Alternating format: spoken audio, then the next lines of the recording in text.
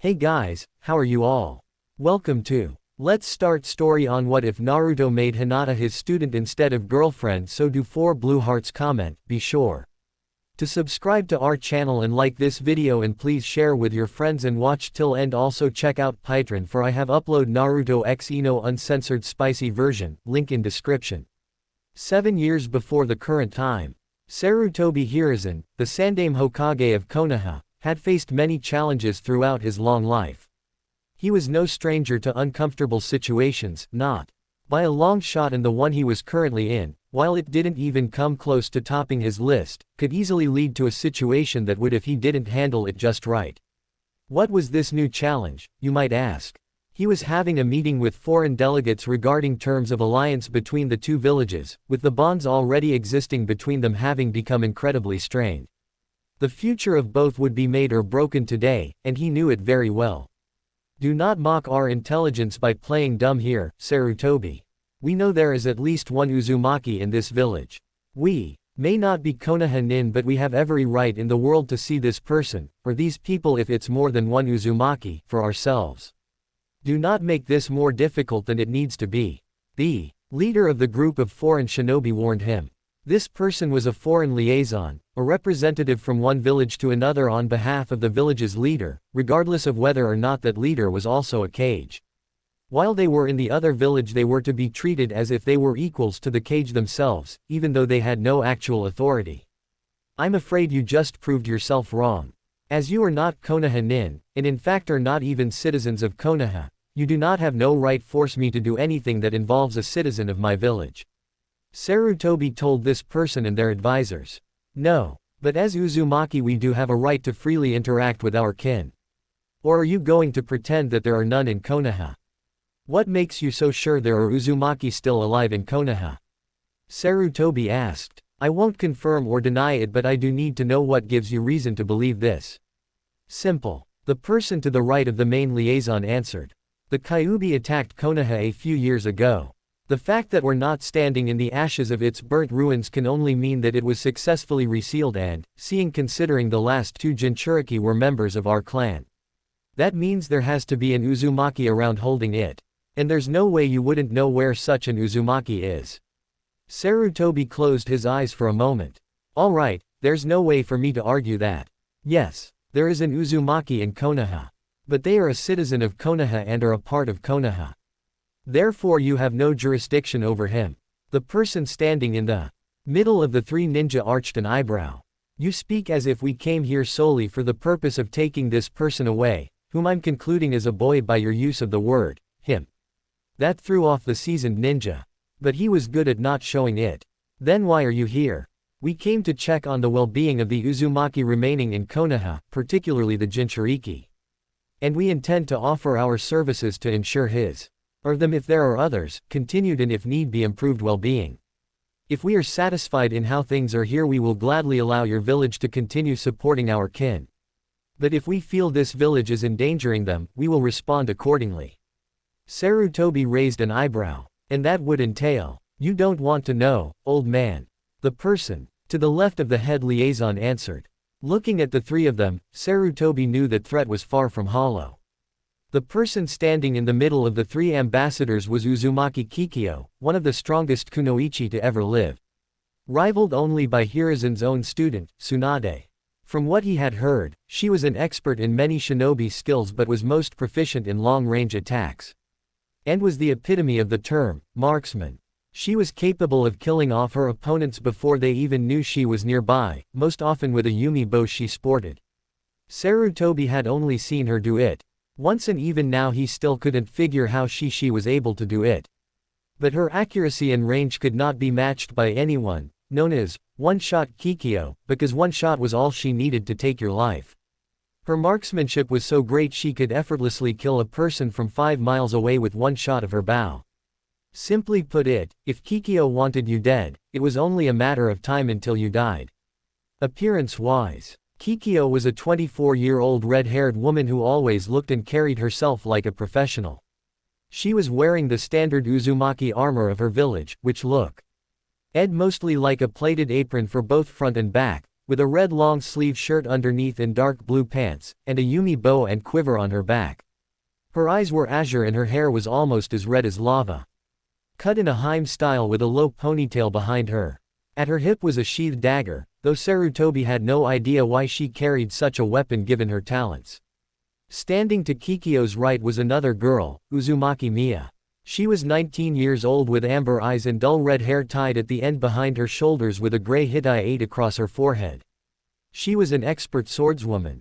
And those that have seen her fight said she was so good they couldn't see her or her blade when she attacked even as she was cutting her opponents down.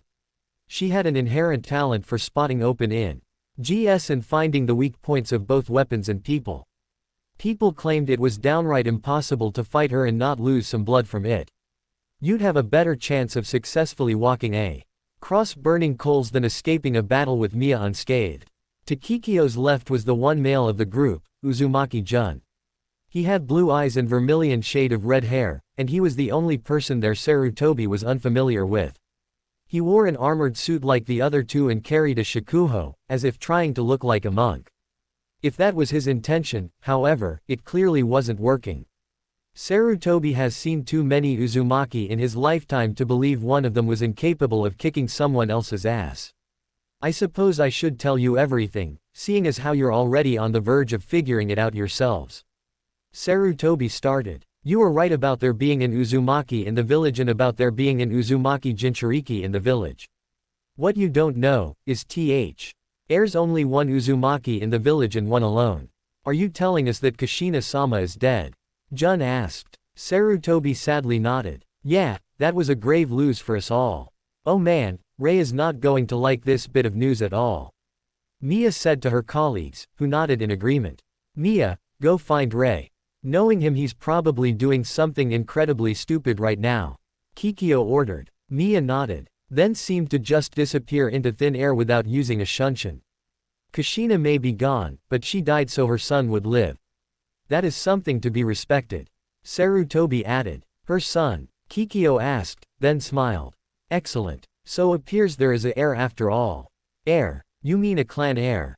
Sarutobi asked, wondering if they intended to pull leverage over him somehow. More than that, heir to all of Uzushio. Jun answered. Heir to an entire village. Sarutobi asked. How can that be? Hidden villages aren't run by monarchies. Yours isn't, ours is. Jun claimed. The way ours works is a bit different from normal monarchs. We have a leader who chooses an appropriate successor from direct family, and if no suitable candidates are available, more distant relatives are taken into consideration. So in that sense, we are a monarchy. But the ruling class must maintain their own training and missions as ninja just like everyone. They rule over warriors, and ninja trust their kage more than their daimyo. So our rulers must be kage more than anything else. But due to the troubles our village has faced in past decade or so, the ruling branch of the Uzumaki family has almost died off entirely. Kikyo interjected. If Kushina-sama has a living son, he is a legitimate heir to the kage throne. He must be taken to Uzushio. I'm afraid I cannot allow that. Sarutobi said, and saw both of them reach for their weapons. Would you care to hear why? Or would you rather just kill me? They stayed their hands. This better be good, old man. Jun said, just barely to avoid sounding threatening. Sarutobi folded his hands together. First, Kushina and her husband died to protect Konoha from the Kyuubi. To take away their son, the Jinchuriki who to this day still continues to protect the village in their stead. You make their sacrifice meaningless. If that is not enough for you, consider this. The balance of power between the 5 major countries is always delicate. Taken. Jiawei Konoha's Jinchuriki removes a vital asset from that balance and leaves the lives of everyone in jeopardy. Not only that, but, considering that you're trying to keep your reconstruction efforts secret to the rest of the villages. Having a Jinchuriki appear right in the middle of your village would be like telling the world, including your enemies, that your village survived. Not to mention, we that have a history of being able to provide for 2 Jinchuriki in the past, whereas your village to the best of my knowledge is currently having a hard enough time with the people you have at the moment. Giving you a Jinchuriki child would only complicate things for you. Besides, would your ninja accept a Jinchuriki as leader? Would yours? Kikyo asked. Sarutobi did not know what to say. In argumentative terms, that was definitely a perfect counter. I'd like to believe someday it will be possible, but I cannot say for certain it will come anytime soon. I'm no prophet, you know. Sometimes you don't need to be. Kikyo stated. Meanwhile, coming out of the Konoha cemetery was a man wearing a hooded black coat with a large spiral on the back and the hood up, as well as black gloves and shinobi sandals. He was the kind of guy that looked immediately suspicious to you, but all he had done was pay his respects to one of the deceased. I wish I had been there, Nei-san. Maybe I couldn't have changed anything. But at least I could have made an attempt. But at least I can do something for your son, once I find him. He looked left and right, wondering where to go. I already checked out the Uzumaki buildings. But they were all abandoned. Where would her son live if not there? The black coating wearing individual put more thought into it. I should try searching the village I'll putting my admittedly limited sensory skills to good use. Who knows? I've gotten good at controlling myself while using that power, so maybe I could try using it to augment my sensory abilities. If I'm lucky, it might help me find him. Single quote. With that decided, he jumped to get atop a nearby telephone pole, giving him a decent view of the village. This should do. He though before closing his eyes and opening up his chakra senses. In sensing, high altitudes helped expand the search area, but the downside was it was harder to sense and focus. Same principle as normal eyes trying to see from a distance. Fortunately, the target he was looking for didn't need to be in focus. I'm not sure if that's him, but it's definitely the most obvious chakra signature in town. That's a start, he said before, jumping from pole to get closer to the chakra source. As he got closer, he could tell more and more about the chakra signature. He could sense that it was similar to what his sister's chakra signature had felt like. But, at the same time, it was different. Like a mix of her chakra signature and someone else's, like you'd find in someone who was a child of theirs. As he got closer and could better sense it, he became more and more sure that it was the person he was looking for. That wasn't the only thing he could sense. Once he got close enough, he could tell that the chakra signature was in an erratic flux. Not like when someone was using their chakra. No, this was far different. It felt panicked. Like the person was scared. No, not scared. Terrified would be a better way to put it. He could only run faster at sensing that. After a bit he had to leave the poles and take to the rooftops instead to get closer.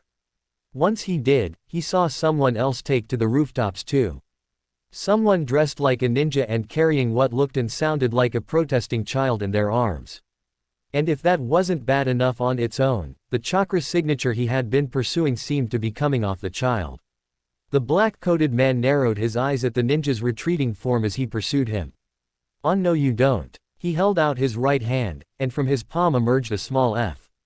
Lane that spiraled out and grew before pulling back and forming a spinning loop rotating around his wrist. He pulled back his arm and then thrusted it forward as if throwing something. With that, the fire ring left his arm and sailed through the area like a frisbee at the ninja taking a child. The fire ring smashed into the ninja's waist, burning him badly while seeming to even cut into him upon impact. Said impact forced the ninja to collapse on the roof of a building, allowed the hood-covered man a chance to catch up. When he got there, the kid was already on his feet and trying to get away, but not sure how to get away. "You okay, kid?" he asked, but the boy wouldn't respond. "Hey, you okay?" The boy turned to look at him, and his expression was frightened. Like he expected this guy to do something to him. The black-coated man's eyes widened at the sight of the boy's face as he began to take in the appearance of the frightened boy he'd just saved. The child was no older than 6, even at the absolute oldest, and that was assuming he was short for his age. He had blonde spiked hair with blue eyes and a set of obvious whisker marks on his cheeks. His clothes were brightly colored but faded and dirty with some patches. Like they were hand-me-downs or ones he had kept for a long time, unable to replace. But what got him most was the shape of the boy's face. It was the exact same shape that his sister's was when she was the boy's age. If he'd had any doubts that this was the kid he was looking for, they were erased when he saw this. The black-coated man decided that removing his hood might make him look less intimidating to the poor boy. So, with this in mind, he reached a hand up and began to pull down his hood. "It's all right, kid," he said when his face was visible. He Had a normal facial shape with emerald eyes and spiked hair just as the boy did. Only his hair was a little longer and more of a rusted scarlet color with some orange streaks to it. I'm not here to hurt you. Why was that guy taking you anyway? The child was still shaking. I don't know. 1 minute I was just out walking when this big smelly man started chasing me with glass in his hands. He kept tripping for some reason, so I thought I lost him in an alley, but he caught up. This masked guy showed up and saved me, but before I could even thank him he grabbed me and said he was taking me away. Sounds rough. And not at all like something that should have happened. But you're safe now. The name's Uzumaki Rei, got it memorized. What's yours? The boy's eyes widened. You, Uzumaki. Yeah, does it mean anything to you? Rei asked. The blonde boy slowly nodded. Yes, my name is Uzumaki Naruto. Why do you have my name? I assume the same reason you have my name. You're part of my clan. Clan? What's a clan? Naruto asked. Okay, even kids half his age know what clans are when they're in clans. Clearly someone's withholding information from him, and if he doesn't know that, what does he know?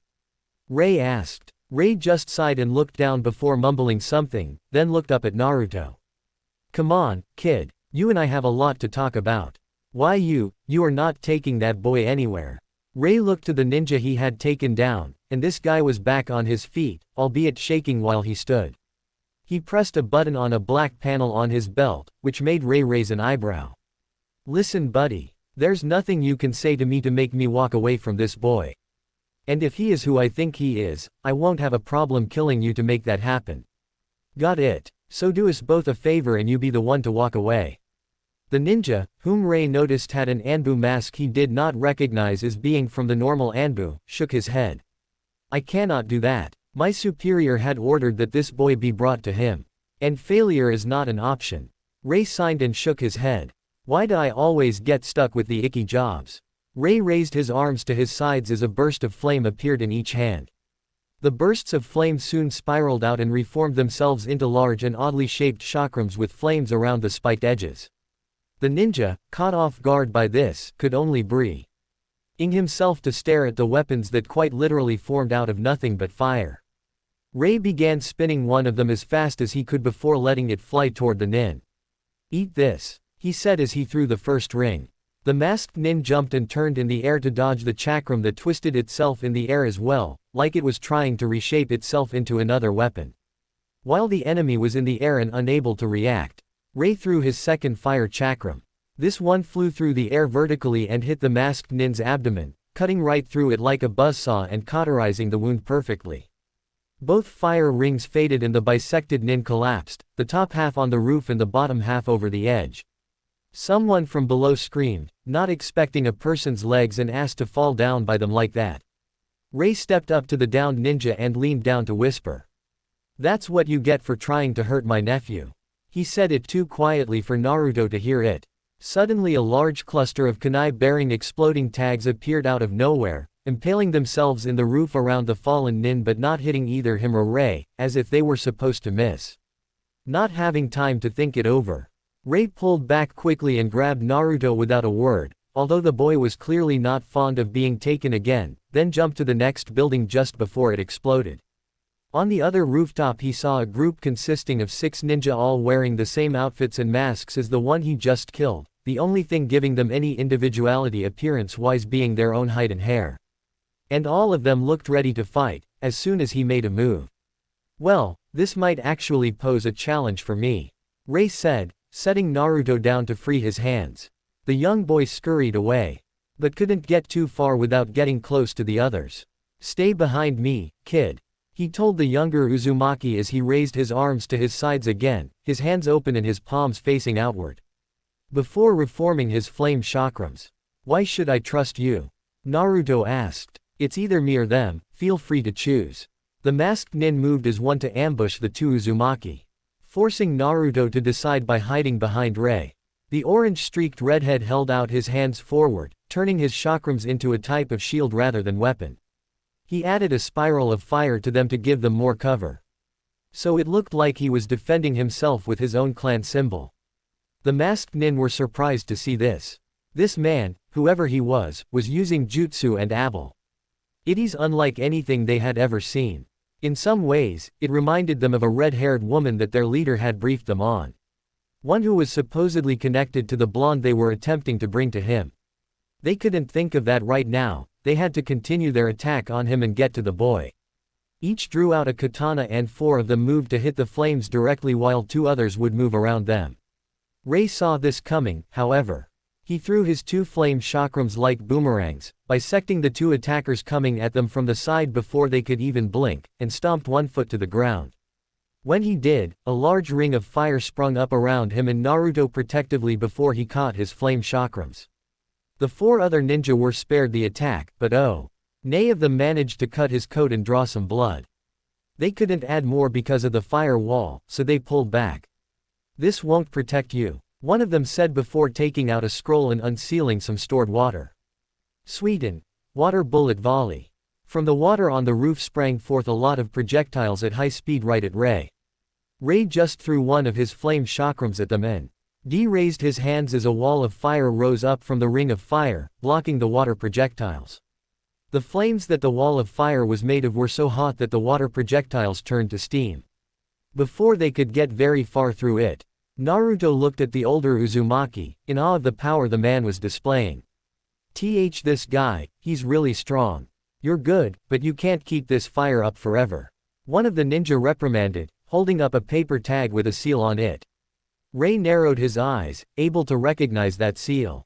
It's a fire suppressor, a low-quality one by Uzushio Tear. But enough to buy them some time to get past my defense. The nin got ready to throw it, but before he did, he just dropped it. And the hand that was holding it. The other ninja were stunned by this surprise.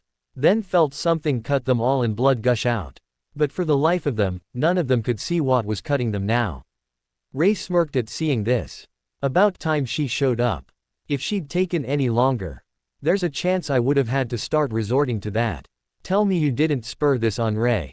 Again, the voice of Mia said to him, phasing out of invisibility among the downed masked men. Holding her sword which was covered in dripping blood. Nope, not my fault this happened, Mia. Besides, their friend was trying to hurt a fellow Uzumaki. If I had started it, wouldn't you want me to instead? Mia sighed. You have a point there. She then looked at the blonde boy hiding behind Ray as Ray dispersed his ring of fire and made his flame chakrams disappear. Is this him? Yes. And apparently something's going on here. Something that is completely uncalled for. Ray said. What do you mean? Naruto asked. Ray and Mia shared a look. Both knew that telling the boy would only confuse him. And at worst could plant seeds of outrage and disaster in his mind and future. They couldn't say anything in front of him, not yet anyway, but how to tell him this without losing any chance at getting his trust. Ray contemplated telling him that they knew his mother and were only able to come see him now. It wasn't a lie, it just wasn't the full truth. He opened his mouth to speak. But just as quickly as he did that, Mia came right up to the young boy and put her finger on his forehead. In no time Naruto collapsed and started snoring. Mia, Ray said, bothered. Not now. I know you want to tell him. But doing it without Kikyo-sama is a bad idea. Mia told him. Before you object, are you sure you want to risk offending one-shot Kikyo? Alright, I'll keep my mouth shut. But she will want to hear what I heard. Ray told her. Welcome back, Ray-san. Kikyo greeted formally when the 2 Uzumaki returned to the Hokage office. I trust you've gotten your little need for sightseeing out of your system. She arched an eyebrow at the sight of the child in Mia's arms. And what's this? Ray held a slightly dark look as he turned his gaze towards Kikyo. This is the Uzumaki we're looking for. And I have reason to believe that he's my nephew, since the last people in this village besides Kushina-ne-san that were known to have Uzumaki blood were Tsunade and Nawaki. And, as you know, Nawaki died at about the age of 12 and Tsunade never had any children. Kikyo didn't react, but she looked over the boy. Nothing about him looked like a trait from the Uzumaki clan, but his chakra. That was definitely of her clan. There could be no mistaking it. What have you done to the boy? Sarutobi asked. Ray gave the old man a dirty look. I could ask you in this whole village the same thing. Did you know he was being abducted when I first saw him? And before that, a man I'm guessing was drunk, at noon mind you, was trying to hurt him with broken glass. The Uzumaki in the room widened their eyes at these words, then turned to Sarutobi with their eyes narrowed. The old man felt like the air was getting thick with heavy ill intent. Sarutobi, care T. Oh, explain why such an event would be occurring in your village. It didn't take a genius to figure out that Sarutobi was in hot water with the visiting Uzumaki. The people of Konoha don't take too key. NDLY to the knowledge of this boy being the Jinchuriki for the Kyuubi. Right now, you have an idea of how kindly they don't take it. Don't take it kindly. Ray repeated, offended by the phrasing meant to soften the news. This was attempted murder and attempted kidnapping. This is beyond not liking what he is, this is treating the child like he is the demon. That regrettably is how some see the boy. Fortunately, I've at least forbidden anyone from speaking of it so no one his age knows the truth. Sarutobi replied. Jun folded his arms. With all due respect, Hokage Dono, forbidding anyone Rom talking doesn't stop them from acting on those thoughts they can't speak of. Clearly this village is not a safe place for the child. Kikyo stated. Sarutobi sighed. As much as I hate to admit it, you're right. But there are a few who look past the hatred of others and see him for who he really is. Like the Hyuga heiress, for example. Mia tapped her foot on the floor. You expect us to leave him here, knowing this? Just because a little girl has a crush on him.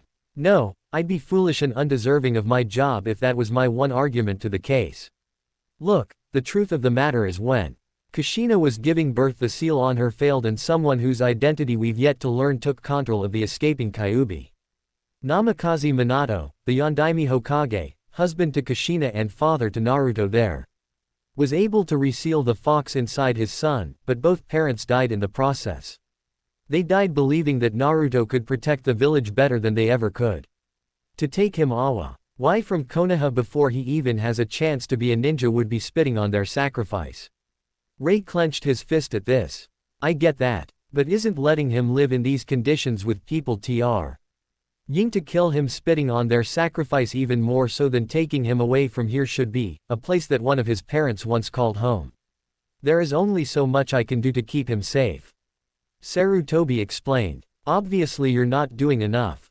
Naruto revealed to me he doesn't even know what a clan is. Tell me, how can a clan heir and the one Uzumaki in this village not know something that basic if you were doing everything possible to honor my sister? You're the Hokage, so couldn't you just tell him about his heritage yourself? Ray asked. Sarutobi sighed. It's not as easy as you think. I can't teach him anything ninja related myself without drawing more attention to us both, but I have told him to always listen in class once he starts the academy. Not only that, but while I was focusing on making sure we recovered from the Kyuubi attack, the civilian council got their hooks into the academy and changed the curriculum around a bit. One thing they've done was cut learning about the Uzumaki from the program in order to try and save face with the other nations by making us seem unassociated with your clan. I myself didn't find out until recently and intend to rectify this situation as soon as possible. You let the civilians decide what should and shouldn't be taught to ninja. Kikyo repeated, making a look of disappointment and bewilderment. It was an expression haired by the rest of her clansmen at the moment. Sarutobi shook his head. No, it's more like they forged my signature and put in an order for it to be changed to their liking. And you let them stay in power?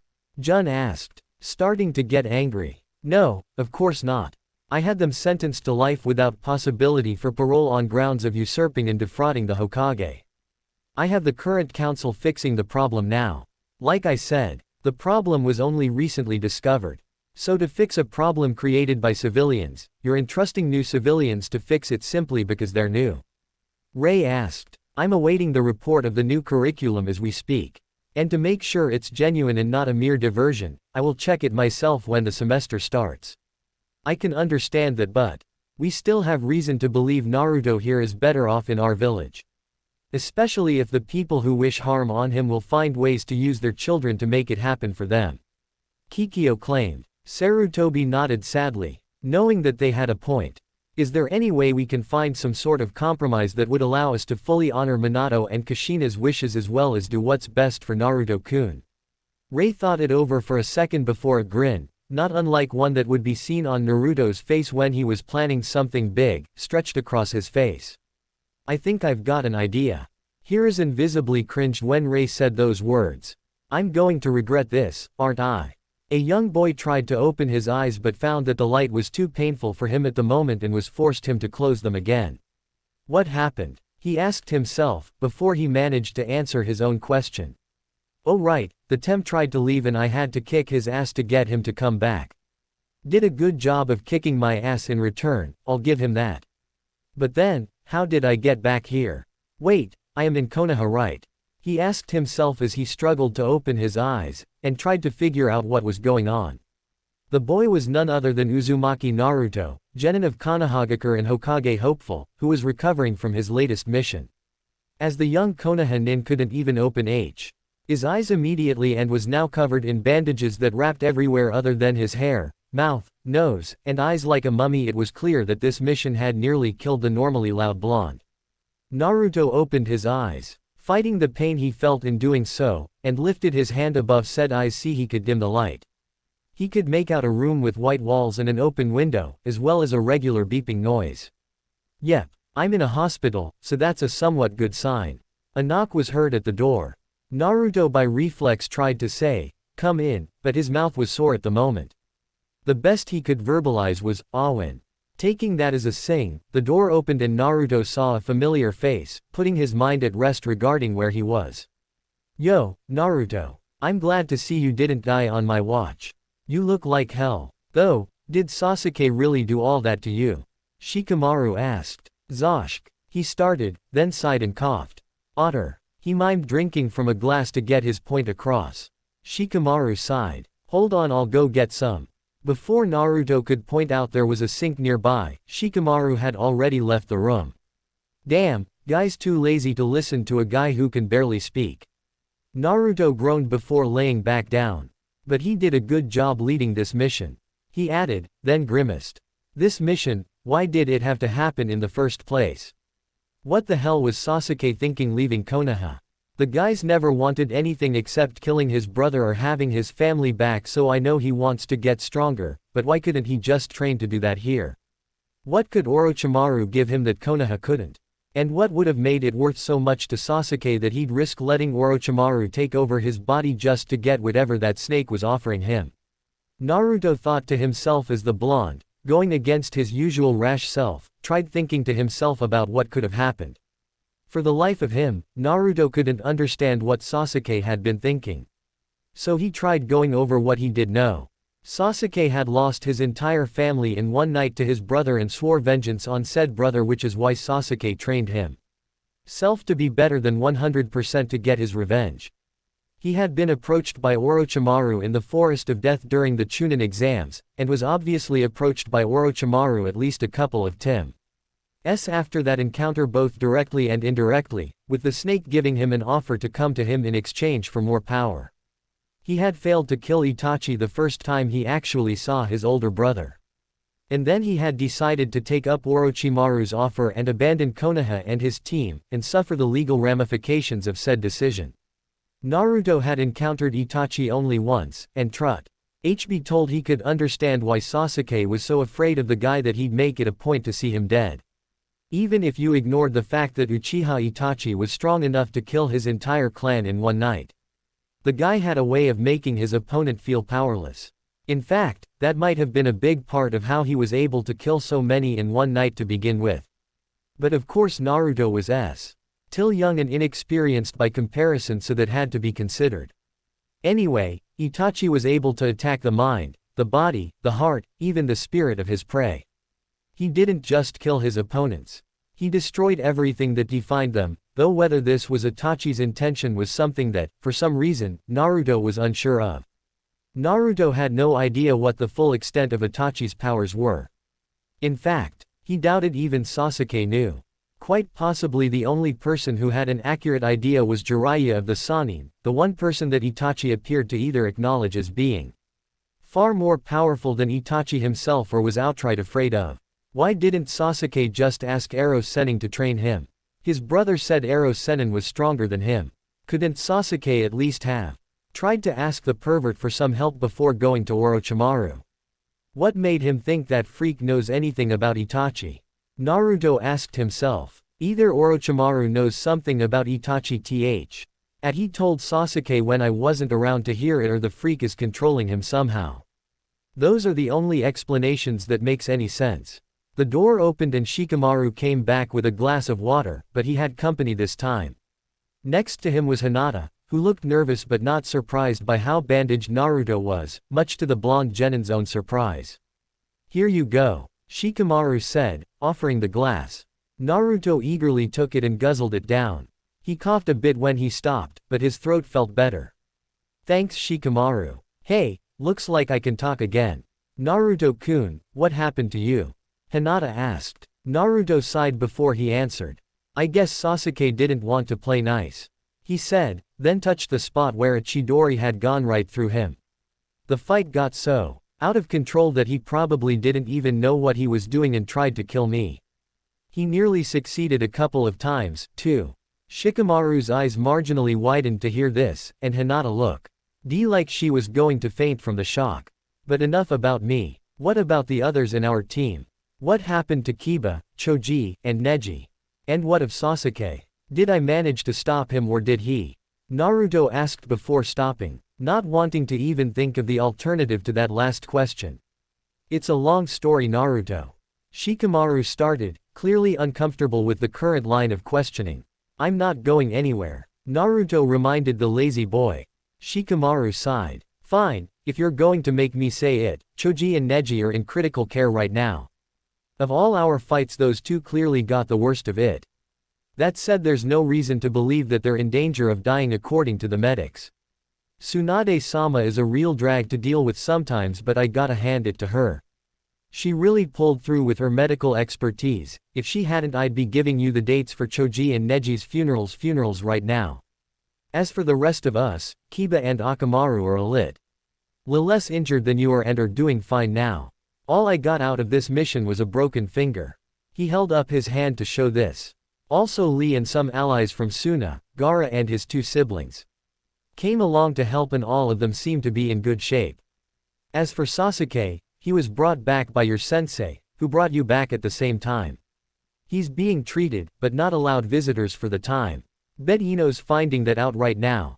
I bet Sakura-chan's finding it out too. Naruto noted, a bit bothered but not the least bit surprised that his pink-haired teammate would check up on Sasuke before him even if it wasn't allowed. But he tried to ignore that. He was simply relieved that Sasuke was in Konoha right now. Anyways, the important thing is we all got out of it alive and we were successful in our mission. That's something to be thankful for.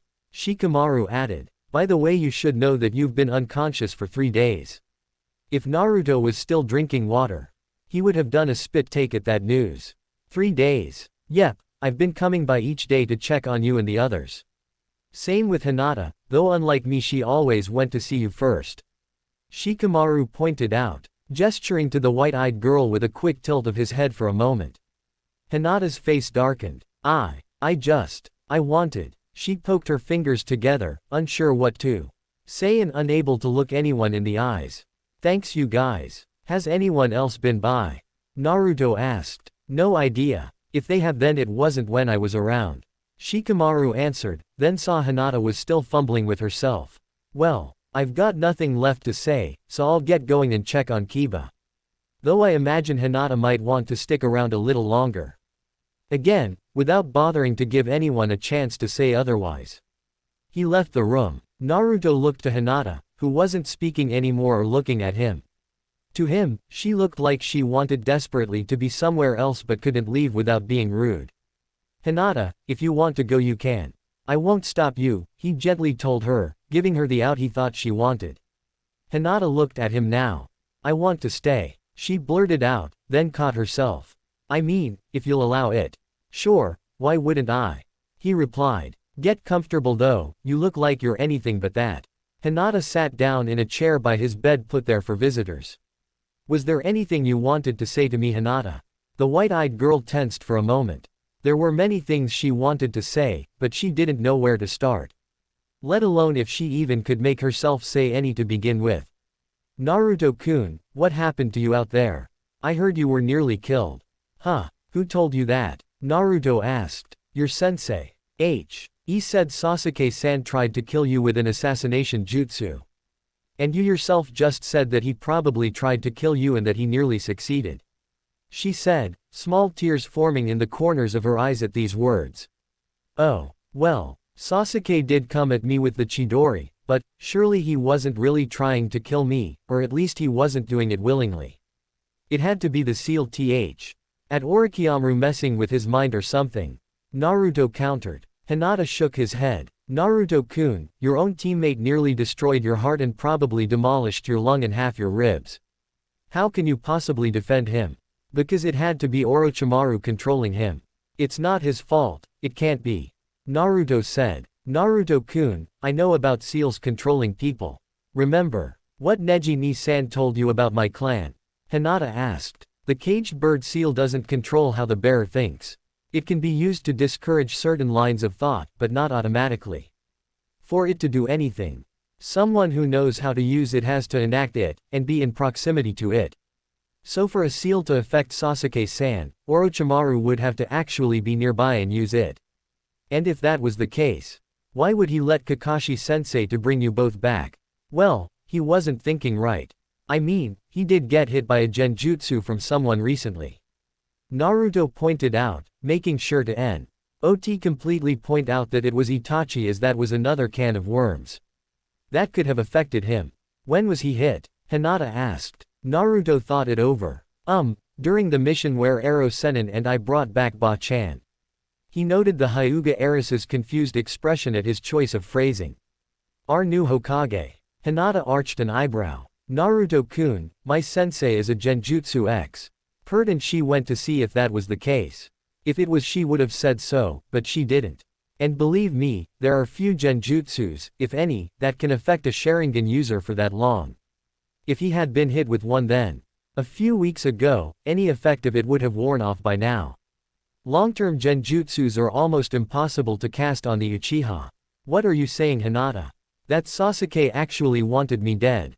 He may be a jerk, but that's too much even for him to pull. Then why did he use an assassination jutsu on you? She asked. I don't know, but it couldn't have been to kill me. He insisted. Why do you believe that, Naruto-kun? What am I supposed to believe, Hinata? That Sasuke, my own teammate, was actually trying to kill me of his own free will. That he was actually choosing to end our friendship. I can't believe that, he said, then added to himself quietly. I don't want to believe that. Hinata caught that and leaned to him, taking a hold of his hand despite her blush from doing so. Naruto-kun, I know this is unpleasant, but something isn't true simply because you want it to be. I know this hurts you, but you should consider the possibility that Sasuke-san really did intend to kill you. Naruto withdrew his hand, hurting her a bit at his small rejection of her. Even if you're right, it doesn't matter. He's still here, so I can change him so that this doesn't happen again. Why does it matter to you? Anyways, why does it matter if Sasuke tried to kill me or not? Hinata tried to withdraw into herself, hesitating to answer, but Naruto wouldn't have any of that. If you have a reason to care, then at least be brave enough to tell me why you care. I don't want. She stuttered quickly. Can you please speak up, Hinata? He asked, a bit bothered by her quietness here. After a brief moment, Hinata, in a display that was completely unlike her, snapped. I don't want you to die, Naruto-kun. I care about you too much to see you get killed. If you were to die, I don't know what I would do with myself. She shouted, forcing herself to be louder but losing control over her own volume when she forced it. Naruto looked at her and was stunned silent. He wondered who was the girl standing before him and what had happened to the quiet girl that was the Hinata he knew. Hinata blushed even more after that outburst and looked out the window. Avoid making a further fool of herself. Hinata, he gently called to her, but she didn't respond. Hinata, what did you mean by that? She was lightly shaking a bit. Naruto-kun, you almost died on that mission. Do you even understand what that even means? Yeah, that kinda comes with the job, Hinata. He remarked. This was different. You almost died, all because you tried to bring back someone who you thought wasn't going to try to kill you. Did you think Neji ni-san wasn't trying to kill you in the Chunin exams? Did you think he wasn't trying to kill me? No, I did see that. He told her. Now Hinata looked at him. tears starting to fall from her eyes slowly. You tell me you don't believe Sasuke-san was trying to kill you, and you say the main reason you believe this is Streetly because you don't want to believe the alternative. What if he was trying? What if he tries again? Are you going to leave yourself open because you want to believe he's just playing around? But, no Naruto-kun, no buts. Remember how mad you got when Neji-ni-san almost killed me? She asked, and he nodded. The thought that Sasuke-san tried that to you is making me just as mad, and hearing you defend him hurts me as much as you would be hurt if I had defended Neji-ni-san to you right after it happened. Naruto was taken aback by this as Hinata did have a point. Neji's attempt to murder Hinata during the Chunin exams was one of the few times in his life where Naruto admitted he was genuinely pissed at someone. Everything Neji had done or said was so wrong and offensive that it was impossible not to get mad at if you were a decent person. But he never though someone would feel the same way towards someone if he had been in Hinata's place in that situation. Most of the time, he believed that most people wouldn't really care enough to do anything about his death. Some would cry, but none would swear to get back at his killer like he swore to get back at Neji. But was he wrong? Would people actually be so pissed at someone for killing him that they would get back at him? And, in this case, would Hinata really be one of them? Naruto-kun, the fact is Sasuke-san tried to kill you. Whether he was influenced or not doesn't matter to me, no more than whether or not Neji-ni-san was influenced mattered to you. He tried to kill you. Kill you. It makes me so mad right now I just want to go to him and hit him with everything I've got, like you did with Neji-ni-san. When you defend him, it's like you're saying you were supposed to die.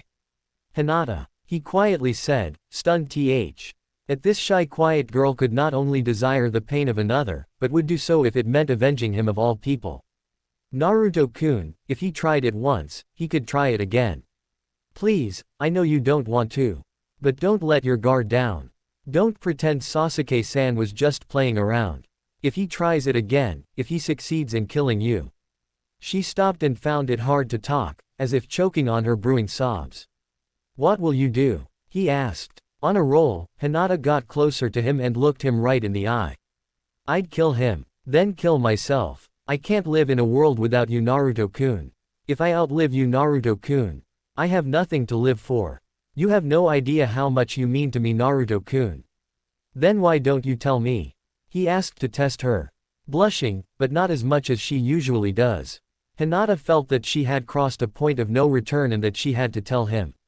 And to be perfectly honest, she didn't think she wanted to return. What if Naruto didn't survive his next mission? What if she didn't? She didn't want to outlive him, but she didn't want to regret not taking this opportunity either. Hinata took a deep breath and mustered what little courage she had at that moment before she finally said one four-word sentence that, to everyone who had noted the Hyuga heiress feelings, was a long time coming. Naruto-kun, I love you. Hinata confessed, then Act 2. Ally felt herself get lighter for saying it. It was as if, with that one sentence, the chains around Hinata's confidence had just shattered and the weight of her self-doubt had suddenly lifted off her shoulders. I love you. You don't have to say you love me now. I won't be upset if you don't love me yet or even if you never do. But I want you know how I feel and I want to be by your side, whatever that may turn out to be. Can you at least give me a chance before you decide what you want to do? Naruto didn't know what to say and, to be honest, no one would have been able to blame him. A girl he had always thought of as a wallflower. A girl he thought of as just a little weird, had just confessed that she loved him, turning into almost a different person just to say those words. None of the things he knew, and none of the things he had been through in his life, could have prepared him for this. And if that wasn't strange enough, she was okay with him not returning the sentiment for the rest of their lives as long as he at least made an effort to learn about her before deciding what he wanted and thought about her. As of that moment Naruto had a better chance of finishing the test of the first round of the Chunin exams and getting all of the questions right than knowing what to say to Hinata after this bombshell. All of a sudden there was another knock at the door, forcing the two to break eye contact. And allowing Naruto to actually begin to attempt to comprehend what Hinata had just told him, and look at who was now here. The door opened and in walked Kurenai. Hi you two. How are things? We're good Kurenai-sensei. Hinata greeted. Yeah, we are. Naruto made himself say. What brings you here? Oh, nothing. I was just checking up on Kiba and Shikamaru told me Hinata W. As here, so I thought I'd see what was going on with you two. Nothing's going on, Naruto said, a bit too defensively. Kurenai arched an eyebrow at his way of saying it, and noted Hinata looked like she was hiding something. I guess she must have finally told him. Well, even if she did, it's between the two of them and not something I should get involved in. Since it looks like the boy will. Didn't know what to do with her even if given an instruction manual. That said, that was something that Hinata needed to say and something Naruto had to learn, so it's definitely for the best for both of them. Especially if those rumors I've heard recently are true. The Genjutsu master thought to herself before turning her attention to her student. Then come with me, Hinata. It's time for our team's lesson. Or yours and Shino's, seeing as how Kiba won't be going anywhere for now. Unless you'd rather spend more time with Naruto here. This was one of the hardest decisions in Hinata's life. She didn't want to disobey her sensei. But leaving Naruto so soon after pouring out her heart would devalue her effort. Yet if she stayed, how would she explain it to Kurenai without making her suspicious or maybe even upset? And if she stayed, that would amount to putting Naruto on the spot and making him feel like he had to give her an answer to something he didn't even know how to think about right now. Much less what he would think of this revelation. Sensing her internal conflict, Naruto decided he needed to help her in some way. It's okay, Hinata. You told me you want to get stronger too, and this is part of it. Besides, it's not like you won't have any time to come back if you want to, right? Hinata wasn't sure what to say, but she nodded. She knew he needed time to process the big revelation she had just given him. And she didn't want to come across as needy or fangirlish by making him feel like he had to respond on her terms. Alright, I'll be back later today, Naruto-kun. Hinata was led out of the room, giving the whiskered blonde one last hopeful glance before departing. However, Kurenai didn't leave when her student did. Naruto, I know that we've never really talked before. But there's something I wanted to tell you. She sighed for a brief moment. I know that it must have been hard having to treat your own teammate like a dangerous criminal, especially one who tried to kill you. But you still did the right thing, given what would have happened to your teammates if you had done nothing. Most bad things happen not because people are bad, but because good people don't. Know what the right thing to do is and make mistakes or do nothing at all. But here you did do the right thing, even if you may think you didn't. Kurenai-sensei, how do you know what the right thing is? He asked. And secretly he wasn't just asking about the mission. He was asking in terms of knowing what to do about Hinata. While she didn't say it explicitly, Kurenai clearly understood the other, more hidden meaning behind that question. Most of the time you don't.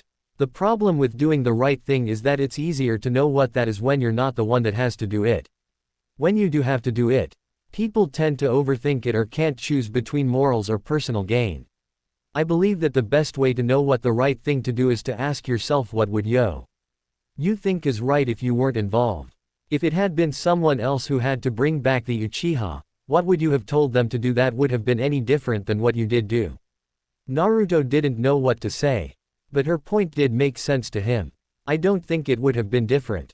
That's the idea. Anytime you feel you don't know what the right thing to do is, just ask yourself what would you say if it was someone else's choice, then take your own advice. With that, the older Kunoichi left the room, and Naruto was still as confused as he was when this had started. But he felt like knowing what to do would come easier to him now. Council Chambers, Konoha. Meanwhile, as Naruto was dealing with the possible reality regarding Sasuke and the bombshell of Hinata's confession, another conversation was about to begin. This conversation, unbeknownst to the young Jinchuriki, was to be the first in a quickly succession of events would drastically change his life. Forever, and was being held in the chambers of the ruling body of Konoha. Gathered in these chambers, which was one of the most secure rooms in all of Konoha, was the collective governing body of the village. This collective body consisted of four major components. First there was the Hokage, the true ruler of Konoha and everyone in it. The Hokage had more power than anyone and was the only actual authority over things that affected the overall village. In essence, the other three bodies existed to ensure that the Hokage either did not abuse this power, use it uninformed, or was left in a position where they couldn't use it. Currently this position was held by the Godime Hokage, a woman named Tsunade, a descendant of both the Senju and Uzumaki clans who, alongside both Jiraiya and Orochimaru, was part of a legendary trio of shinobi known as the Sannin. Then there were the Elder Advisors, the smallest and probably least important body there was. The position was given mainly as a way to honor the few shinobi that were able to reach old age, who were respected for their achievement, and because their experience was invaluable in many situations. In other situations, however, the advice of the elders was dated and obsolete. In the mostly youth-oriented ninja world, the times were always changing, as well as the people and things within said times, so they were rarely the first group approached for viewpoints. Currently this position was held by Mitokata Homura and Udatane Kaharu, the teammates of the late Sarutobi Hiruzen. Next up, there was the Shinobi Council, which consisted of the heads of the clans of Konoha, the director of the Anbu division, and a couple of other high-ranking members within the ranks Konoha Shinobi. Their job was to both oversee the clans, the Anbu Black Ops division, and the rest of the Konoha nins to ensure there were no issues within their ranks that could pose a possible threat to the village, and ensure that the laws of Konoha were upheld. Some notable members were Hyuga Hiyashi, Nara Shikaku, and Shimura Danzo, who was currently filling in for the Uchiha despite not being a member of the clan himself, never mind the fact that there wasn't a Uchiha clan to begin, as there was only one, very problematic Uchiha left in Konoha. And finally there was the Civilian Council, the one group that had the least power in the village among the three representative bodies of the council. Barely a step above the Elder Advisors in terms of actual power. Konoha was a village that both housed and was the center of the host country's military, like the other hidden villages, with the host country being the land of fire in this case, and was sort of like a gigantic barracks, and that's the central role. Despite this, however, Konoha was still a villa and had all the responsibilities and concerns of one insofar as the civilians, who provided many important or desirable services for the shinobi and others, were concerned. As the shinobi were often too busy dealing with missions and legal issues to oversee the overall maintenance of the village itself, it was the job of the Civilian Council to keep an eye on the well-being of Konoha's utilities and the non-ninja economics. Tsunade, seated in the Hokage chair of the room, looked around the room before calling the meeting to order. Everyone, now that the members of the Sasuke retrieval team are now in stable condition, meaning that I have some time to be away from the hospital, I feel it is time to inform you on what has recently happened. As you all know, Uchiha Sasuke defected the village to join Orochimaru and his village, Otogakure. The team sent out to bring him back before he could reach Otogakure was successful, with Sasuke being detained for the time being. 4 of the 5 meters Ember of the team we sent were seriously injured, with 2 of those members being in critical condition, but they're all out of harm's way and they will all make a full recovery, though it may take some time for a couple of them. That's good to hear, Akamichi Shuza said. The Akamichi clan head was one of the first to hear about his son Choji's predicament, the young member of Team 10 being on of the 2 team members that was in critical condition after the mission. Right now Sasuke is also undergoing treatment in the prison wing of the hospital, having been injured after he forced the members of the team to use force to stop his attempt to defect. I have granted visitation right to the members of his team, but only if they follow proper channels first. The others involved in T mission have not been placed under any restrictions beyond that the hospital itself places on its patients. For the time being, however, I must insist that you avoid making unauthorized visits to Uzumaki Naruto until he's released. May we ask why? Hiyashi asked. I mean, it's not I'm saying that any of us here were planning to visit the boy, but that's a bit uncalled for. This is mostly a safety precaution, and something for you to tell those under your care on my behalf. The reason for this is that Naruto took on a lot of injuries in his effort to subdue Sasuke. Precautions must be made to ensure that the seal has not been damaged from Sasuke's actions. Are we in danger of the fox being released? A concerned civilian asked. When Sarutobi was put back into power, a couple of civil council members took the opportunity to try and seize more power in the village and to unleash more torment upon a young Naruto whose life they had already made a lonely hell.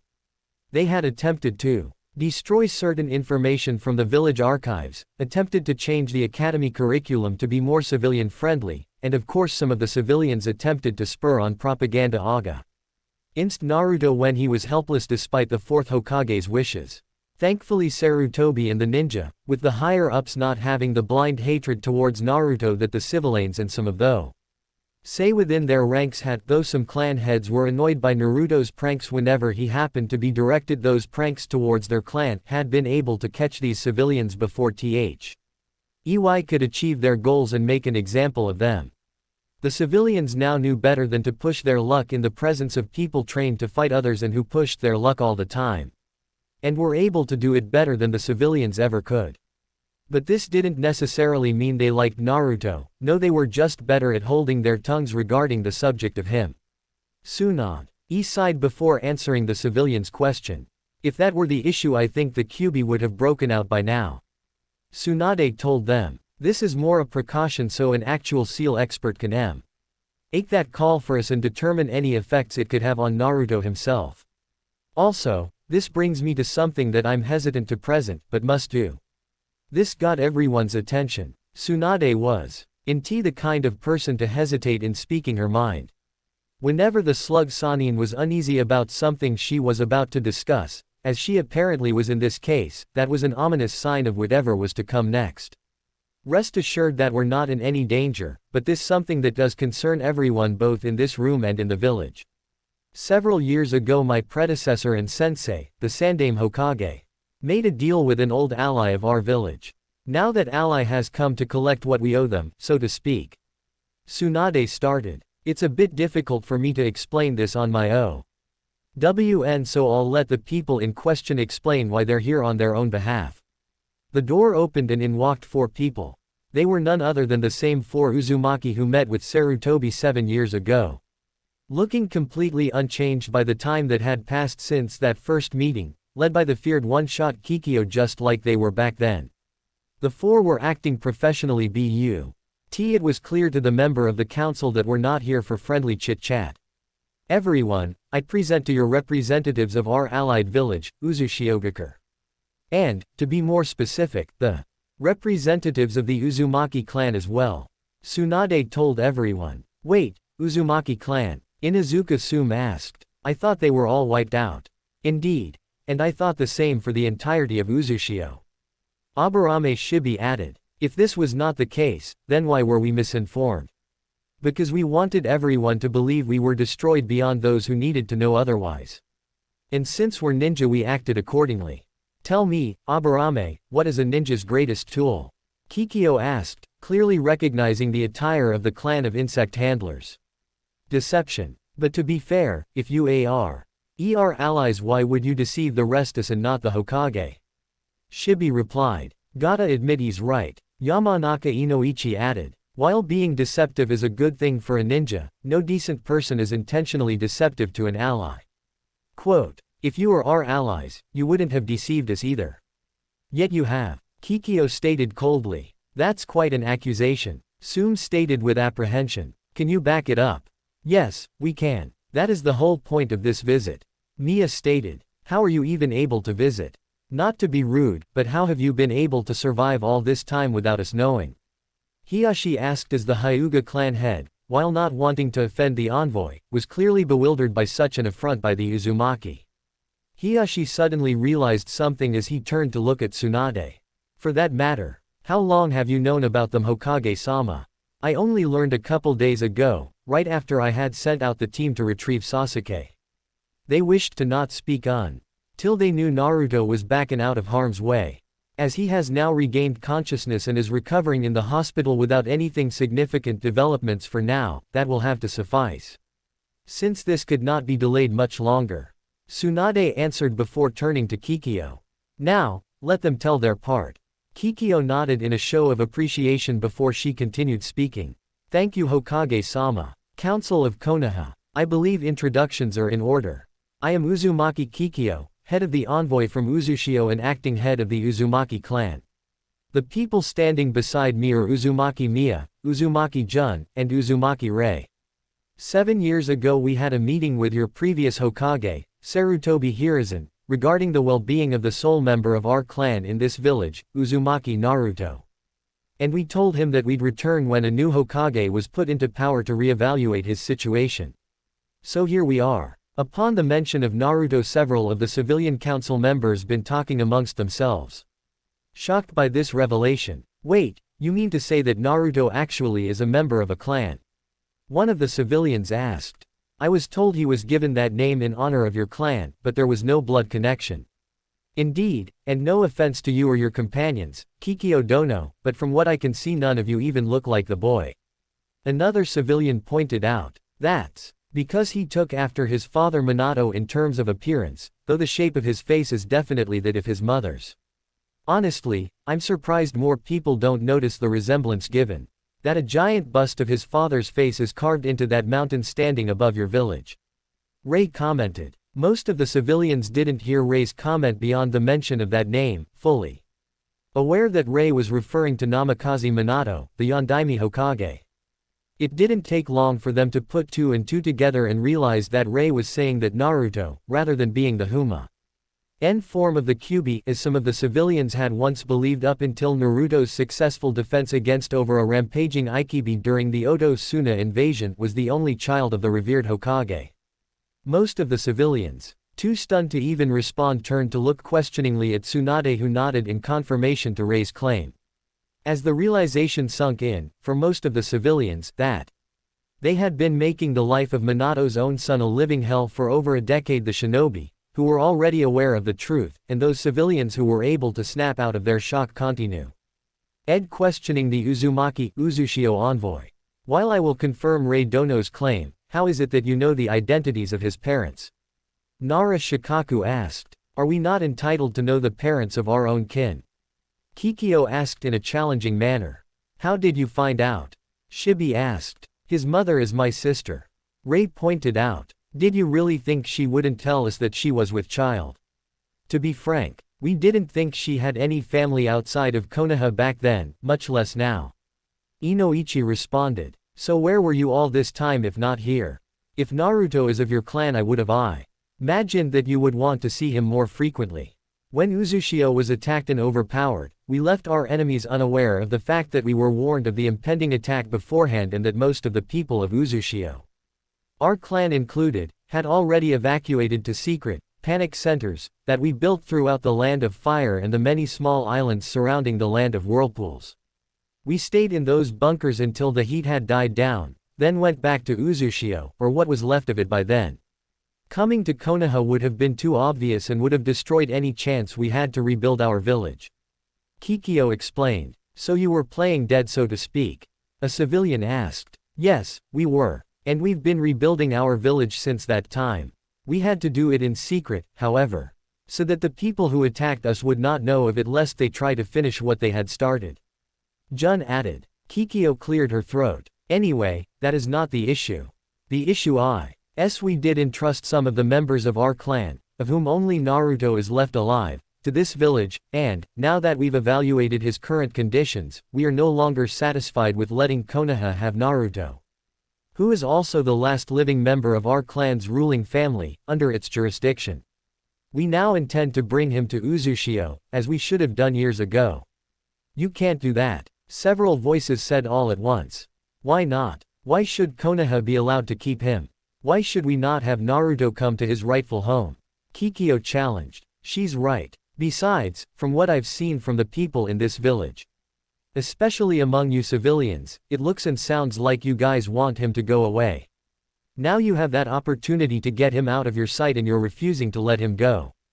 Ray proclaimed. "You do realize that Naruto is the Jinchuriki of the Kyuubi, correct? That alone is all the reason we need to keep him here." Danzo stated. All four Uzumaki gave him dark looks. If him being a Jinchuriki meant anything to this village, he would be stronger. Not what he is now. "What do you mean?" Ray handed Kikyo some papers. "For starters, it says here that Naruto failed the academy graduation test 3 times, which is in this village the legal maximum. But if this was truly normal, then Naruto would be no least than 2 years older than the genin he is partnered with. Yet it's confirmed he's younger than them both, same with others dubbed the Rookie 12 by those that know the genin. How is this a sign of ill treatment? Sume asked. Simple, mere fact that Naruto took the graduation exam more than once yet is still the same general age as those that were in the same class he did graduate in proves one thing. Someone allowed Naruto to take the graduation test early. And more than once. This wouldn't be a problem if Naruto was an exceptional student, but that was not the case. And I doubt any teacher would let him take it if he just sked without allowing others in the class the same offer, which I have reports saying did not happen. Logically, the only explanation is that someone in the academy was trying to get him expelled from the system permanently and make it be Naruto's own fault. No one could argue that point.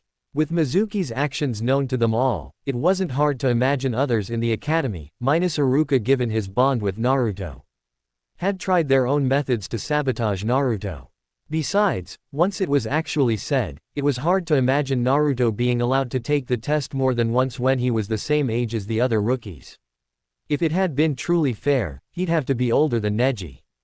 While a good point, this is hardly proof of mistreatment. Koharu stated. Kikyo leafed through the papers.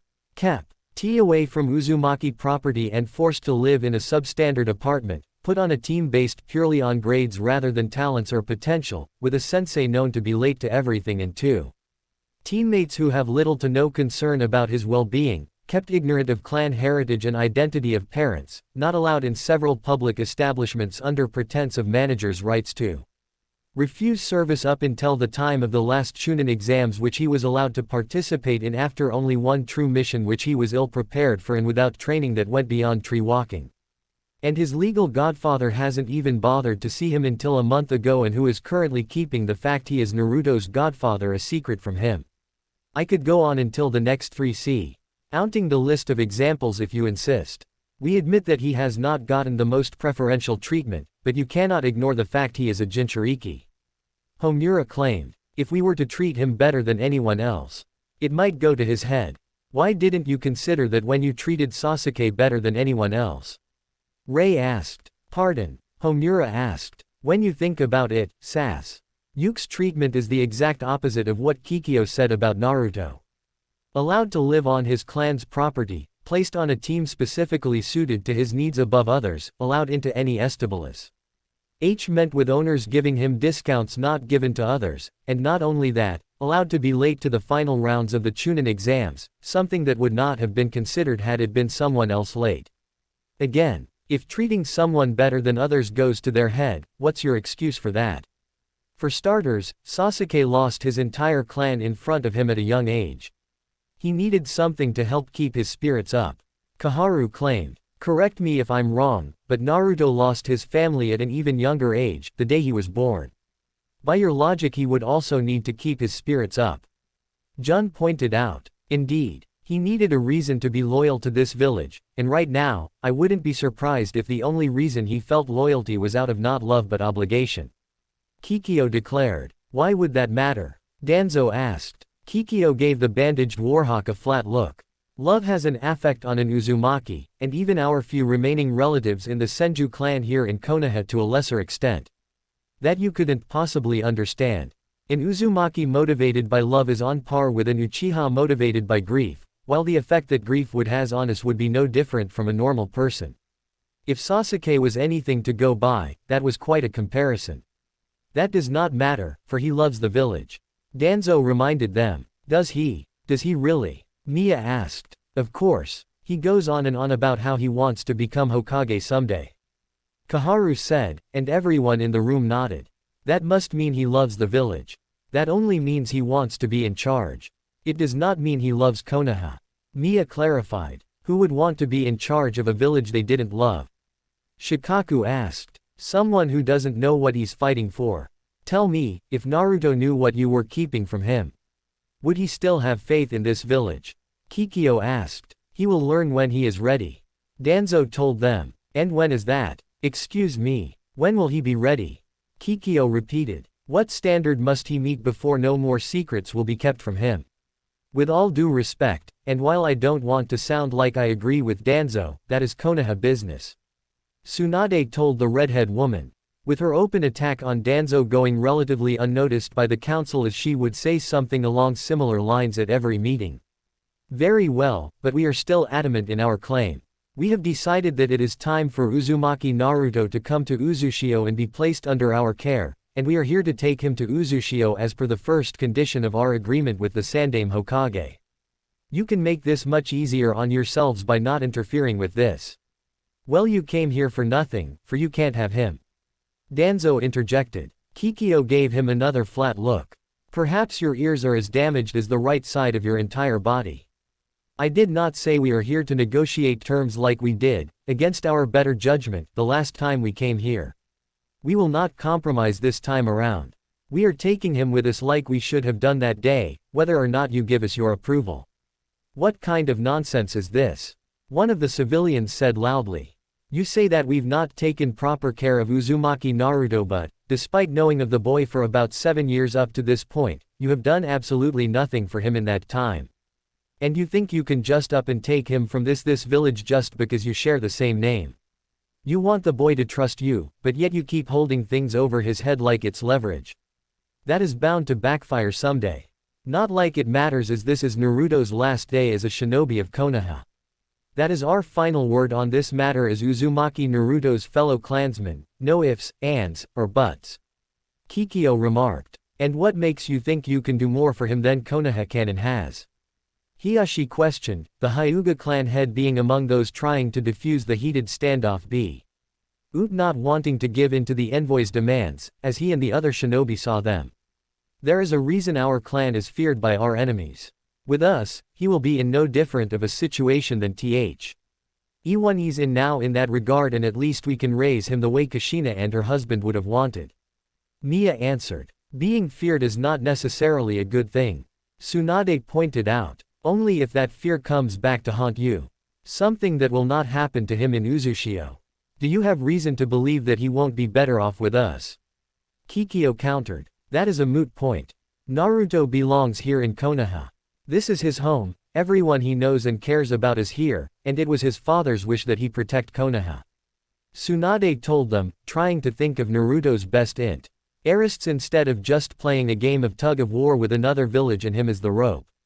Before this conversation escalates into anything worse than that, I think I know how this can be settled in a very easy way. Mia spoke up, causing everyone in the room listen in.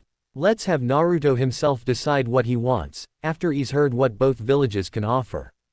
The council discussed this as suggestion amongst themselves while Shizune, Tsunade's assistant who was watching the proceedings by her master's side, approached her longtime master.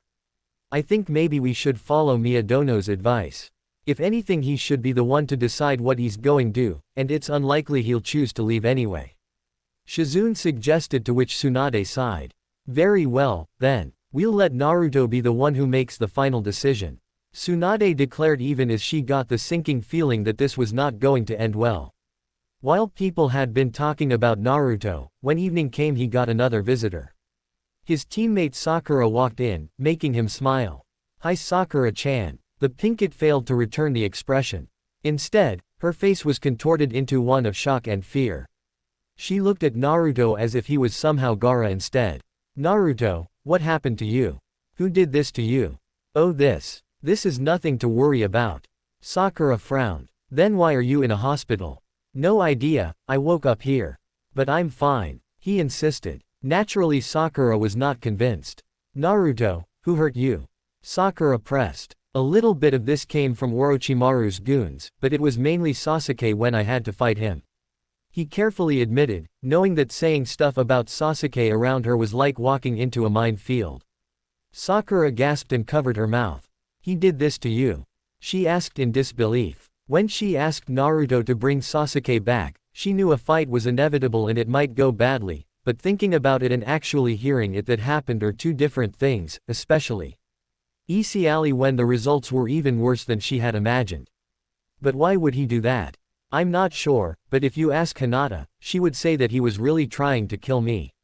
Naruto told her. She said that? Sakura asked. Naruto nodded. Yeah, look, I don't want to believe that Sasuke would really go that far just as much as you, Sakura-chan, but after what Hinata said to me, what if she's right? What if Sasuke really was trying to kill me? I don't know, but I'm going to ask him myself later. Sakura said firmly, with a look that said for once she wasn't going to listen with her fangirl filter on. After a moment her face softened and she looked at Naruto with what he could only assume was regret. I'm sorry I made you go through all that, Naruto. Hey, don't blame yourself for this.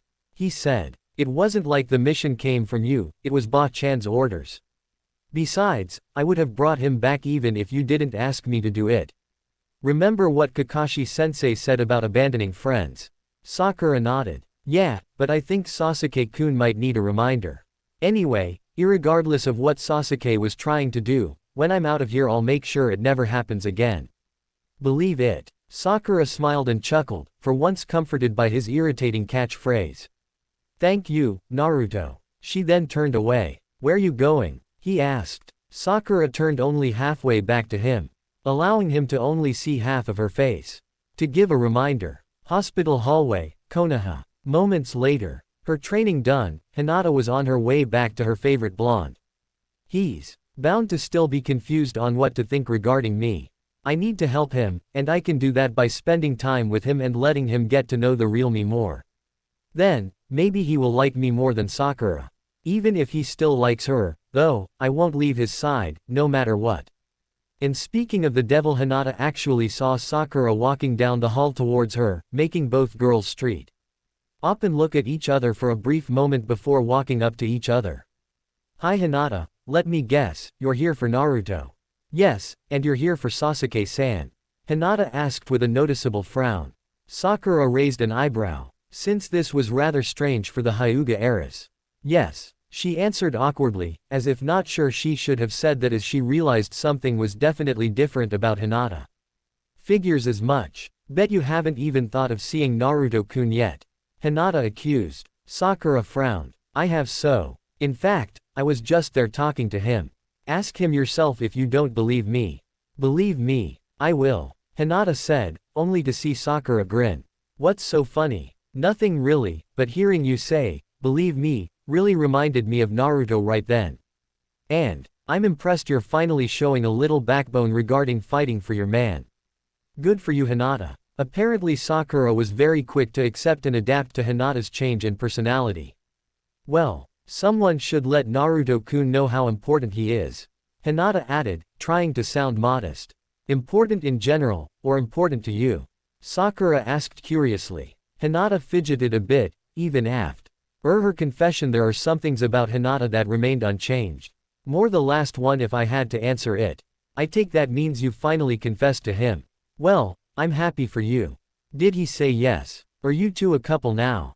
Sakura asked, a bit excited by the idea that a new couple might be forming here. Hinata frowned. Why? Excited to think he won't get in the way of you and Sasuke-san now. Sakura jerked back while frantically waving her hands nervously. What? No. Honestly that didn't even cross my mind.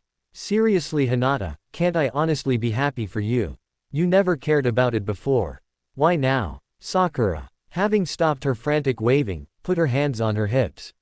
You might find this hard to believe Hinata, but personally, I always hoped you would find the courage in you to stand up for Naruto and make your claim.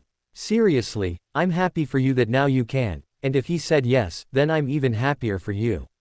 This has nothing to do with me so I'm not making it about me. Good. So, don't keep me in suspense. Did you really tell him? What did he say? Sakura repeated. I told him everything, I held nothing back. And it actually felt good now that I finally did it. As for Naruto-kun, he's confused, but I expected him to be. So I didn't tell him he had to give me an answer right away. That was probably the smartest thing you could have done there. Sakura mused. In hindsight, maybe I should have done the same with Sasuke-kun. It's a shame everyone was so competitive with him that it was kind of hard not trying to grab him first and right away. She then shrugged. Oh well, I need to go see him about something, so I won't keep you from your man Hinata. You're going to see Sasuke-san? Hinata asked, an almost imperceptible frown on her face. I think I'd like to go with you. Sakura sure did not see that coming. Huh, you do. But why? I have a few things I want to say to him. Things Naruto-kun won't say. Considering how banged up Naruto looked, and how Sasuke-kun is the one responsible for it, I can't honestly fault her for sticking up for her crush. The pink kid told herself. Though this is a side to Hinata that I've never seen before. How do I know she's not going to try and actually hurt Sasuke-kun? I'll see if I can let you come with me, but if you can, understand that I won't hesitate to stop you if you try to hurt Sasuke-kun. Sakura said, thinking this was the best way to get her answer. Hinata nodded in understanding, and the two girls proceeded to a different section of the hospital. By the way Hinata, if you don't mind my asking, what made you decide now was the time to make your stand for Naruto? He almost died this time. Hinata said, sounding like she was about to cry a bit. Sakura put a hand on her shoulder in an attempt to console her. It's okay, Hinata, regardless of what happened he's still alive, and now you have your chance to be with him. Trust me, you don't want to miss the opportunity when it comes. She recalled her offer to Sasuke when he was leaving Konoha, and even though she knew when she made the offer to go with him that it was wrong, it was a chance she couldn't pass up. To her, Sasuke was worth fighting for. Like how Naruto was to Hinata. It wasn't her smartest idea, but even now she didn't regret having it. I won't, I've known for years I needed to do something, and since graduation I've known that more. I guess I just thought I had more time, and here I was proven wrong. Naruto-kun's strong, but he's not invincible. No more than I am. I can't wait to become brave enough to be with him. Seeing that he needs someone now. Good for you, Sakura said. Nothing more was said until they got to the room, guarded by an Anbu. Sakura took out a written pass and photo ID to let them know she could enter. I'm afraid she can't go in. The Anbu said, referring to Hinata. I'll take responsibility for anything she does. Sakura said. The Anbu didn't look like he knew what to decide. Be quick, he said after a moment, unlocking the door. Elsewhere, as Sakura and Hinata prepared to confront Sasuke, a group of mysterious figures were meeting in an undisclosed room. Somewhere in Konoha to meet with another mysterious figure who stood before them speaking. After giving the people a series of orders, the mystery person finished their apparent briefing. You know your objective, you know your target. You know what to do if any obstacles show up. Get to work, and do not disappoint me. The figure said to the group of shadowy figures who nodded in understanding before vanishing. These people, even as they headed towards their objective, were unaware of the chain events they would help spark. Prison wing, Konoha Hospital. In a secluded and heavily guarded room, complete with metal bars on the window, another patient was waking up. As he did, he noticed one thing above all else: being awake was painful. Damn, it still hurts to stay awake even after 3 days. Maybe Shikamaru is onto something after all with his desire to always sleep. I'll give the Dobi credit, he's a worthy rival for me, somehow. He told himself, opening his eyes and seeing gray painted walls everywhere and a small barred window on one of them providing some light but not real view outside.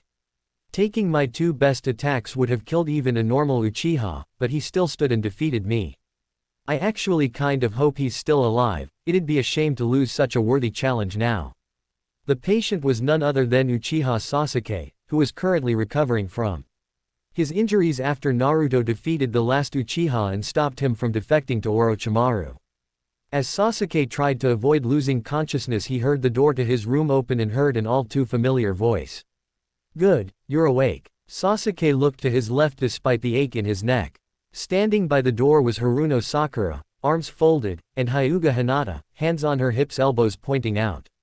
Sakura looked like she was genuinely disappointed in Sasuke, a rather strange look for her, and Hinata looked offended and not even trying to hide it. What do you want? Sasuke asked, his tone naturally apathetic. For starters, you locked away for a long time after I destroy your chakra system so you can never be a ninja again. Hinata hissed. Sasuke blinked in surprise at this, since even the relative socially challenged Uchiha knew enough about the Hyuga heiress to know that she was as meek as a mouse by reputation. While Sasuke wasn't as concerned with Hinata attacking him, Sakura thought very differently. Hinata, don't do something that will get you in trouble. Sakura warned. The white-eyed girl nodded, and the pinkett looked to the last Uchiha. Sasuke-kun, we have to make this visit short. So I'm just going to ask a single question. Is that okay? He nodded. Did you really try to kill Naruto when you saw him? Sasuke did not answer right away, but when he did, there was no hesitation. Yes, I did. How could you? What were you thinking? Sakura asked. Sakura, you said you would only ask a single question. That means no follow-ups. Sasuke reminded her. Then I'll ask a couple for her. Hinata cut in. What were you thinking, Uchiha? You've never been deprived anything in this village. What made you decide all of a sudden this place wasn't good enough for you anymore? How could you be so selfish as to leave? For that matter, why did you want to kill Naruto-kun? What did he ever do to you?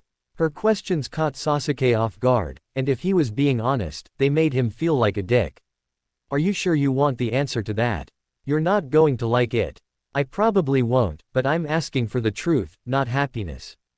Hinata stated. Sasuke looked at the ceiling. You can't understand. No one can. My brother killed my entire clan. I need to kill him, no matter what. I need to do whatever it takes to get strong enough to do that. At least that's what I was thinking at that moment. And how does that justify killing Naruto-kun? Hinata added. For one, he was trying to stop me from going to Orochimaru. At that time I thought going to Orochimaru would be the best way to get the power I needed as quickly as possible, and since Naruto was getting in my way, killing him would at least let me go on unhindered. And there's another why I tried to kill him. The reason why I asked you if you were sure you wanted to know. Itachi has a more powerful Sharingan than my own, the Mangekyo Sharingan. Any Uchiha strong enough can acquire that power, but to do requires doing something very dark. I tried to get it by killing Naruto. He replied, taking that moment to look back to them. In order to get the Mangekyo, an Uchiha has to kill the one they call their best friend. I'm sure you can connect the dots there. Hinata and Sakura both gasped. For Hinata, the fact he would be willing to kill Naruto just to one-up his own brother was horrendous. No different than if Neji had killed Hanabi just to mess with her back during his fate mindset. For Sakura, the idea of betraying your best friend for personal gain hit a sore spot with her. The scale between what she did with Ino and what Sasuke did to Naruto were different, but in principle the same thing, but even then neither Sakura or Ino would have gone as far as what Sasuke tried to do.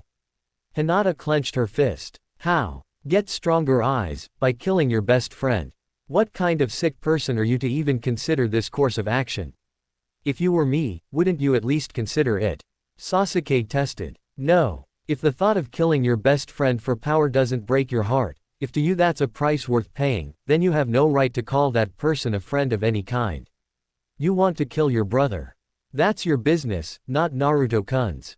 You have no right to make him spill blood for you in your quest for someone else's blood. Sasuke closed his eyes, an earlier discussion coming back to him thanks to her. You might be right. Someone told me that a couple of days ago.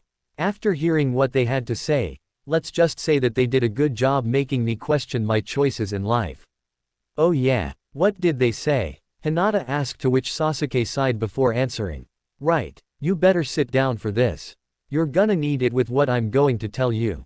He warned. Flashback. 2 days earlier. The first day after being brought back, Sasuke, who had woken up not too long after his forced return to Konoha, was stewing in his hospital bed. Damn it, why am I so weak? I should be better than this, better than the Dobi. How is it I've made no progress since the academy? Even Orochimaru's curse mark wasn't enough for me to even beat that Dobi. You comfy, kid? An unknown voice asked. Confused, Sasuke looked to the window, where he saw a man he had never seen before seated on the rail, as if he came in from outside. You better be, since you're not going anywhere for a while. Who the hell are you? I'm Jiraiya, the only Sannin you're probably unfamiliar with. Orochimaru and Tsunade weren't the only ones you know. You and I met before. Back when you tried to kill your brother. Smooth move by the way, fighting an S-rank missing nin who was made an Anbu when he was only 13. That was a big mistake, kid. Excuse me, Sasuke replied. This bastard thinks I'm not good enough to kill Itachi. You heard me, big mistake. For one thing, your brother was barely even paying attention to you. He was giving you a perfect opportunity to catch him off guard. And what did you do? You announced yourself to the world and charged in right in his face. You didn't even try being stealthy. To say nothing of the fact that that opening would have done you no good in the end. Shut up. I need to kill him. The young Uchiha claimed. And you had the perfect chance, which you ruined. Not me, not Naruto, you. You could have gotten him in. His blind spot with a silent strike and been done with it, but no, you stood right where he could see you, waited until he acknowledged your presence, and attacked with a loud and bright move that was clearly easy for a Sharingan to predict and counter. Why? It's like you wanted him to kill you instead. Just be glad I was there to get you and Naruto away from harm before Itachi did more damage. What right did you have to stop me from getting my revenge? Sasuke asked, feeling cheated now because of this old man. You were outmatched and going to get yourself killed. Did you want me to let you get killed? Jiraiya asked back. What makes you think I would have died? Jiraiya rolled his eyes. Gee, I don't know. Maybe it had something to do with the fact that Itachi has the power to kill people and he's not afraid to use it. I think you of all people know how strong he is. Sasuke grimaced, unable to refute that. He showed mercy to you once, but that doesn't mean he'd do it again. I don't know what you've been building up Itachi to be in your head, boy, but he's certainly not going to hand you the opportunity to kill him. You had the perfect chance, and you nearly died because your vanity overpowered your objectivity. Quote, whatever. Unless you're here just to be a critic, why are here? Sasuke asked, not impressed with his visitor, just confused. Just paying a visit, and to some things you need to hear before you make another big mistake again. Like this failed escapade of yours to join Orochimaru. Are you out of your mind? Seriously, kid, what made you say, going to a missing nin for guidance is a great idea? Shut up. I told you, I need to kill Itachi. Why? You're not in any immediate danger from him. He's not waiting to come back and finish you off. What's the hurry? He needs to die. He killed my entire family. And they'll still be dead when you kill him. It doesn't matter if you kill him today, tomorrow, or 10 years from now or even never, they'll be just as dead as they were yesterday, you know. Killing him won't bring them back. Jiraiya stated. Sasuke looked away. You couldn't possibly understand. How could you know what I've been through? I don't. But that's besides the point. If you listen to others, someone might be able to understand. The only reason no one understands you is because you won't let anyone else try, kid. You might be surprised, but you're not the only orphan in the world. For crying out loud, Naruto alone should have clued you into that. Sasuke huffed, but it sounded hollow. So what? The Dobi couldn't possibly relate to me. He never had a family to begin with. Sasuke barely finished that sentence when he sensed a rise in Jiraiya's chakra as the Sannin clenched his fist. This took Sasuke by surprise. Why did this guy take so much apparent offense to what he just said? Deciding to not push things any further, Sasuke decided to listen to what the Sannin was going to say before saying something that might end up killing him. After he calmed down, Jiraiya looked at Sasuke with a stern look in his eyes. For an Uchiha with a Sharingan, you act like you might as well be blind. Can you even see how much of a hypocrite you're being right now? Jiraiya asked. Sasuke then turned to the Toad Sage. What? You're being a hypocrite. You're going on and on about how much you've suffered and how bad you have it. Yet as soon as someone else has a sob story, you berate the whole thing. You act as if you're the only person in the history of the world who ever actually had a legitimate reason to be unhappy, and everyone else is just overreacting. Sasuke had a brief memory of Inari back in Wave, and for a moment thought that Jiraiya was comparing him to the whiny boy before he recalled a certain conversation said boy had with Kakashi regarding Naruto. Well, if Naruto really does have it bad, prove it. What's he got to be miserable about? Jiraiya repositioned himself to get more comfortable. Where should I start? Well, since you brought up your family, I'll talk about up his. Naruto's never had any, not a name or a face to call a relative. All he has is a complete blank. While you may dismiss had as something he should be grateful for, consider how you'd feel if the family you wanted to avenge was a complete mystery to you. If you didn't know a single thing about your mother or father or anyone else. Imagine if you didn't even know if they wanted you, let alone loved you. You boy, you have memories, but Naruto can barely even have dreams. It's like the old saying goes, it's better to Avenue loved and lost than never to have never loved at all. Guess which one applies to Naruto? For the first time, Sasuke actually thought carefully about that. He had never really thought about Naruto's status as an orphan that way before. To him, never having a family to begin with was essentially saying you never had anything to lose. He had never considered that maybe having nothing but questions was worse than having nothing but memories, and, after hearing what Jiraiya had to say, he realized that maybe not having anything to lose might not be the blessing in disguise he thought it was. Old never have imagined what else Jiraiya was going to reveal about Naruto's life. However, as the Sannin continued talking to him, Naruto had no family to call his own, and that's just the tip of the iceberg of what he had to go through. You may know the loneliness of not having a family to go home to, Sasuke, and I can understand how painful that alone might be. Jiraiya continued. But let's forget about the origin of that loneliness for a bit, and think more about the life it results in. Imagine for a moment if you had been alone not from when you were 7 but from the day you were born. Then imagine that you're not only lonely at home but that you were forced to be lonely in town as well. Imagine if people didn't care about your clan, your family, or you. Imagine if those people even went as far as to think that you should have died like the rest of them, and they won't even tell you why. Imagine if in school the teachers refused to have anything to do with you, and instead of wanting you to do your best, tried to make you do your worst.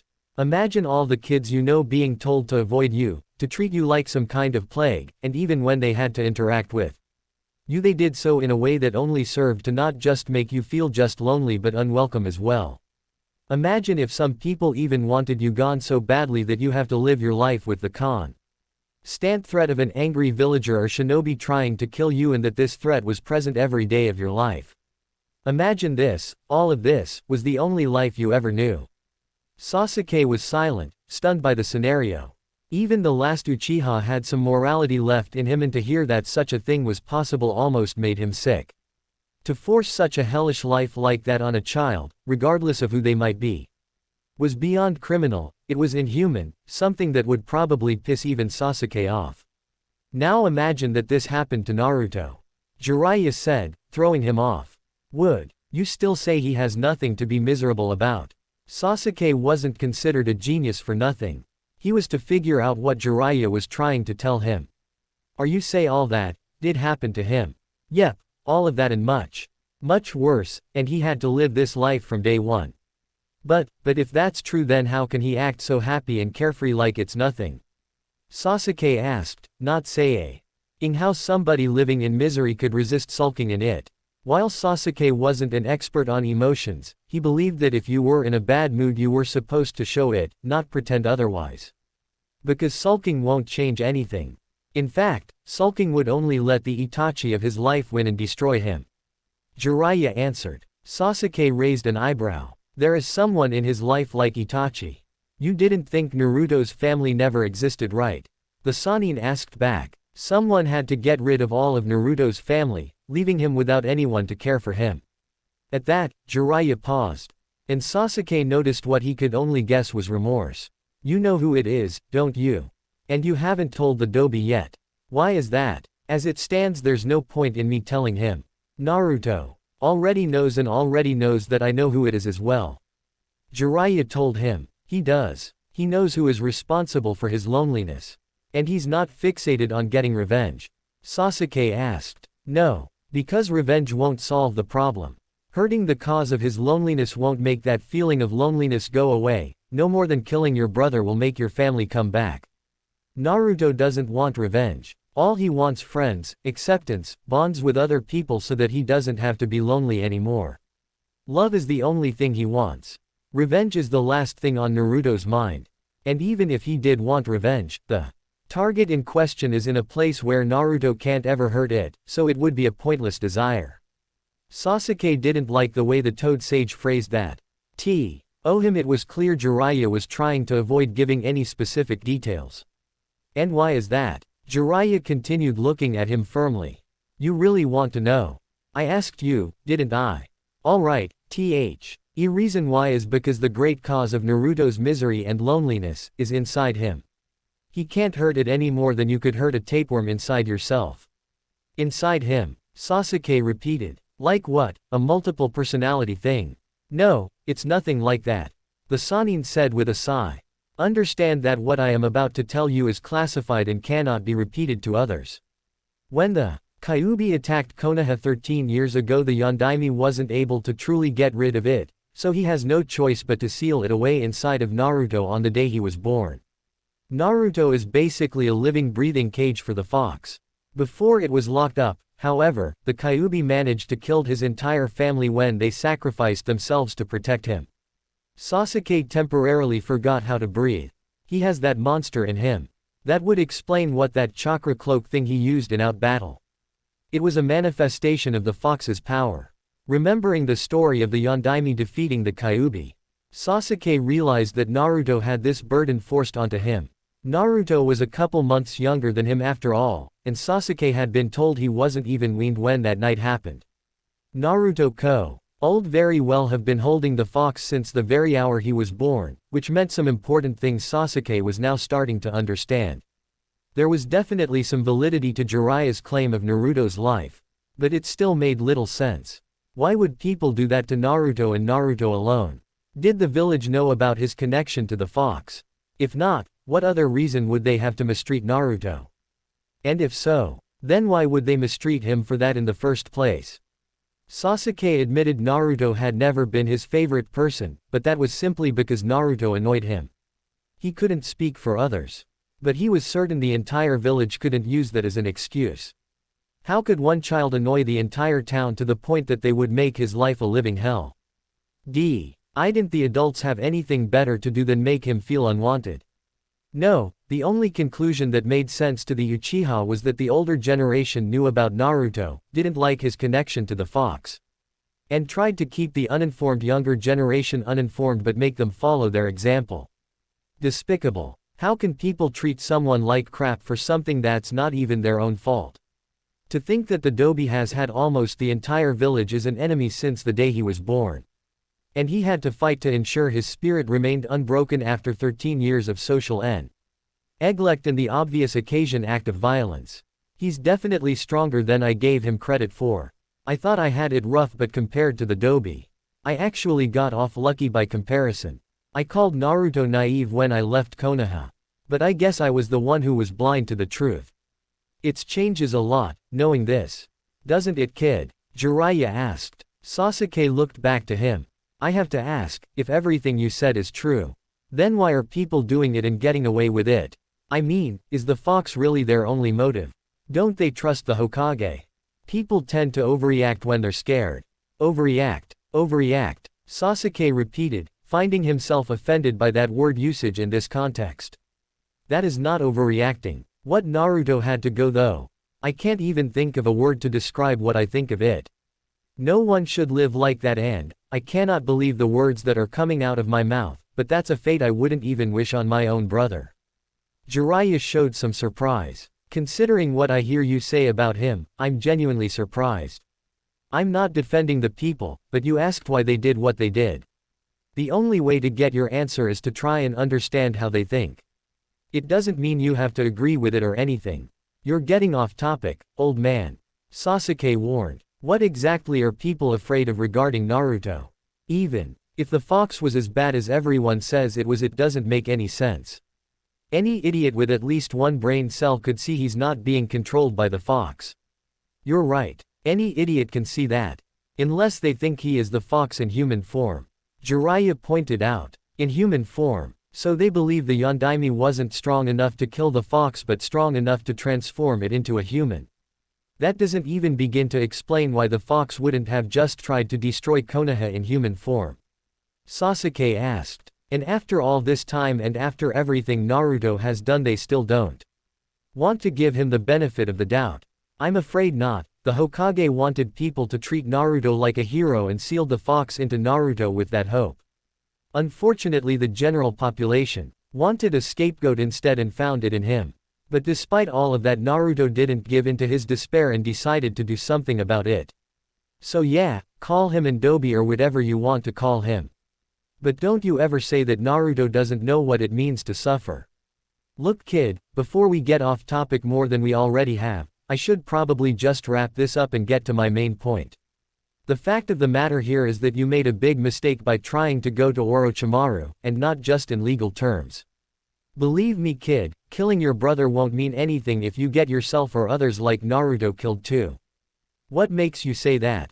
Simple. Hurting the innocent in order to kill Itachi would be no different than hurting Naruto in order to kill the Kyuubi. Sasuke saw the reasoning there, but was confused on another matter. What does that have to do with Orochimaru? Orochimaru went after your brother first, he wanted his eyes more than yours. The reason he settled for you is because he couldn't defeat Itachi. If you can, it's basically telling the snake you're an even bigger threat than Itachi was. By going to Orochimaru, you're basically putting yourself in his hands to kill you when it's clear you're stronger than he is. And if he teaches you how to kill Itachi, he can also teach you in a way that guarantees you have a weakness he can exploit.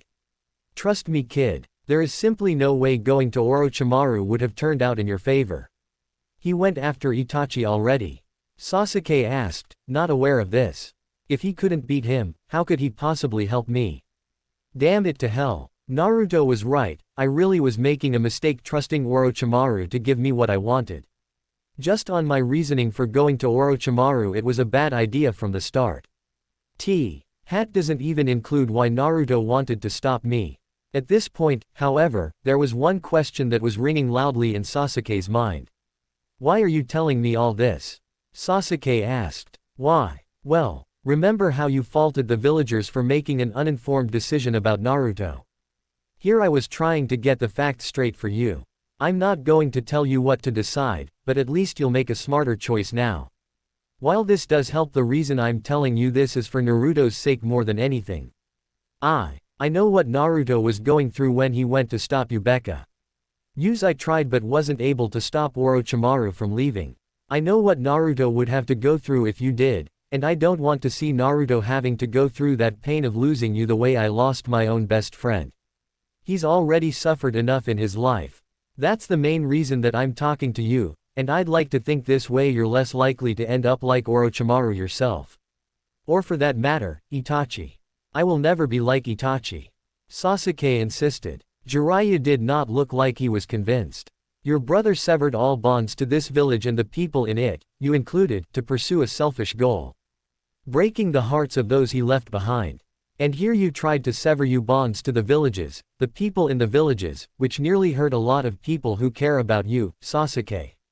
So tell me, how is you going to Orochimaru any different from what Itachi did to you? Keep that in mind before you try to pull a stunt like that again. Jiraiya said before disappearing. That still doesn't tell me why he spoke to me. He thought to himself. Despite being in a bed already, Sasuke felt like he had just collapsed from taking all this information in and yet he was still being left with a lot of questions. What did he mean by I could become like Itachi? He murdered my entire family for fun. How can I do the same when my family's already dead? Unless he meant similar in principle than in action. Maybe he was talking about Naruto, Sakura, and the others. He closed his eyes and a memory came back to him. Back in Wave, where Kakashi was talking to Inari after Naruto chewed him out. Sasuke had been going out for a walk, one of his few hobbies, when he passed by and heard something that caught his attention. Naruto's had a terrible life for as long as he could remember. But he decided to stop crying about it and make it better himself. One of the few things he hates is seeing people give up before they even try the same. I didn't think about it at the time. I assumed Kakashi-sensei was just saying that to appeal to the boy. But now it makes sense. Sasuke thought. A lifetime of being treated like a monster. And obviously he didn't know the reason why that entire time. Who would look at a little kid and say, "You're the container for the monster that killed a lot of people"? How the heck did he survive like that? And for that matter, why would he want to become Hokage of a village that made his life miserable? I mean, if for example Konoha made Itachi kill my clan, I know I sure as hell wouldn't feel any loyalty to this place. Or maybe he wanted to do it to gain those bonds that he wanted so badly, like the one I tried to cut by trying to kill him. Maybe's that what that old man was trying to say. Sasuke closed his eyes and began to sleep. Inside Sasuke's mind, Sasuke opened his eyes after a while, only to see a gray mist-like haze completely blocking his vision. Where am I? I can't see anything, he thought. With nothing but the gray mist-like haze before him, he started walking, but it didn't feel like something he was doing consciously. His footsteps sounded muffled, yet it felt like he was walking atop something squishy and wet atop something hard. All of a sudden his right arm moved against his wishes and acted like it was batting something away. But the sounds of screams were heard. "What's going on?" he asked. At that the haze began to lift. He saw he was in his childhood home, back when his family was alive. And in front of him were two dead bodies, looking just like the corpses of Uchiha Fugaku and Makoto. What? No, not again, he thought, kneeling down on the blood-covered floor. When he got a closer look, he gasped. It wasn't his parents that were dead, it was Naruto and Sakura. Killed by an obvious and fatal sword wound. In shock, Sasuke jerked up and saw a mirror that hadn't been there before. But his reflection, it wasn't him, nope, it was Itachi's face, covered by a blood splatter, looking back at him. As he smiled back, something that Sasuke couldn't remember Itachi doing anymore. No, this can't be real, he thought, looking away from the mirror and Disco. Bearing a blood-covered sword in his right hand. The sword was angled to give off his reflection too, and it was still the face of Itachi looking back at him. No, he told himself, dropping the sword and rushing out of the house. I am not like Itachi, he yelled as he got out of the house, only to see the horrifying sight of numerous bodies in the street, all looking like Naruto and Sakura. No. End flashback. Quote. When finally I woke up and realized that it was bad dream, and after thinking about what the meaning behind that dream, I finally understood what Naruto and that old man Jiraiya were trying to tell me. Sasuke took a drink of water, tired for speaking so much. Told you you'd want to sit down. Sakura and Hinata were indeed sitting down, since Sasuke spared no details. Especially the one about Naruto being a Jinchuriki. Hinata looked upset, but not as much as she had before, and Sakura looked downright mortified. That can't be true. I mean, it's got to be a lie. Why would he lie about that, Sakura?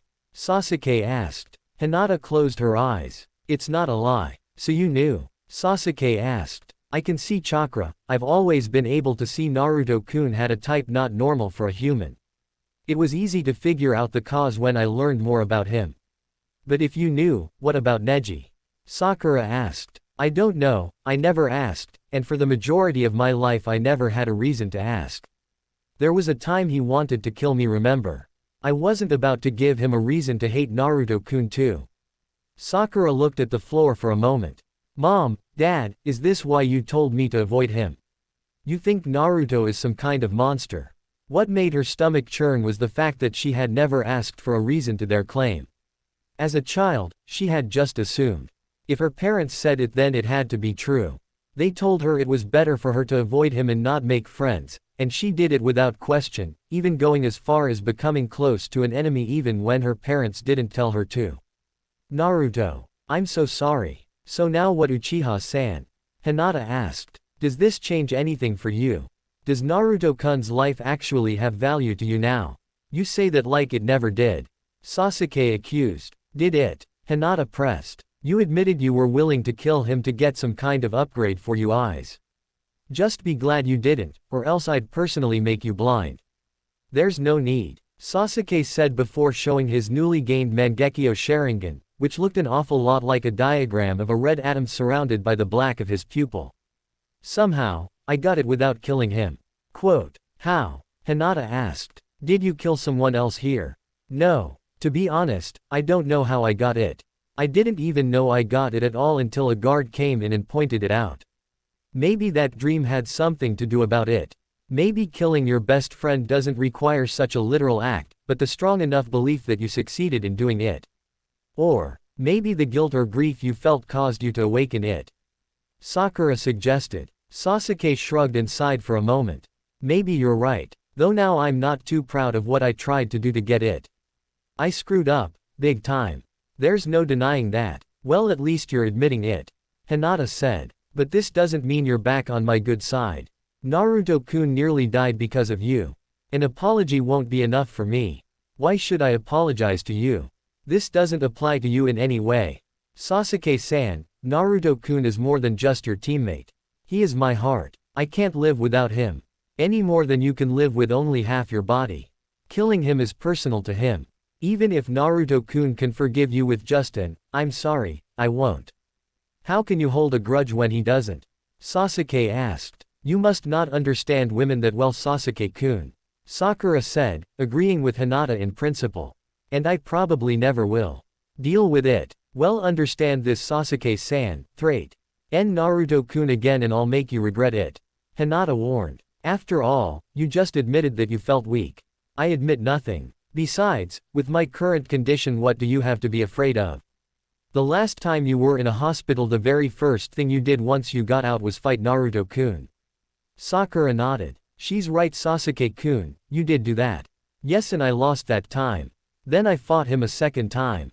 And ended up here because, thankfully, I lost. I doubt the third time is going to be the charm even with my Mangekyo Sharingan, especially knowing what I know. He commented. Speaking of which, what is your stance on that, Sakura? Huh. Hinata looked to the Pinkett. Yes, what do you think of Naruto-kun now? Honestly, he's clearly stronger than I ever gave him credit for. And I don't mean physically. But emotionally. She said. Well, I've said all I want to say. Hinata said, standing up. I'm going back to him now. What are you going to tell him? Sasuke asked. Hinata looked at him briefly, then back to the door. Only what he needs to hear. She then opened the door, but before she could even step out, the body of a person went flying past the door like a projectile. Moving too fast to see properly, especially since it was something she hadn't expected to see. What the hell was that? Sasuke asked, as he was able to see what happened from his bed. What was what? Sakura added, getting up since she hadn't seen it, but she did hear a resulting crash. Hinata looked into the hall, and saw at the end to her left was a fuming Tsunade. Hokage-sama, if you're looking for Naruto, you better get to him quickly before someone else does. She warned. Without anything else needed, Hinata bolted down the hall to her loved one's room. Sakura stayed by the door. What could this mean? It sounds like someone's doing something to Naruto they shouldn't be, and the Hokage didn't approve of it. If that person she sent flying is part of it, she's going to grind them into fish cakes. Sasuke guessed before making suggestion to Sakura. I think you should go check on Naruto as well. You sure? I'm not in danger, but Naruto might. Go, he told her. She nodded. I'll be back, Sasuke-kun. She then ran to Naruto's room while asking herself what was happening to her blonde teammate. Naruto's room, Konoha Hospital. Some time earlier, while Sasuke was dealing with visitors, Naruto had some of his own. Hey Ero-sennin, who'd you bring with you? Jiraiya frowned while his company either chuckled or smiled at the title. Tsunade, who was also there, didn't react since it was nothing new to her ears. Show some respect, kid. When you stop peeping I might consider it. The young blonde looked to the four redheads. This guy's is a peeping addict or something. He goes to peep into the women's part of the hot springs here all the time. At hearing this, Ray turned to look at Jiraiya with a scowl on his face. Hey old man, if I ever find that you ever peeped on my sister, you're a dead man walking. You got it. Hey, if I wanted to kill myself, I'd find a less painful way than doing that. Jiraiya claimed. One guy tried it and got caught. And ended in a coma for several months because of it. That woman's temper would have been more lethal than Tsunade's was that one time she caught me. I never even considered doing research if she was around. Wait, the one time I caught you? Tsunade asked with a hiss. You mean there were times you peeped and I didn't catch you? To be fair, Hokage Dono, if you didn't catch him, that's your own fault. Kikyo stated. As Tsunade glared at Kikyo because of that jab, Ray noticed that Naruto kept staring at him. Hey kid, something wrong? Ray asked. You look familiar, have I seen you before? Naruto asked to the man closest to Jiraiya. Yeah, you have. You've forgotten me already, kid. You know what, never mind. The name's Ray, memorize it this time. Naruto, we're here to tell you something critical. But rest assured no decision will be made for you. Tsunade told the young blonde reassuringly. These four people here, this is going to be hard to explain, but they're distant relatives of yours. Needless to say, Naruto was surprised. Relatives? Naruto asked. But, how is that possible? The way everyone describes me, you'd swear I just popped out of the ground like a plant instead of having parents. Quote, you're not a mushroom kid, you're a human being. And that means someone has to be related to you. Jun said. Then where have you been all this time? Naruto asked. Let us introduce ourselves first, Naruto. To properly answer your question, we will have to explain some things first. Kikyo started. My name is Uzumaki Kikyo. If you've ever heard of me, it was probably by my moniker One-Shot Kikyo. Sorry, never heard of you. Kikyo looked to Tsunade. The depths this village has gone to keep Naruto in the dark continues to infuriate me. I'd be careful with what you say to the boy in this conversation. In all fairness, if you had gotten what you wanted when you wanted it, wouldn't your village have kept him ignorant of things from this one? Tsunade countered. Not for the sake of loyalty, Hokage Dono. Kikyo insisted. Excuse me? Tsunade asked. Konoha has kept Naruto ignorant of his clan and of our village, and from what we understand, he has little to no understanding of other villages even if he is aware of them. To me, it is a strong case against Konoha, signs that this village tried to keep him ignorant to ensure he never got the idea to leave. How could he if he was unaware of where to go? You talk big, but face it, if Naruto had been in your village you would have kept him ignorant of Konoha to make him stay with you. Tsunade accused. We would have told him his parents, but beyond that what else would he be required to know? Mia asked. What was he required to know about Uzushio? Oh, I don't know, maybe the fact that he had a family there. Jun answered on Kikyo's behalf, albeit sarcastically. Knowing about you guys wouldn't have changed a damn thing. Did you ever stop to think that maybe not everything can work out in one person's favor? Tsunade asked. You're one to talk. After all, it wasn't Naruto who spent decades trying to find the answers to their problems at the bottom of a bottle. Excuse me, but why is everyone here in my room if all you're going to do is talk about me instead of to me? Naruto asked. Sorry about that. Let's continue with the introductions. I'm Uzumaki Mia. I'm Uzumaki Jun. And like I told you, I'm Uzumaki Rei. We come from the village of Uzushiogakure. Now that the introductions are out of the way, I'll cut to the chase and explain why we're here. Despite what you may be led to believe, Naruto, you do have family. In fact, you come from a shinobi clan. Just not a clan native to Konoha. Kikyo told him. Then, he started. Why are you in Konoha? Kikyo finished for him. Simple. Your mother moved here when she was a child and fell in love with your father.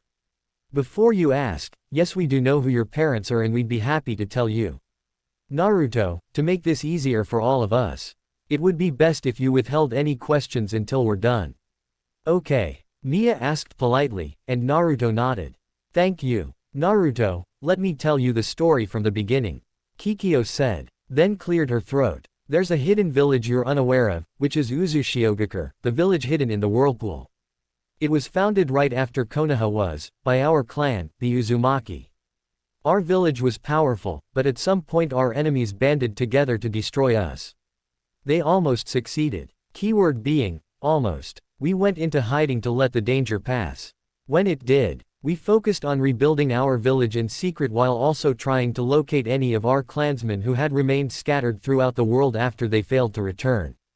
Eventually we learned about you and wanted to take you with us, but the Sandaime Hokage insisted letting you stay here was the best way to honor your parents' wishes. We decided to let you stay, but we warned him. We'd come back in time and see how you were doing. The way we see it, Konoha has been holding you back and is not the best environment for you, so we'd like you to come with us. Naruto's eyes widened. You intend to take me away from my home and friends? Tsunade smiled. Looks like we have our answer. Don't get your hopes up, he's jumping to conclusions. Kikyo told her, then addressed the whiskered blonde once more. Naruto, refrain from deciding anything until we have nothing more to tell you. You want to take me from my friends. That's all I need to hear to say no, and that's that. He declared firmly. Even if we can tell you who your parents are. Naruto looked at her. You mean you won't tell me unless I agree to go with you? Now that's just low. Tsunade complained. Again, you are jumping to conclusions. Naruto, I'd be happy to tell you who they are whether or not you decide to come with us. All I ask is you at least hear why coming with us to Uzushio would be a good idea. No more, my mind is already made up. Quote. Naruto leaned back and crossed his arms. Just say what you want to say, but my mind is already made up. He's like his mother, too stubborn for his own good. Rei thought. Naruto, while I would be happy to take you back to Uzushio with us, it would be counterproductive to force you. So allow me to tell you why coming with us would be beneficial to you. Kikyo started. Uzushio is a village that was made for the Uzumaki. We have means to specifically bring out your potential. Konoha is better at helping clan ninja or those born to advantages, yet the why have denied that to you even though you deserve it more. Uzushio will deny you nothing, within reason of course. This isn't to say we're bribing you. Mia added in. But think about it, Konoha hasn't. T exactly tried to let you become all you can be. How many fighting styles do you know? How many jutsu do you know that you didn't have to pry out of someone's hands just to learn about, let alone do? You may want what's best for this village, but is the feeling mutual? There are some people who care for me, he stated. And how many of them have taught you to become a better ninja? How many of them didn't have to be asked to teach you something? Mia added. Kakashi-sensei. Naruto answered. Kid, Kakashi knew who your father was. He was actually really close to him. Ray pointed out. Getting a shocked look from the whiskered blonde. You'd think he'd make it a point to watch over you since he liked your father so much, but tell me, did you even know who Kakashi was until he was assigned to be your sensei? Oh, by the way, he wasn't put in charge of your team to help you, but to help your Uchiha teammate. And what exactly has he taught you since becoming your sensei? Does that sound like someone who cares about you? Well, if you knew about my parents, what about you? He was at least there for me. Naruto claimed. Yeah, after you became good enough to be a genin. Where was he when you were younger and alone? Jun asked. Where were you when I was younger and alone? Naruto asked, making Tsunade smile and how he was turning their argument against them. He's right. You can't throw the first stone here. Tsunade couldn't resist getting in. Neither can Konoha. Kikyo stated. Naruto, as we told you, we had to hide to protect ourselves.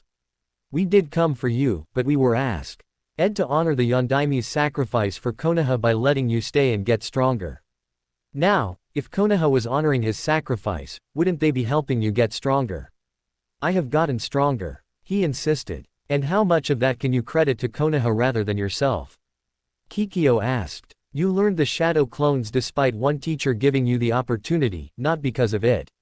Your NCs all seem to prioritize chakra control lessons but never anything to do with it. After all, tree walking, water walking, and summoning were of little direct use to you in the Chunin exams, yet that's all you were taught, were you not? Quote, it helped me during the invasion. He pointed out. That is true, but the invasion was not something Konoha was preparing you for. They should have prepared you for the Chunin exams. And yet you knew nothing but tree walking and shadow clones. Naruto, do you intend to go the rest of your career doing nothing but outnumbering the enemy and beating them senseless? Being a ninja is not about doing the same jutsu over and over again. Do it too much, and someone will figure out a way around it. I have the Rasengan for that. The whiskered blonde countered smugly. Ah yes, an incomplete close-range jutsu that requires a lot of time for you to build and the luxury of a clone to create in your particular case. Kikyo said, unimpressed. How would you that against a long-range fighter like me? I'd run up to you and, he started, but then Kikyo took out her bow and pointed it at him. Hey, put that away. You're in a hospital, Tsunade yelled. Kikyo put her bow back behind her. Relax, Hokago Dono, it was just to get a point across. Did you really believe that I would attempt to shoot him? She looked to Naruto. Before you could have even finished that sentence, I would have shot you at least 20 times with my arrows and killed you. With a clone right next to you, you would have a difficult time dodging. And with your hands full making a Rasengan, you would be unable to create a defense. With your limited arsenal, you'd stand no chance against me. And don't kid yourself into thinking just because your young adults will show you mercy. They will not. They will kill you. And they will not be afraid or ashamed to be unfair about it. This is what being a ninja is all about, kid. Your mother and father knew that all too well. Ray mentioned. While we're at it, can I tell him now, Kikyo? She nodded. Yes, he deserves to know. Now hold on. Jiraiya stepped in. Are you saying he doesn't deserve to know? Jun asked. Not at all, but maybe the timing isn't right. Jiraiya told them. How is him knowing now a bad thing? His life is already in danger even if their enemies don't know who he is, so your claim of safety is moot. Kikyo proclaimed. Then looked to Naruto. Naruto, your father is Namikaze Minato and your mother was Uzumaki Kushina. You are the son of the Yondaime Hokage and princess of Uzushio. Naruto was wide-eyed and silent, with everyone waiting to see his reaction. Tsunade and Jiraiya were now very concerned, since it was entirely possible that he would lose all trust in them and via association Konoha for keeping this from him. Hey, I was going to tell him.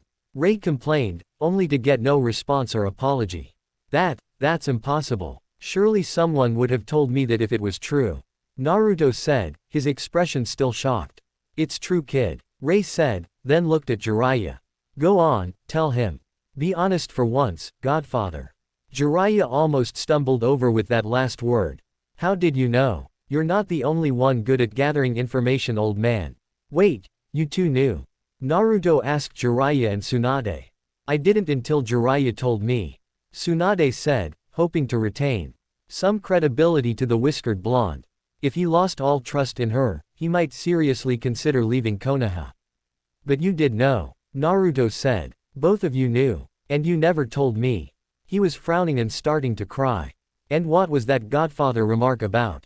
Oh, you don't know? Ray asked rhetorically. Eros Sennin here is your godfather, meaning your parents asked him to raise you if for some reason they couldn't. Naruto looked at Jiraiya and Jiraiya looked back, the older male looking like he didn't know if he should be remorseful or make an explanation while the younger male acted like he didn't know whether to demand an explanation or curse him. It was probably the tensest moment of Jiraiya's life.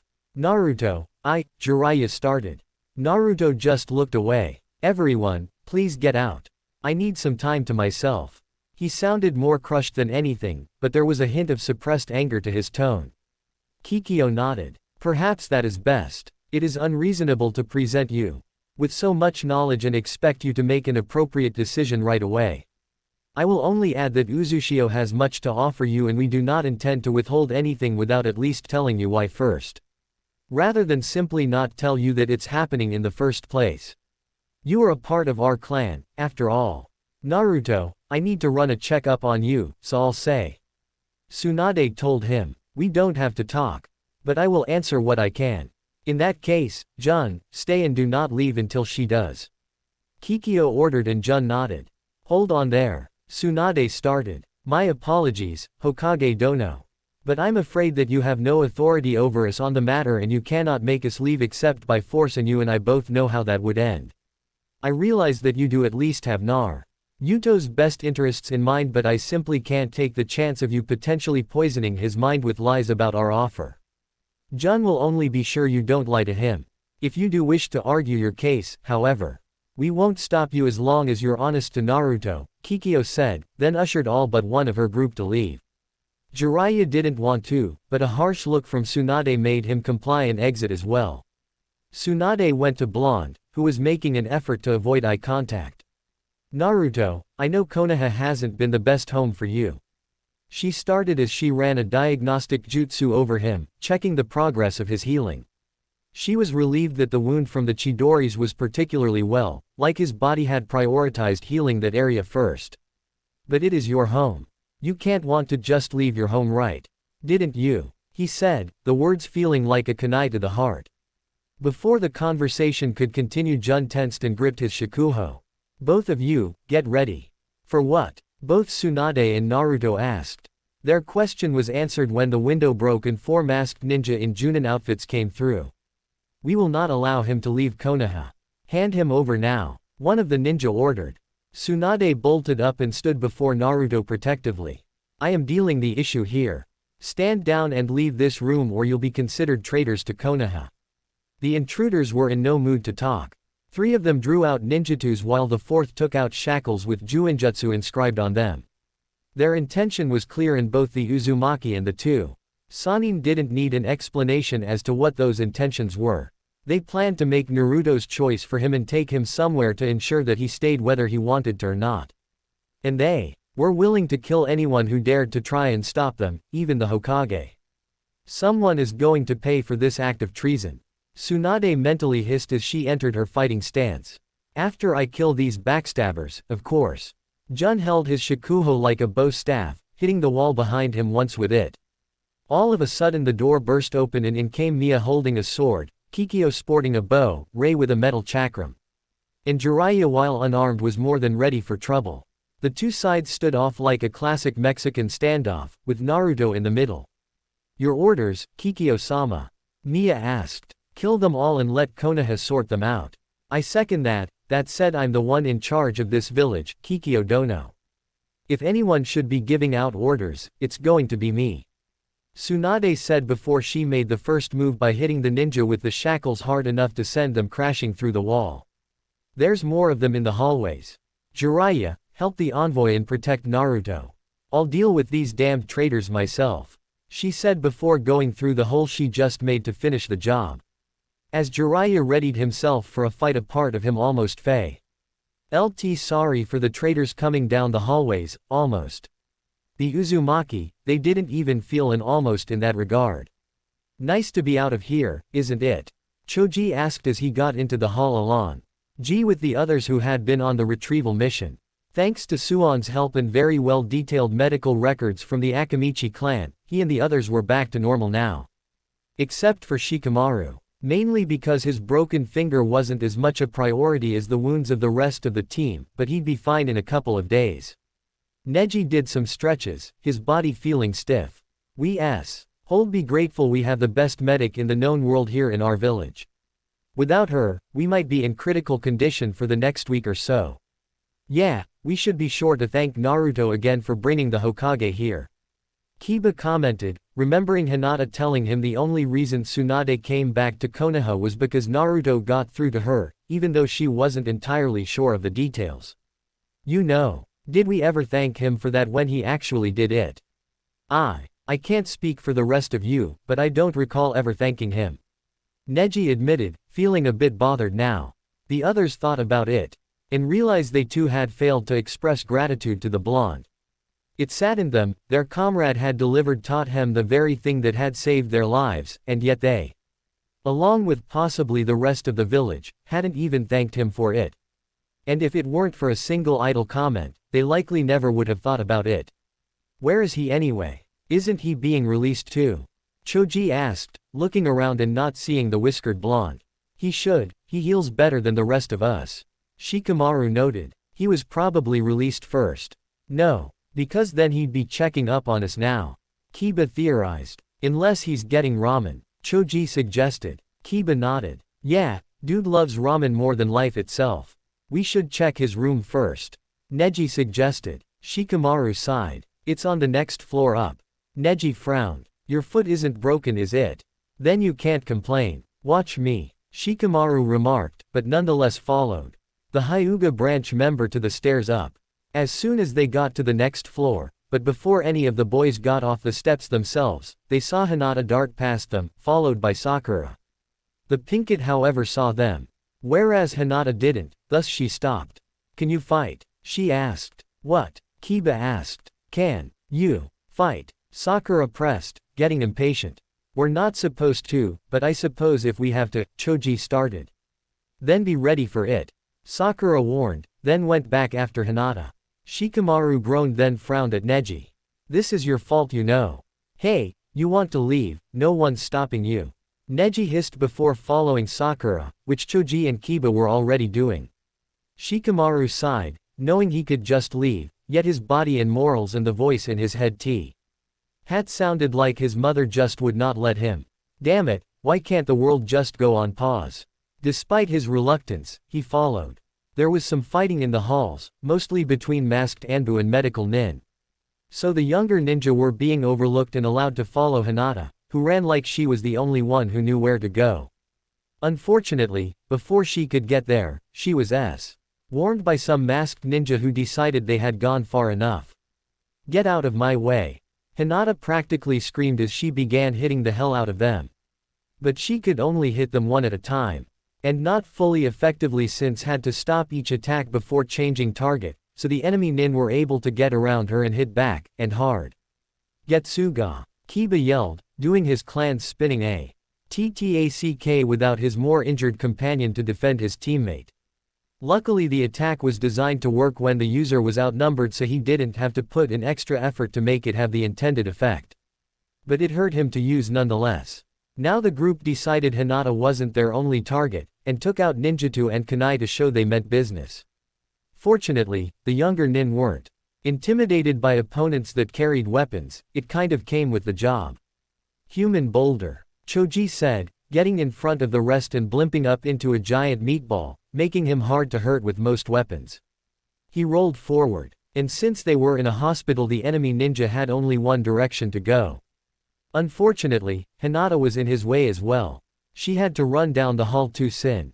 Choji was incapable of seeing where he was going or rolling over. Up ahead on the right side of the wall there were two doors, one belonging to a door and one belonging to an elevator.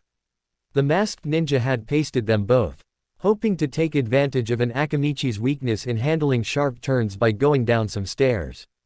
Hinata however close to hide in the available room and just let him pass her. She got to it and went it. Thankful it was an unlocked medical supply closet. She got in safely, but Choji broke off the door before she could close it. Hinata-sama, Neji asked once he came by the closet. I know what you're going to ask. We think someone's attacking Naruto-kun. She told him as she went back into the hall. Looking down it she saw Choji had to come to a stop. Why? Shikamaru asked. Does it matter? Hinata asked back, frowning at the shirker. Choji returned to normal size. Ahead of him was a wall that split the hall to either left or right but not forward, and he couldn't see the masked ninja anywhere. He did see some stairs going down, and concluded that's where they escaped to. Everyone, follow me. Right away the group tried to dart to him, except Hinata, who stopped them by getting in front of them. They're not the priority, getting to Naruto-kun's room is. Sakura nodded. Right, we need to get to the next floor up. Before they do, not bothering with the elevator, which would have taken too long even in a ninja hospital, the group, Choji included, went to the stairs leading up to the floor Naruto was on. On this floor it was even more of a battlefield. Apparently the entire hospital from the 4th floor up was in a fight consisting of masked ninja, Anbu, and combat-trained medical ninja. Doors were closed and all the non-combat medical ninja were trying their best to keep the patients out of harm's way. None of the young ninja knew what to immediately do. They had not expected a battle of this magnitude. This was almost like a Portio N of the Otosuna invasion all over again. No time to speculate, Hinata went for Naruto's room down the hall, not caring in the least about joining the fight until she knew what his current state of being was. Once she moved, the others followed. Stop right there, one of the masked nin ordered, but was completely ignored. Occupied with a fight against an Anbu, all they could do was throw some kunai, which all missed and hit the wall instead. This didn't even faze the rookies, who continued following Hinata. Outside Naruto's room the hospital seemed to have taken the worst damage, implying this is where the fight started and it escalated to encompass a lot more of it. There were burn marks and holes in the wall and even some slashes on the plaster as well. On the floor there were 2 down bodies. Clearly dead since they were unmoving and on fire, with one man by the door with red-orange hair none of them recognized. Who are you? Hinata asked in a threatening tone that could become more than just a threat depending on his answer. Someone who's on your side, kid. My name's Rei, memorize it. Why should I believe you? She hissed. If you're a good ninja, you shouldn't. Rei replied. Where's Naruto then, if you're on our side? Sakura asked. Rei pointed behind himself with his thumb. He's right in there, he said as he turned around to see Naruto for himself before he paused mid-sentence. To the genin's surprise Rei's hands were suddenly enveloped by small fiery tornadoes. Since they couldn't see, Hinata and Neji activated their Byakugans and saw what he saw. Someone in a mask came in through the window.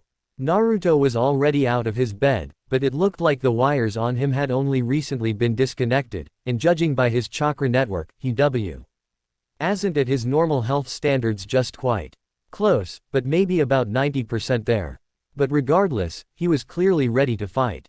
Without a word, both young Hyuga rushed into the room, almost pushing past Rei to do so. Hinata, Neji, what are you guys still doing here? Naruto told them. The hospital is a war zone. Naruto, did you expect us to leave in the middle of this fight and leave you alone? Neji asked. No, and I'm glad you didn't. I was just surprised that you guys were still here, that's all. The blonde replied. The masked nin had to pause for a moment, he looked like he was armed with some kind of fuinjutsu since he held a scroll in his hand but nothing else. He opened it quickly and placed it on the floor, a seal drawn across the paper. Despite how fast he might have been, Ray was faster and already armed with an attack, and blasted the masked nin with 2 flaming flurries. The attack must have been designed to burn rather than overpower, for it didn't push the moss Ked nin back or show any signs that it had force behind it. Rather it set the uniform and scroll ablaze, and unless they acted quickly, the person inside would burn with them. The threat no longer imposing, Hinata immediately went to Naruto and couldn't resist hugging him to confirm he was safe. "Naruto-kun, are you okay?" "I'm fine, still in a lot of pain though," he said. "It feels like something G is preventing my injuries from completely healing, but I don't know what it might be." Her Byakugan still active, Hinata looked but couldn't see the problem. "Naruto-kun, I wish I knew what was wrong. But I can't see anything I recognize as a problem. For now, I would try to avoid pushing yourself if you can help it." "But there's a fight going on," he objected. She nodded. "That's why we're here. Since you can't fight right now, we'll fight for you. You help us all the time, so please let us return the favor." At this point Ray entered the conversation. "For now, stay here and fend off any newcomers," Ray ordered. "I'm going to go check on where that guy came from." Before any of the young Konoha nins could say anything, Ray went out the window and was headed up to the roof of the hospital. On the wall, he could see a body sent flying off the roof and fall down to the street below, with a brief glow to one part of it and blood around the same area. "Kikyo's already up there. I better know. Show up unannounced or else I'll be the one with an arrow in my gut." Getting close to the top, but still over the edge, Ray saw some other masked nin trying to surround someone, and got an idea. "I gotta time this right." Once he felt a familiar chakra surge, he jumped and immediately moved to behind one of the enemies. This was a good idea, since almost right away the enemy became his human shield. Taking roughly 20 chakra arrows for him then fell over. "I'm glad Kikyo values accuracy over raw power, or else those would have skewered me too," he thought, then made his fire chakrams, hoping Kikyo wasn't shooting her targets before determining who they were first. In the heat of battle, Uzumaki did sometimes have an attack first, ask questions later mentality. Kikyo shot another enemy then turned to Ray. The familiar sight of his fire jutsu staying her hand, but she kept her bow ready. "I come in peace," he said, just to ensure she didn't shoot him. She then fired an arrow past his head but pierced the skull of the masked nin behind him. "I'd prefer it if you came to fight," she stated. Ray nodded then spun in place for a moment, then suddenly his fire chakrams were released. Once freed, the rings of fire spun around him like a horizontal vortex, the circumference expanding quickly with him as the epicenter. The chakrams themselves were mowing down all the enemies that were left on the rooftop and didn't flee, while Ray cancelled the jutsu before Kikyo was at risk from it. "Where is Naruto?" Kikyo asked now that she had a chance. "Right where we left him. But we should get him somewhere secure. You know the layout of Konoha the best of us all, where do you recommend?" Kikyo asked. "I had hoped we could go to the old Uzumaki embassy, but it's been torn down and repurposed as a shopping center expansion in our public absence. Plus, whoever's behind this attack would expect us to go there anyway. We can't go to the Suna embassy without causing a lot of legal backlash. But I do know a place virtually barren that no one can complain about us being there in." "Then just say it," Kikyo insisted, not wanting a discussion. "Better yet, I'll take Naruto and his friends there. Then come get you and the others," Ray said before jumping back over the ledge of the building. "Good," Kikyo said, then readied her bow again for any new threats, as she shot a couple of masked men. Part of Ray's sentence suddenly registered in her mind. Wait, his friends too. Hospital, Naruto's room. Meanwhile, while Ray had been out, another masked ninja took the opportunity to sneak in. When they did, all of Naruto's friends were there in the room, keeping him from going right to his target. The ones closest to Naruto were Hinata and Shikamaru. "What do you want with Naruto?" Sakura asked, holding a taijutsu stance as best she could, knowing if push came to shove she'd be outmatched, but she was never one to go down without a fight. "What I want is none of your concern, little girl. Now there are two ways this can end," the masked ninja said, his voice monotone but stern, like he was either giving an order or paraphrasing an objective. You either hand me the Jinchuriki, or die before he does. I have no problem killing all of you, so if you want to live, give up the boy now. What did you just call Naruto-kun? Hinata asked, familiar with the terminology this man had used. Even though the others weren't. If he goes into detail here, there's no telling how they will react.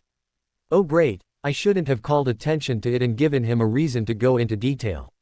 Smart thinking, Hinata. She berated herself. Thankfully the masked nin seemed to have no interest in answering her, much to her relief. At that moment, however, Naruto suddenly grimaced and hissed in pain. Clutching his side like something inside him was being hurt. A little bit of blood starting dripping out of the corners of his mouth, and some sweat formed on his forehead.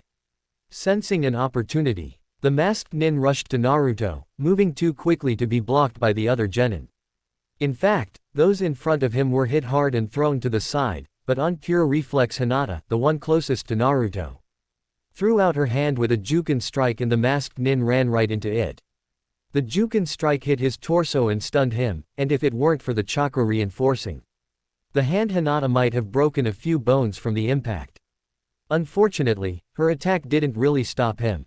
Instead the enemy lashed out and backhand slapped her in the face, trying to knock her down. She fell. But she countered with an uppercut kick to his jaw as she fell. The enemy was momentarily dazed, but otherwise in no way unable to continue his objective. You'll never get what you want from me, Naruto said angrily yet quiet, struggling to ignore his internal agony, which was beginning to pass. I don't want anything, I have no wants or needs. I am merely the one ensuring the NTS and needs of my superior are fulfilled. The masked nin said, taking out chakra suppressors. There was a glow behind him and before Naruto knew it this masked man jerked as if hit, then his body just split in half. Cut diagonally from the right shoulder to the left hit, with the wounds looking burned. What the heck? Man, leave for 1 minute and look what happens. Ray says, standing by the window. His right index finger was pointed up but twirling with a small disc of fire only a tiny bit bigger than a shuriken rotating above it. I think it's time we get you somewhere less violent, kid. Rather than respond to Ray, Naruto knelt down to check on Hinata, who was already sitting up, as were the others knocked down. Hinata-chan, are you alright? I'll be fine, I've been hit with worse, she said, rubbing her sore hand, then saw the dead body. Who did that? That would be yours truly, girl, Ray said with a smile. With something I'm sure you'd appreciate, the Hinata Jutsu. Hinata Jutsu, the entire room repeated. Yeah, but it's written as, fire knife, instead of, place in the sun. Here, watch it. He twirled his finger faster and the fire disc got brighter, then pointed forward and stopped moving his finger. The fire disc immediately morphed into a gigantic whip of flames that sliced through the wall of the hospital like a large sword. It even left the same kind of damage. Like a sword made of fire had cut through the wall. Neat, Naruto said. At the same time the fire weapon retracted back into a disc and Ray twirled his finger, as if the motion helped suppress it. At that moment the hospital was filled with the sound of a loud scream. Did anyone else hear a scream? Sakura asked. Ray shrugged. Maybe there was someone else trying to sneak in from outside. It's not our problem, Naruto. Since these guys are after you, we need to take you somewhere they can't find you. That way your wounds can finish healing and we can draw out the ringleader. Let's get going. Naruto frowned. I'm not going anywhere with a complete stranger. Then take your friends along. I don't mind. Naruto's eyes narrowed. Something about this man was telling him to trust him. But after everything that had happened he wasn't sure if he should. How'd I even know I can trust you? Ray sighed. You don't. But, like it or not, it's either that or wait for one of those guys to come in and try to kill you here. At least with this, we can get you somewhere safer and draw out the guy responsible for all of this. All of the rookies looked at each other, silently asking themselves if this was a good idea. None of them had a clear answer, not even Shikamaru. Time's not something we have a luxury of wasting, kids. Ray pointed out. I'm not going anywhere with you, end of story. Naruto said. You and the others say I'm part of your clan, and yet you weren't there for me when I was growing up. And now you expect me to trust his clan, Hinata repeated, not liking the sound of that one bit. The look she gave the fire-using Uzumaki was one no one had ever seen Hinata give. It was one that could be best described as, "You're dead to me." The other genin reacted a bit differently, however, as they were surprised by what they just heard as Rei tried to talk his way out of this. "Naruto, we told you why that was the case. I never agreed to it, and I'm really sorry that I didn't come to see you sooner. But what's done is done. We'll make it up to you somehow, but I can't do that if you die here," Rei said. At this point Sakura placed her hand on Naruto's shoulder. "This man has a point, Naruto. It's too dangerous for you to be here in your condition. I think it would be best if we left. Besides, this guy doesn't seem like he's going to betray you. And even if he is, it's not like we can't put up a hell of a fight altogether," Kiba added. "So what's your decision?" Sakura turned to the redhead to speak to him. "We'll believe that you're not a threat and anywhere you take Naruto is better than here, seeing as how you saved his and Hinata's life." She then showed her fist while giving him a determined look. "But that doesn't mean that we trust you completely. So don't expect us to lower our guards until we know for sure that you're trying to help him." "No problem. Now hurry and follow me," Rei replied. "Hold on," Naruto proclaimed. "I didn't say I'd go anywhere. I still don't trust you to not try something.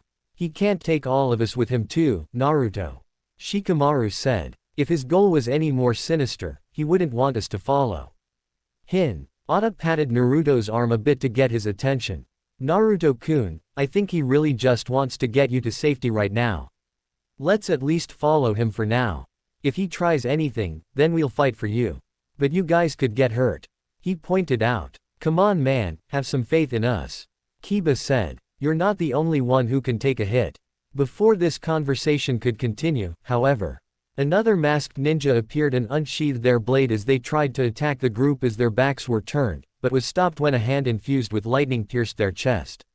"That's far enough," a voice said from behind the masked nin before the traitor's lifeless body dropped to the ground, revealing the presence of one Hitaki Kakashi as he deactivated the jutsu he just used.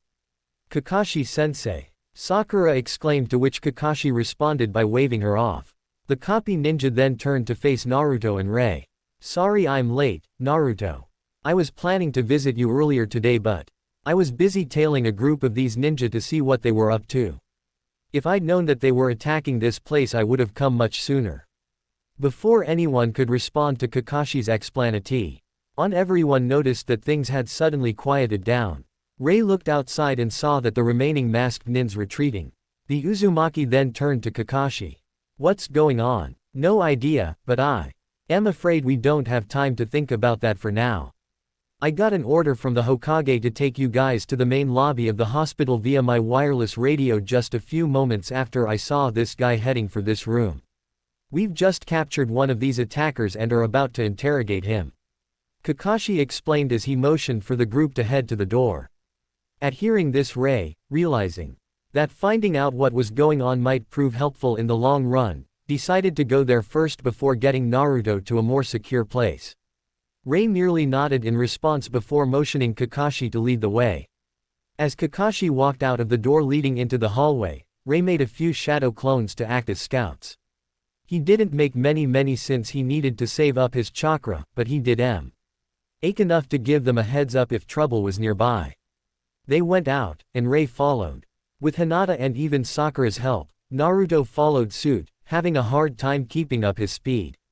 Everyone else followed as they wondered what had just happened. Hospital lobby, Konoha. A few minutes later, the fight had already ended, with medic nins moving the injured and the dead. None of the masked ninja were in sight at this point as they had either retreated or had all been slaughtered. The building itself was not unscathed. Signs of Tsunade's super strength was seen here and there with rubble and broken walls. The lobby itself was the least damaged area of the hospital but, at that moment, was the most crowded. Standing attentively, as if waiting for them, were the other three Uzumaki, Jiraiya, Tsunade, Shizune, Shino, Ino, Tenten, Kurenai, Asuma, Guy, Lee, Ibiki, some Anbu, and even the Sand siblings, much to the surprise of Naruto and his friends. "Gaara," Naruto said when he saw his fellow Jinchuriki. "I didn't expect to see you here. It's good to see you, man." "Good to see you as well, Naruto, though it would seem that the situation looks pretty here." "I guess so. Anyways, what brings you here?" I thought you headed back home by now. Naruto asked. We were, but we were asked to come back. Ray nodded. We felt it might be good to have someone outside the village who can you testify if they thought this village was a good place for you. Plus they were tasked to bring a message to Konoha anyways, so they had to come here anyways. And we're glad we came when we did. When we heard that there was an attempt on your life fight, we were very concerned. Tamari added. Gaara got really pissed when he heard that these guys were after you. While Naruto, the other Leaf Genin, and the Sand siblings were talking amongst themselves, Tsunade, Ibiki, and Kikyo went to their captive and took off their mask.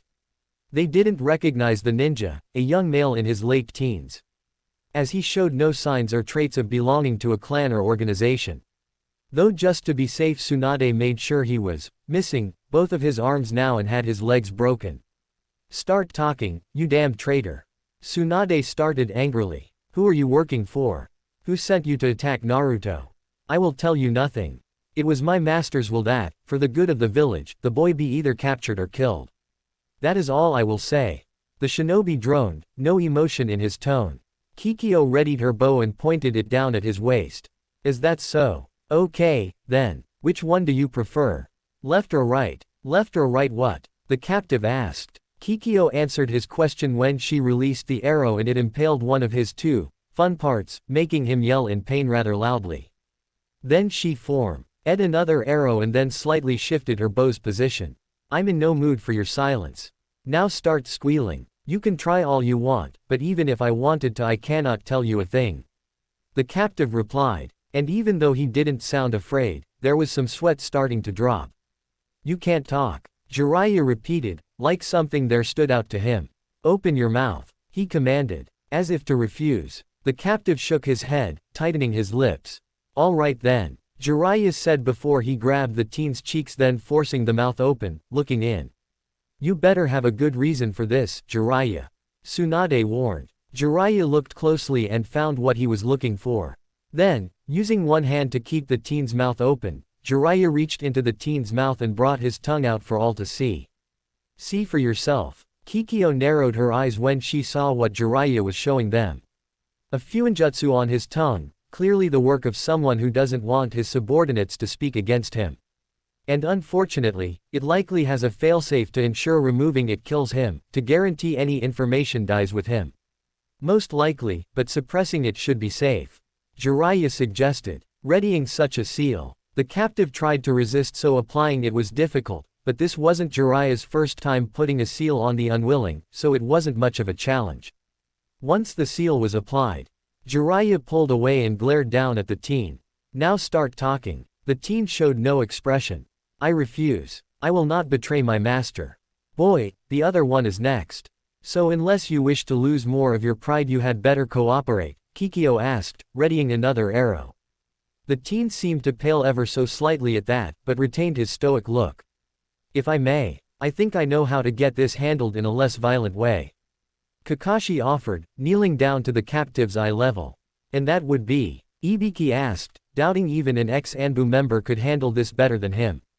The only reason he hadn't done much himself yet was because Tsunade wanted to be sure they couldn't get the boy to talk first, then he could try his luck. But he would give the Junin a chance to prove himself. Kakashi pulled back his Hitai 8, revealing his Sharingan. The tomos began spinning rapidly, drawing the captive into a trance. You will tell us who ordered this. You will tell us what they want. Under the effects of the Dujutsu, combined with Jiraiya's suppression seal, there was nothing to prevent the captive from confessing. I obey the Hokage in theory only. I only follow Shimura Danzo-sama with complete obedience. His will is more than the law, it is far above the law. Kikyo's eyes narrowed. Shimura. I remember that name. Had to kill a few members of that clan in the past. Danzo hasn't been a ninja for a long time. Tsunade claimed. Nowadays he's mostly a political shark, likes to believe he's a big fish in a small pond. He once fought RMED, a separate department of Anbu called Root that were disbanded when Sarutobi-sensei had reason to believe Danzo was training them to be his personal lapdogs, but I guess the old Warhawk decided to go underground with his plans. Though the captive heard them he couldn't reply, as Kakashi's genjutsu immediately forced him to answer the copy ninja's other question. Danzo-sama will not take the chance that the Jinchuriki might escape his grasp. He will not allow the Jinchuriki to even have the option of leaving Konoha. To ensure such an outcome, Uzumaki Naruto must remain here by force. And if the Hokage is willing to even consider letting the Jinchuriki leave, she must be removed from office by force. Ino came to Shikamaru. What does he keep calling Naruto? She whispered. I don't know. The lazy Chunin replied. Why would you obey a man? What makes you think he is above the Hokage? Kakashi added. He is the only one who has the right to be Hokage. Anyone else is just stealing what is rightfully his. I would never truly obey a pretender to the title of Hokage. The captive, clearly a member of the should-be-gone root organization, declared. He's been made completely obedient to Danzo Hokage-sama. Ibiki said. I can tell from his tone and posture, he isn't just repeating what he's told even when he's under the control of the Sharingan. He honestly believes Danzo has to be Hokage. For the same reason fire has to be hot. That made Kakashi a bit uneasy, since it hinted at more sinister plans at play here. What will Danzo do if he can't get Naruto today? In the event of the failure of our mission.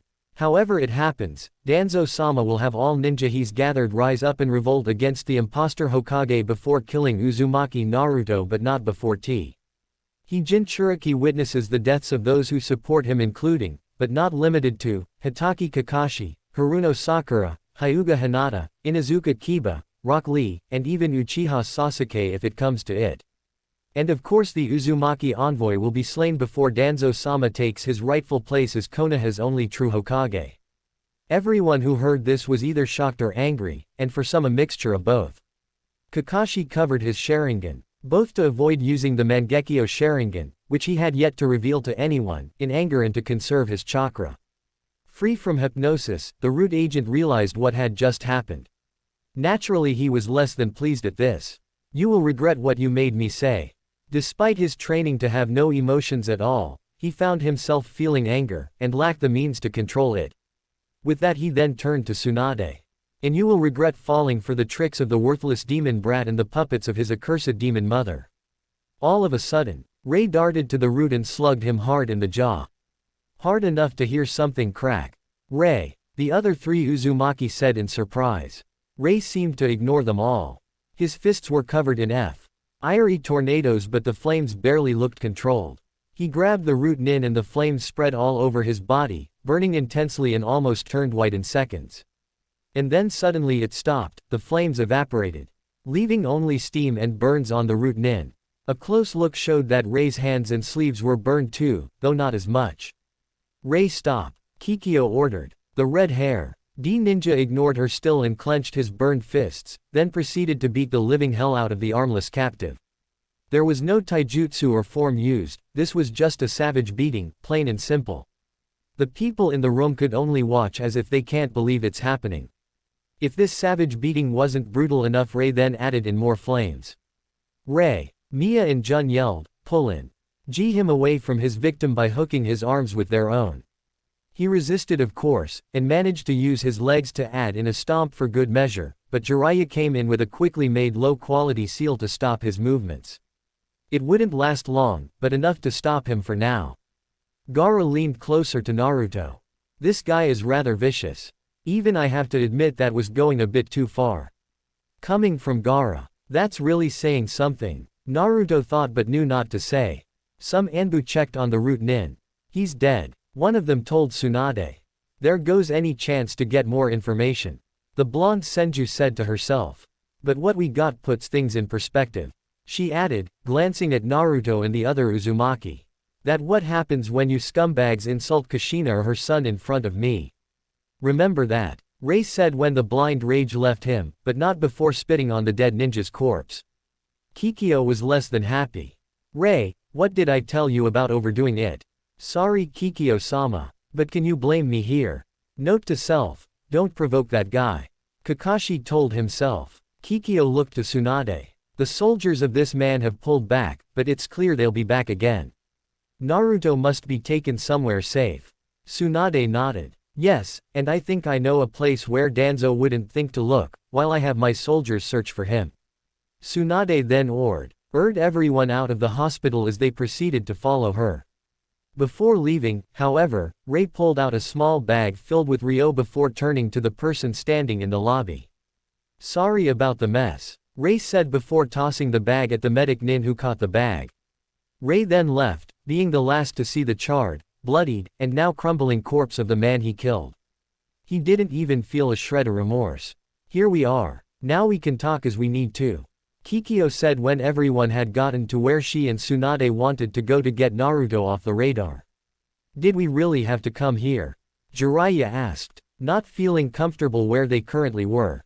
This is one of the most private places in Konoha even without seals involved. The only way anyone would find us here is if we give ourselves away. Kikyo told him. There was indeed truth to her words. Their current location was not some hidden bunker or cellar or panic room of any kind.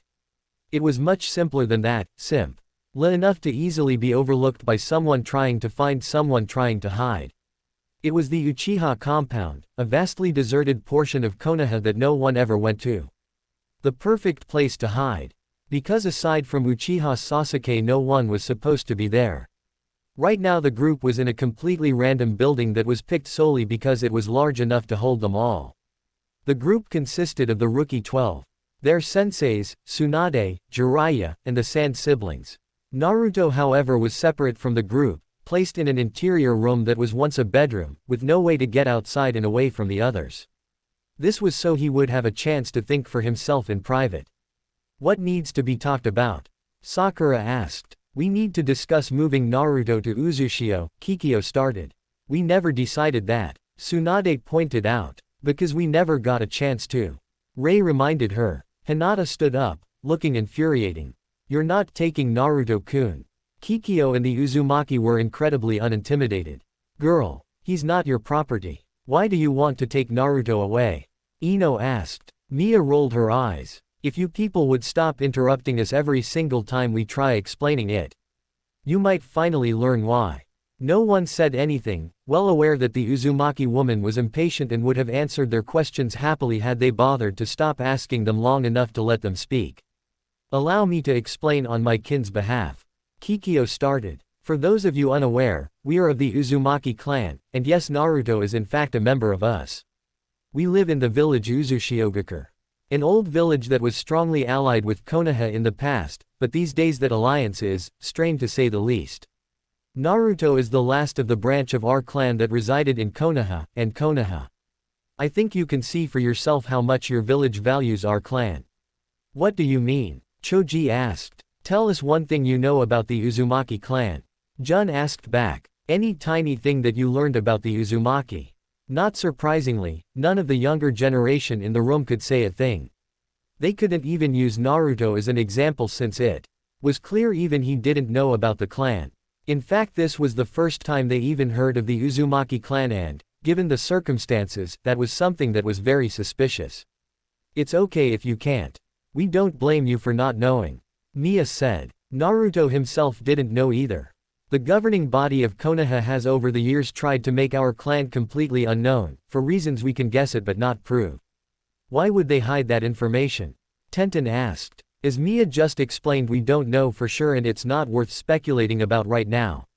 The only thing that matters right now is that Konoha, for whatever reason, hid the truth from Naruto and he has suffered for it. Naruto has gotten no knowledge of his clan up until now. No history to be proud of, no figures to be inspired by other than the Hokage, no training specifically tailored to his biological needs. Konoha has held him back, Kikyo said, then gave some harsh looks to Kakashi and Jiraiya. And his senseis have not done much to change that. What are you saw? Kakashi started. You know full well what I am saying. Kikyo cut off. If you wish to explain your actions then save it for when we're done talking. Until then keep your mouth shut. Kakashi stilled his tongue, taking the hint, and Jiraiya knew to do otherwise on his part wouldn't be any smarter. What makes it especially insulting is the fact that they denied this information to such an important member of our clan. Mia added. What do you mean an important member of your clan? What is Naruto-kun to you? Hinata asked. In a strictly biological sense, Naruto is the rightful heir to all of Uzushio. He is in the line of succession for the leadership of the whole village. Kikyo answered. Everyone in the room was shocked to hear this. Naruto. The boy who had always been considered the pariah of Konoha, was downright royalty in another village. No way. Naruto. I mean, him, Kiba said, having a hard time comprehending this. Yes, him. And before any of you say he can't possibly be an heir, let me point out that had a single one of you been taken away from your clans like he was, you wouldn't have been an model heir yourself either. Proper behavior is taught, not instinctive, and like we already mentioned, no one really bothered to teach Naruto anything. Ray shrugged. To be honest, though, proper behavior is an alien concept for our clan. We Uzumaki have a reputation for throwing formality and all that bull into the wind like used up tissue, so Naruto probably wouldn't have learned any of that back in Uzushio anyways. That said, the neglect Naruto went through here goes beyond that and is completely unacceptable. Anyways, I imagine you're wondering how exactly Naruto is essentially royalty. Kikyo continued, ignoring Rei's comment. It basically comes down to it being in his blood. Naruto's mother was Uzumaki Kushina, daughter of Uzumaki Ashina, the last ruler of Uzushio who sadly is no longer with us. I am the current head of the clan, but my position is only filler. Naruto at the moment is the last of the ruling branch of the Uzumaki clan. Ruling branch? You mean the Uzumaki are divided like the Hyuga? Neji asked, finding it troubling to believe Naruto was in a genetic sense in a clan that had something similar to the main house of the Hyuga. No, nothing like that. When we say branches, we mean that the clan is rather large and some of our clansmen are part of branches that specialize in some fields and professions. Beyond that, however, our clan isn't really divided, certain. Not in the same way that clans like the Hyuga are, and we have close ties to the other branches. Naruto is a special case, however, as he is part of the branch that has always maintained order in the clan. Essentially the leadership of the clan which, by extension, also makes him the leader of our village. The four of us are of the guardian branch. Our job is to protect the clan from threats both internal and external. Think of us like a military police force and a royal guard all in one. Jun answered. While all the branches are close to each other, however, we've always been especially close to the leadership branch. In fact, Naruto's mother has always been like a sister to me before she moved to Konoha, and we stayed close even after that point. Rei added. In fact, had I not been forced to focus on rebuilding Uzushio all this time, I would have been his godfather. Jiraiya mentally winced, certain beyond all doubt that was a jibe at him, as Shikamaru began to speak. If what you say about Naruto is true, then why would someone from such an important part of the clan be living away from it? Shikamaru asked. Years ago, his mother was brought to Konoha to fulfill a necessary role for the village, and remained here with his father. But both are dead now. Mia answered. What role was that? And why was she the one who had to fulfill that? Ino asked. At this point Jun spoke. We'll get to what her role was soon enough. As for why she was chosen, Uzumaki Kushina possessed a special type of chakra our clan possesses. While we all have this chakra, she was a very special case. Roughly 1 out of 100 ever have the fortune to be born with what she had, but at the time only she had it. A special type of chakra. You mean she had a Kekkei Genkei? Asuma asked. Memories of Kushina when she was an active ninja always implicated she had something like a Kekkei Genkei, but she had never really told anyone about it, claiming she didn't know much on it either. Not exactly. Kikyo answered. Let me elaborate a bit more. We of the Uzumaki clan have a special trait, for lack of a better term, called longevity, and while it's not our only special trait or ability, why it is one of the two we are most known for. The members of our clan have a very strong life force and vitality due to the large amount of physical energy we possess compared to other ninja, which grants us accelerated healing abilities, great stamina, and even extended lifespans for those who don't get killed in battle. These things don't become apparent until after an Uzumaki finishes puberty. When our body's aging process slows to the point where we age at a fraction of the speed yours do, which combined with our extended lifespans is where the trait gets its name. Naturally, this also means we have very large amounts of chakra compared to those outside of our clan. At this point Rei took over the explanation. But even when compared to the rest of our clan, Kushina's power was off the charts. Her own longevity and chakra was much greater and stronger than other Uzumaki. She was certainly one of the strongest members of our clan at the time, if not the strongest. You can see with Naruto as he managed to inherit Kushina's longevity and, in fact, his is even stronger than Kushina's on its own. No wonder Naruto always acts like he doesn't have an off switch, Temari thought to herself. Recalling her brief encounters with Naruto during the Chunin exams and his fight with Gaara just as Rei interjected. The chakra that Kushina possessed was required for a vital job in Konoha, so she moved here. At the time this was acceptable, as Kushina wasn't the only heir to the clan at the time. Yet due to accumulated tragedy over the passing years, they died out from enemies trying to wipe them out. No offense. But if that's the case it sounds like you guys suck at your own jobs, then.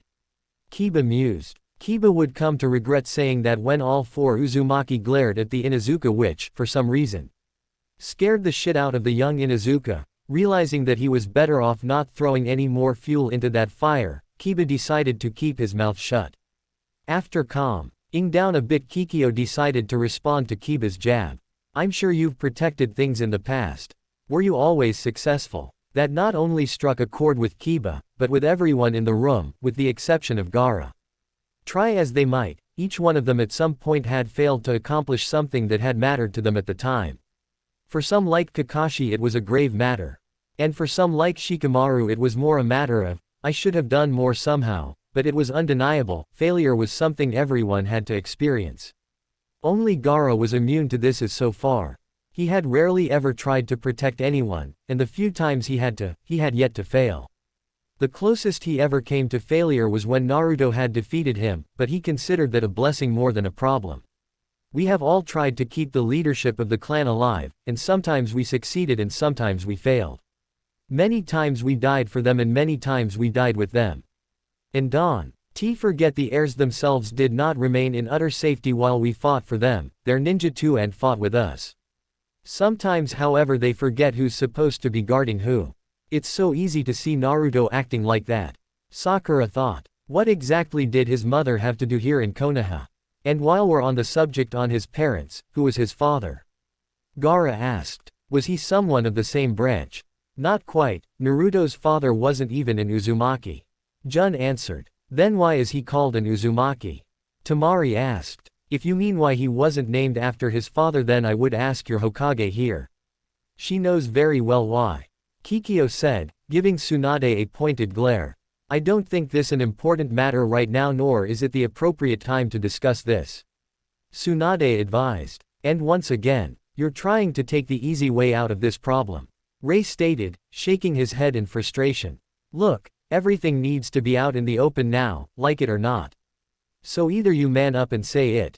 Or we will. If you want to stop us, keep in mind we won't just stand here. Put on the spot, and knowing that, taking the easy way out, would undermine her position as Hokage at the moment. Tsunade chose to finally reveal the truth. Fine then. The role of Naruto's mother and the identity of his father are closely connected, so I'll explain them both together. And to truly understand it, I have to start from back to when Konoha's beginnings so you can really know how Naruto ties into it. She cleared her throat, as if to momentarily delay the next part. Most people think that Konoha was initially founded by just the Senju and Uchiha clans, with most of the other clans arriving shortly thereafter, but that's not exactly the case. The Uzumaki, who are blood related to the Senju and were close allies to them, were also heavily involved in the founding of Konoha. Most of the Uzumaki would go on to form their own village, Uzushio, mostly because of the tensions between the Senju and Uchiha and, more importantly their own rivalry with the Uchiha which was actually even more intense than the one the Uchihas had with the Senju. Due to their ties with the Senju, however, a compromise was made to allow some of the Uzumaki to remain here to ensure relations between the Senju and Uchiha in the village didn't fall apart. Ultimately, the leader of the Uchiha at the time, Uchiha Madara, gave in to his paranoia about the Senju and Uzumaki trying to oppress him and sought to ensure he put them down before they could put him down. This led to the famous fight between him and the Shodai Hokage Senju Hashirama at the infamous Valley of the End. What you don't know is that they both had a little help. Madara had the Kyuubi and Hashirama Ojiazan had my grandmother, Uzumaki Mito. That sure surprised everyone. No one knew that Tsunade was part Uzumaki, except for the Uzumaki themselves. Madara was defeated, but he didn't just lose the battle, he lost the Kyuubi too. My grandfather had him restrained, but he couldn't do it for long. With my grandmother there was a solution. They sealed away the Kyuubi, very much like how you would seal a kunai into a scroll. Only instead of a scroll, they sealed it into Mito Obasan herself. Wait, you can seal a living thing away. Or something inside a living thing? Tenten asked, confused since in all her time working with seals she never once had been told living things could be used on either side of the sealing process, let alone both sides. You'll be surprised by what you can seal away, girl. While there are limits depending on the seal being used, the person using the seal, and the person or thing being sealed away, in the end there is nothing that you can't seal away with proper fuinjutsu. In fact our skill with fuinjutsu was the other ability the Uzumaki clan are well known for. Jun told her before Tsunade continued her story. Mito Obasan kept Kyuubi contained for a very long time. But eventually even in Uzumaki gets old and she needed someone to take her place as container of the Kyuubi. At the time there was only one other person available who was a viable option, Uzumaki Kushina. Who was a young girl and brought to Konoha from Uzushio. The young Genin and Shikamaru were understandably shocked by this. Why her? Gaara asked, the Sunanin being especially troubled. By the revelation despite having already figured Naruto's connection to this, having learned about Naruto's own burden a while back. Because she had the same type of chakra as Mito Obasan, and as such she was the only one who would contain it with minimal risk of failure. Tsunade answered. Kushina came here, and the Kyuubi was transferred from my grandmother into her in complete secrecy. No one knew about it or told anyone. At that, Hinata frowned and Sakura looked bothered. Yet clearly such a thing wasn't done for Naruto-kun. The condition for Kushina coming here was that she USLY couldn't go back to Uzushio or claim her place within the clan, but nowhere did it say her kids couldn't. Ray pointed out. Okay, but where does Naruto's father fall into all of this? And, more importantly, what does this have to do with Naruto in the first place? Neji asked. At this point Ray stepped in to explain. We were just about to get to that part. Naruto's father, Kushina's husband, was also the one who was primarily responsible for keeping the seal, keeping the Kyuubi inside Kushina. You may not have been aware of it, but you've actually seen his face up on that giant stone monument Konoha is so proud of. You know him as Minato Namikaze, the Yondaime Hokage. At that moment the younger ninja, including Sakura and Hinata, were left in complete shock by this, not even knowing what to say. Not only was Naruto a clan heir but, to top it all off, he was the son of the Yondaime Hokage, the greatest hero of Konoha who gave his life to stop the Kyuubi. Those who weren't trying to wrap their minds around this idea suddenly realized that, given how Naruto was treated in Konoha, the Uzumaki had a good reason to want him back. Even as the younger shinobi tried to register that last bit of information, however. Ray continued with his revelation. As for Naruto's role in all of this, it began on the day he was born, though he didn't learn about his role, or even about his heritage, until very recently. When Kushina gave birth to Naruto, the seal on her weakened as the strength of the seal had waned due to the need for Kushina to divert her strength to him during her pregnancy. Minato and Konoha did prepare for this beforehand, but something went horribly wrong and the Kyuubi broke free as a result. Ultimately Kushina and Minato had no choice but to seal the Kyuubi away. At the cost of their own lives, inside of their own son. He explained. If the revelation of Naruto's relation to the Yondaime was a shock, then this revelation was a paradigm shifter for the young teens. At that moment there was a pause to let this sink in for the group, particularly those unaware of this fact. Even Hinata and Sakura were speechless, though, only because of the fact had Naruto's own parents were the ones to force the burden of the Kyuubi into their own son. As the young Genin and Shikamaru tried to digest all that they had just learned, some of them looked over to the room Naruto was in, wondering what he was thinking about at that moment. At the moment, Naruto was leaning against the door, listening in on the conversation as best he could, certain the Uzumaki might say something that he needed to hear, but they didn't want him to. While normally trusting despite his ninja training, Naruto couldn't bring himself to trust these people, not in spite of their claiming to be his family.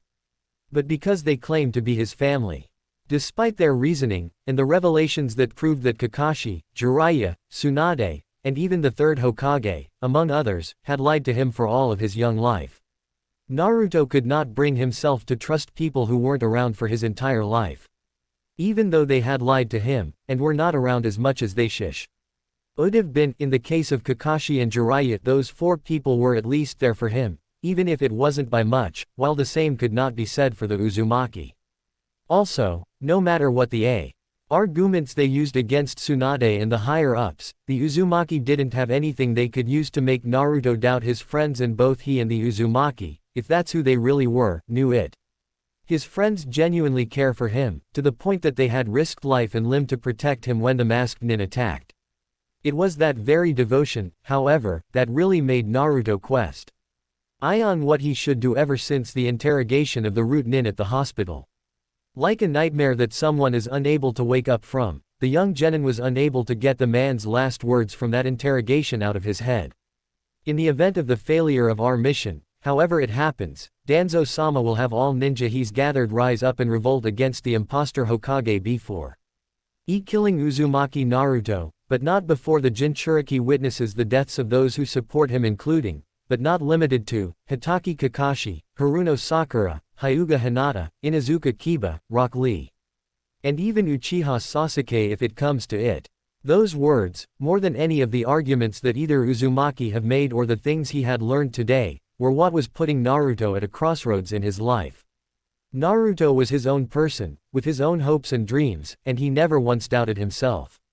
For Naruto, however, the thing he valued the most were the lives of those he cares about. While he felt his life had some value, the lives of those he cared for, in his mind, were of greater value to him, to the point that if he was forced to choose between giving his life to save a friend or let them die, he would choose the first option every time without hesitation, regardless of any regrets he would have of not achieving his dreams. This situation was different, however. Not only was Naruto himself the reason for this threat to his friends, but there was not much he could do. His friends would try to protect him, and, due to his current condition, he wasn't going to be able to protect them.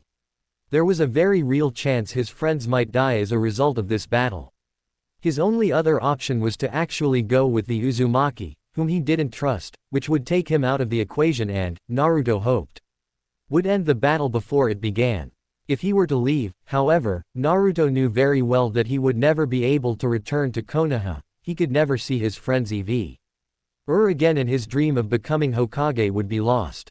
Needless to say, Naruto would rather be interrogated by Ibiki and Anko than leave his friends behind. To put it shortly, Naruto, for the first time in his life, was unsure of what he should do, and, given the situation, he couldn't turn to the people he normally would for guidance. "I need someone to talk to," he quietly said to himself. In the back of his mind, he felt a tug.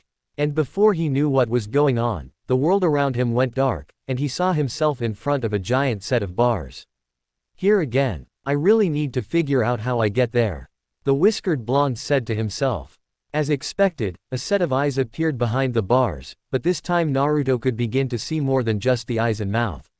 Maybe the lighting was just better now for some reason, or the Kyuubi wasn't trying to conceal itself this time, but this time Naruto could actually see the Biju trapped within him. "Did you bring me here?" Naruto asked. Kyuubi didn't show any emotion other than boredom. "Does it matter? Didn't you say you needed someone to talk to?" "Someone, not something. Why would I want to talk to you?" "Because I'm the only being on this planet that you know for a fact would think about what's best for you." The Kyuubi pointed. Naruto was about to refute that, but the fox did have a point. While any and all of Kyuubi's help had been in the fox's own interests if it could help it, it was an undeniable fact that Kyuubi did not benefit from things getting worse in Naruto's life. Kyuubi did not like Naruto, and the feeling was mutual. But Kyuubi had made it clear that what affected one of them would affect the other, so no matter what, Kyuubi could not give Naruto bad advice without suffering any consequences with him. "I hate to admit it, but you're right.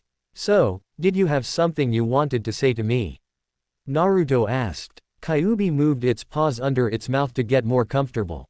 "When it comes to what village you live in, boy, personally I don't care. As long as you live, where you live means nothing to me." But I suppose if I had to choose, I'd pick the other one over this one. Naruto arched an eyebrow. Why? For starters, they have no intention of killing you, and they aren't going to look for a replacement to hold me right away. I get the feeling that as soon as Konoha has a means to replace you as my jailer, your life is all but forfeit. But with Uzushio they have no hurry on that. But ultimately, I just don't like Konoha. I don't have a reason to hate the other village, but this one I do.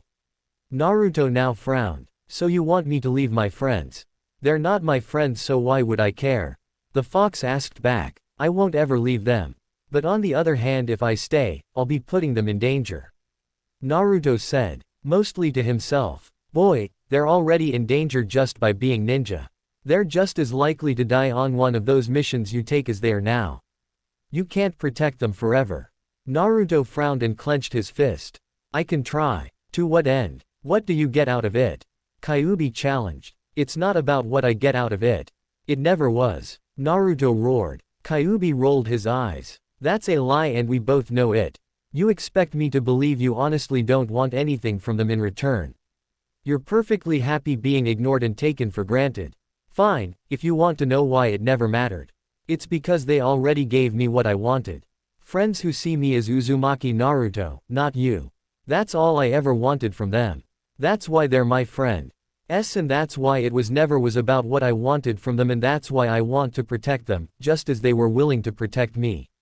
If you can't understand that much, then I have nothing more to say. You got it? And is that keeping you alive? You have needs besides attention, boy. Kyuubi objected. When has that ever stopped me, you damned flea-bitten furball? Kyuubi growled in annoyance. I know you're afraid of being alone, but this situation is bigger than that. You can't think about just one thing here. Have you even thought about how your friends feel about all of this? Confused, Naruto gave a snide smirk. Wow, Kyuubi, you're actually asking me that. And all this time I thought you had no heart. He taunted. It's not that I don't, it's that you have too much. You say that like it's a bad thing. Too much of anything is a bad thing. Even good things can be bad if they're excessive. Kyuubi told him. You have too much heart, you're completely dominated by your emotions. To the point you base all major decisions on feelings rather than facts or long-term consequences. Not just your feelings, but the feelings of others around you, which make you want to court everyone and sacrifice your happiness even if that means taking unnecessary risks. Again, Fox, when has this ever stopped me? Naruto repeated. It doesn't, because you don't let it. This is not a matter that should be handled by someone who only acts on his emotions at the present moment. You have to consider facts, consequences, instinct, benefits and costs, not just whether or not someone will get hurt if you decide something. That's what a smart person does, because, believe me when I say, this world doesn't tolerate fools. Kyuubi growled. To the Biju's confusion, Naruto merely smirked in response. Is that so? Alright. Then, if that's what it means to be smart, then I guess I'll remain a fool my entire life. That's just the kind of guy the first am, and that's all there is to it. Besides, it's my decision to make, Fleabag. And I'm making it my way, Naruto insisted. While taken aback by Naruto's declaration, Kyuubi seemed to shrug it off. Fine, but can I at least offer an insight into the situation before you do decide? Naruto thought it over and, while didn't see it as unreasonable and he decided to allow it, the Konoha nin was less than amused, made evident by the heavy sigh he let out before speaking. Fine, but I'm still doing things my way. You know, sometimes I wish you were more like one of my friends, since that would make it easier too. At that moment, Naruto froze, like something had just hit him. Then he got a wide smile on his face and hit his hand with his fist. I got it. Huh. Kyuubi was understandably confused by this turn of behavior. What are you up to, boy? I have an idea. I guess this talk helped after. Thanks, you mutated Fleabag, Naruto said, then all of a sudden just disappeared from view. Huh, I didn't say anything, the large fox thought to himself. When he realized that he had been left alone, Kyuubi moaned in frustration. That brat, left before I even got to say anything. And why do I have a feeling that he's going to almost screw things over for the both of us? Again. Back with the main group, the discussion continued, unaware of what Naruto had been doing. In case anyone thinks we just want Kyuubi for ourselves, you're dead wrong. Kikyo told the others. All we want is Naruto, we couldn't care less about the Biju he holds. From a militaristic point of view, that's impossible. Tsunade pointed out. After the Ounger ninja managed to snap out of their shock that resulted from learning about Naruto's heritage and his little burden, the group turned to look at Tsunade for confirmation of the Uzumaki's claims, which Tsunade gave them. For some reason this then led to a few of the younger ninja becoming concerned that the Uzumaki merely wanted Naruto for the Kyuubi, as if they thought he were some weapon to be wielded. Which led to the current point of the conversation. We aren't speaking in terms of military benefits, we are speaking in terms of what's best for Naruto. And how is him going with you? What's best for him? Kiba asked. Uzushio is inhabited primarily by Uzumaki, and we have everything the clans here in Konoha have. In short, we have everything Konoha has denied Naruto, most important. Of these being a family that will take care of him. Of course there are other benefits as well, including specialized training regimens and other benefits that can help bring out more of a shinobi's true potential that are only given to clans. For most of us, however, we simply want Naruto to come back so he gets what he should have gotten here. That said, we can only give these things to Naruto if he comes with us to Uzushio. To his rightful home, which is a decision that he has to make on his own. But as you would expect from a member of our clan, Naruto is not so easily swayed. Ray added in. Unlike some people, it's naturally not enough to offer to make him stronger, we need to show him the reason for us helping him is one he approves of. The problem is he doesn't want to hear us out and, to be fair, I really don't blame him. We were absent for years, so it's perfectly normal he's not so keen on jumping at the chance to be a part of us, especially when this village is the only life he's ever known, for better or worse. Quote, why were you absent? How long have you known of him? Hinata asked, still not happy with the Uzumaki's blatant admission of wanting to take Naruto away. Abu. 30 years ago a coalition of nations tried to destroy our clan and our village as well. To survive we had to make it appear as though they had succeeded. When that whole episode came and went we had to focus on rebuilding our village and find everyone that somehow went missing after the attack, so we were content with letting the Uzumaki that were in Konoha at the time, Kushina included, stay in Konoha. As for Naruto, we've known about him ever since we confronted the Sandaime about him 7 years ago. He insisted that Konoha would help Naruto, and we decided to give your village a chance to prove it. But once the Godime was put into office we decided to see what exactly they had done for Naruto, and frankly were not satisfied. Jun answered. When the Yondaime died, he had one wish for Naruto. For him to be seen and treated as a hero. Tell me, before he became a ninja, if someone asked you to think of Naruto as a hero, who here wouldn't have laughed at the idea? Ray asked. With the exception of Hinata. All the genin and Shikamaru lowered their heads in shame. Most of them had already laughed at him for far less, and those that hadn't laughed knew deep down they wouldn't have agreed he was a hero. Even Lee, who thought the best of everyone who wasn't his enemy, would at best say Naruto had a lot of determination but much work to do to get where he wanted to go. Which right now only sounded like a nice way to say, he's weak, to the green-clad taijutsu user. I always thought of him as a role model. Hinata admitted. Not the way the Yondaime intended, but that only means my perspective is the most genuine. I didn't see him as good simply because I was told to, nor was told why to. I did for my own reasons, even when surrounded by people who tried to give me reasons not to like him. I don't think there's a single person in this village who has a more honest opinion of Naruto-kun, for good or bad, than myself. She's right, Sakura said. Most of us, myself included, gave into peer pressure regarding how to see him. She's the only one whose opinion is truly her own. She turned to her sensei. Kakashi-sensei, were you against Naruto too? No, Sakura, I wasn't. I'd be happy to say what I thought of him, if someone would actually let me. He told her, giving the Uzumaki a brief pointed glance. I suppose now would be the appropriate time. Kikyo said. Kakashi cleared his throat, knowing this was going to be tough to say as people were going to look for holes in his story. I know what you think about me, that I don't care about Naruto and blame him for my sensei's death. That I was put in charge of Team 7 to train Sasuke but not Naruto, and that I never intended to use Naruto as anything other than a way to make Sasuke look better by comparison. Close, Kakashi. We did say all of that about you, except the part about Minato's death.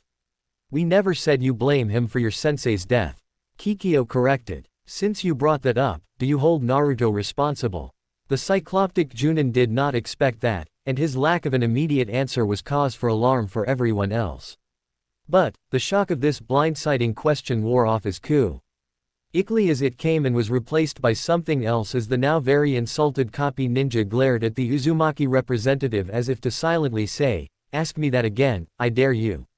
Sakura cringed to say, such a look in her sensei's one good eye, and the Junin were amazed Kakashi would look so infuriated.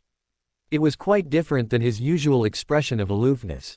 To Kikyo's credit, however, she was completely unaffected. If you want to glare at someone, it helps if more than one eye is actually visible on your face. Otherwise, it just makes you look ridiculous. The expert archer told him. Now, continue your story while we're still willing to allow it.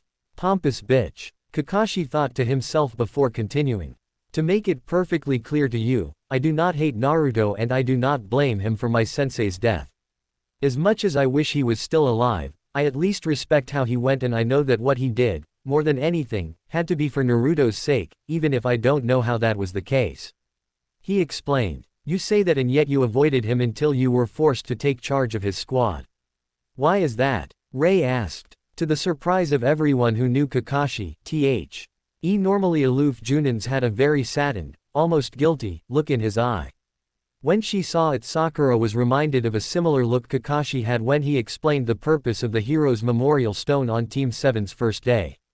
Kakashi then let out a heavy sigh before he answered Rei's question. He didn't like to talk about what he was about to tell everyone, but he decided he had no choice but to come clean about his failures. The reason why I was never around for him before I became the leader of Team 7 was simple, I just couldn't bring myself to do so.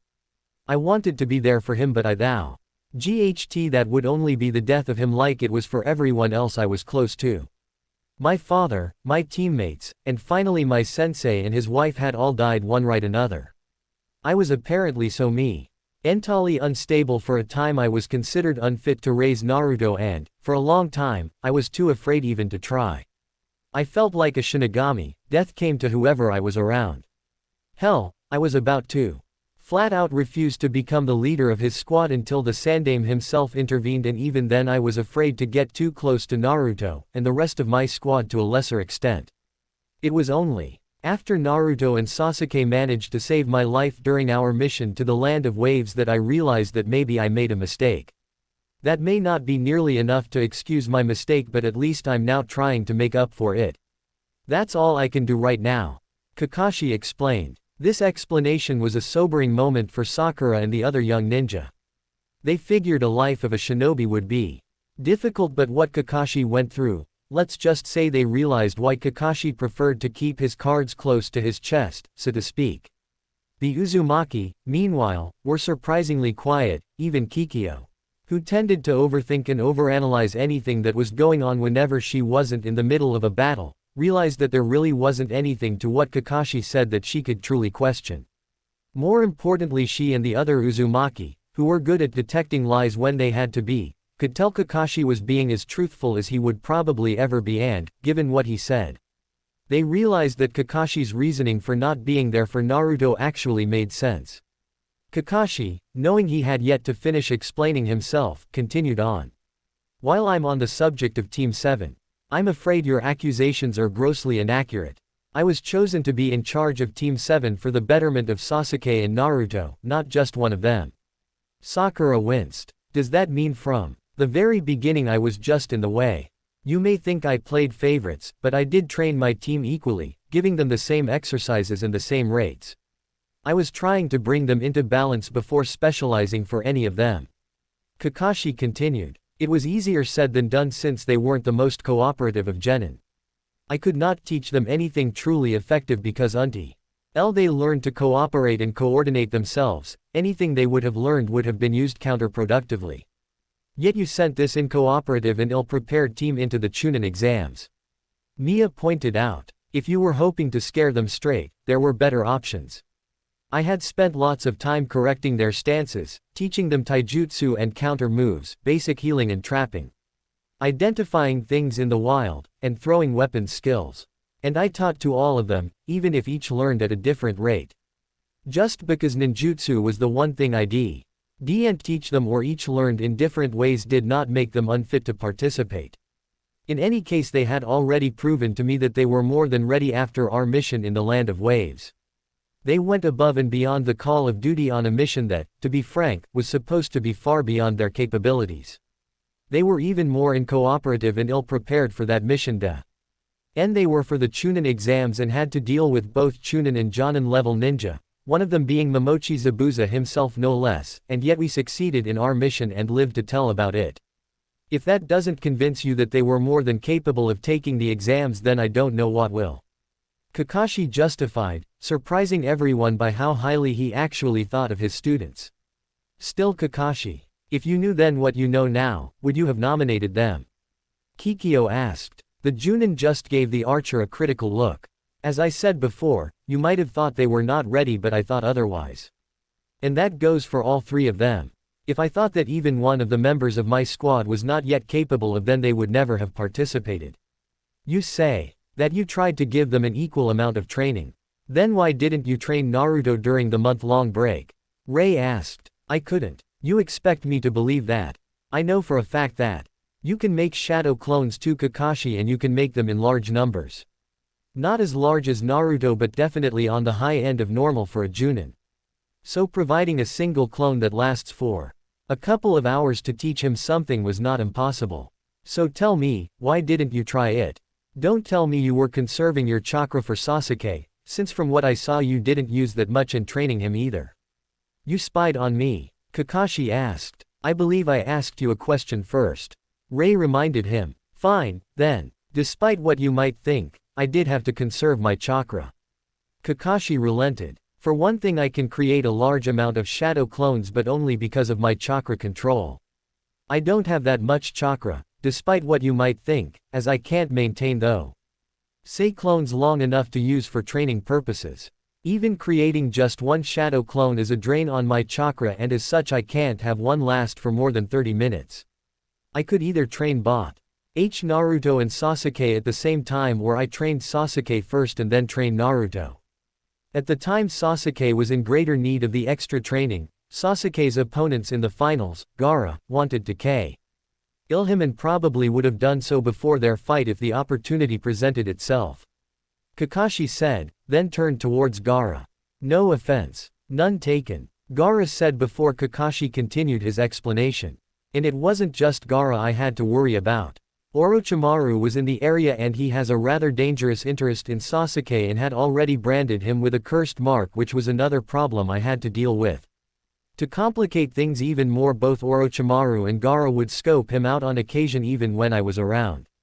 I couldn't risk Sasuke's life when he was busy exhausting himself daily to learn a technique he would need to survive his fight with Gaara. I had to stay ready and alert, guarding him like any sensei would. The Uzumaki tried to say something, but I continued before anyone could interrupt him. After a while, when I was certain Sasuke's risks of attracting unwanted attention and danger to himself were low enough for me to focus in Naruto's training, I decided to check up on Naruto, and when I did, I saw Jiraiya-sama had already taken him under his wing. I knew at that point that Naruto was in very good hands and would learn more with Jiraiya-sama than I could have taught him at that point, so I let him be and went back to helping Sasuke.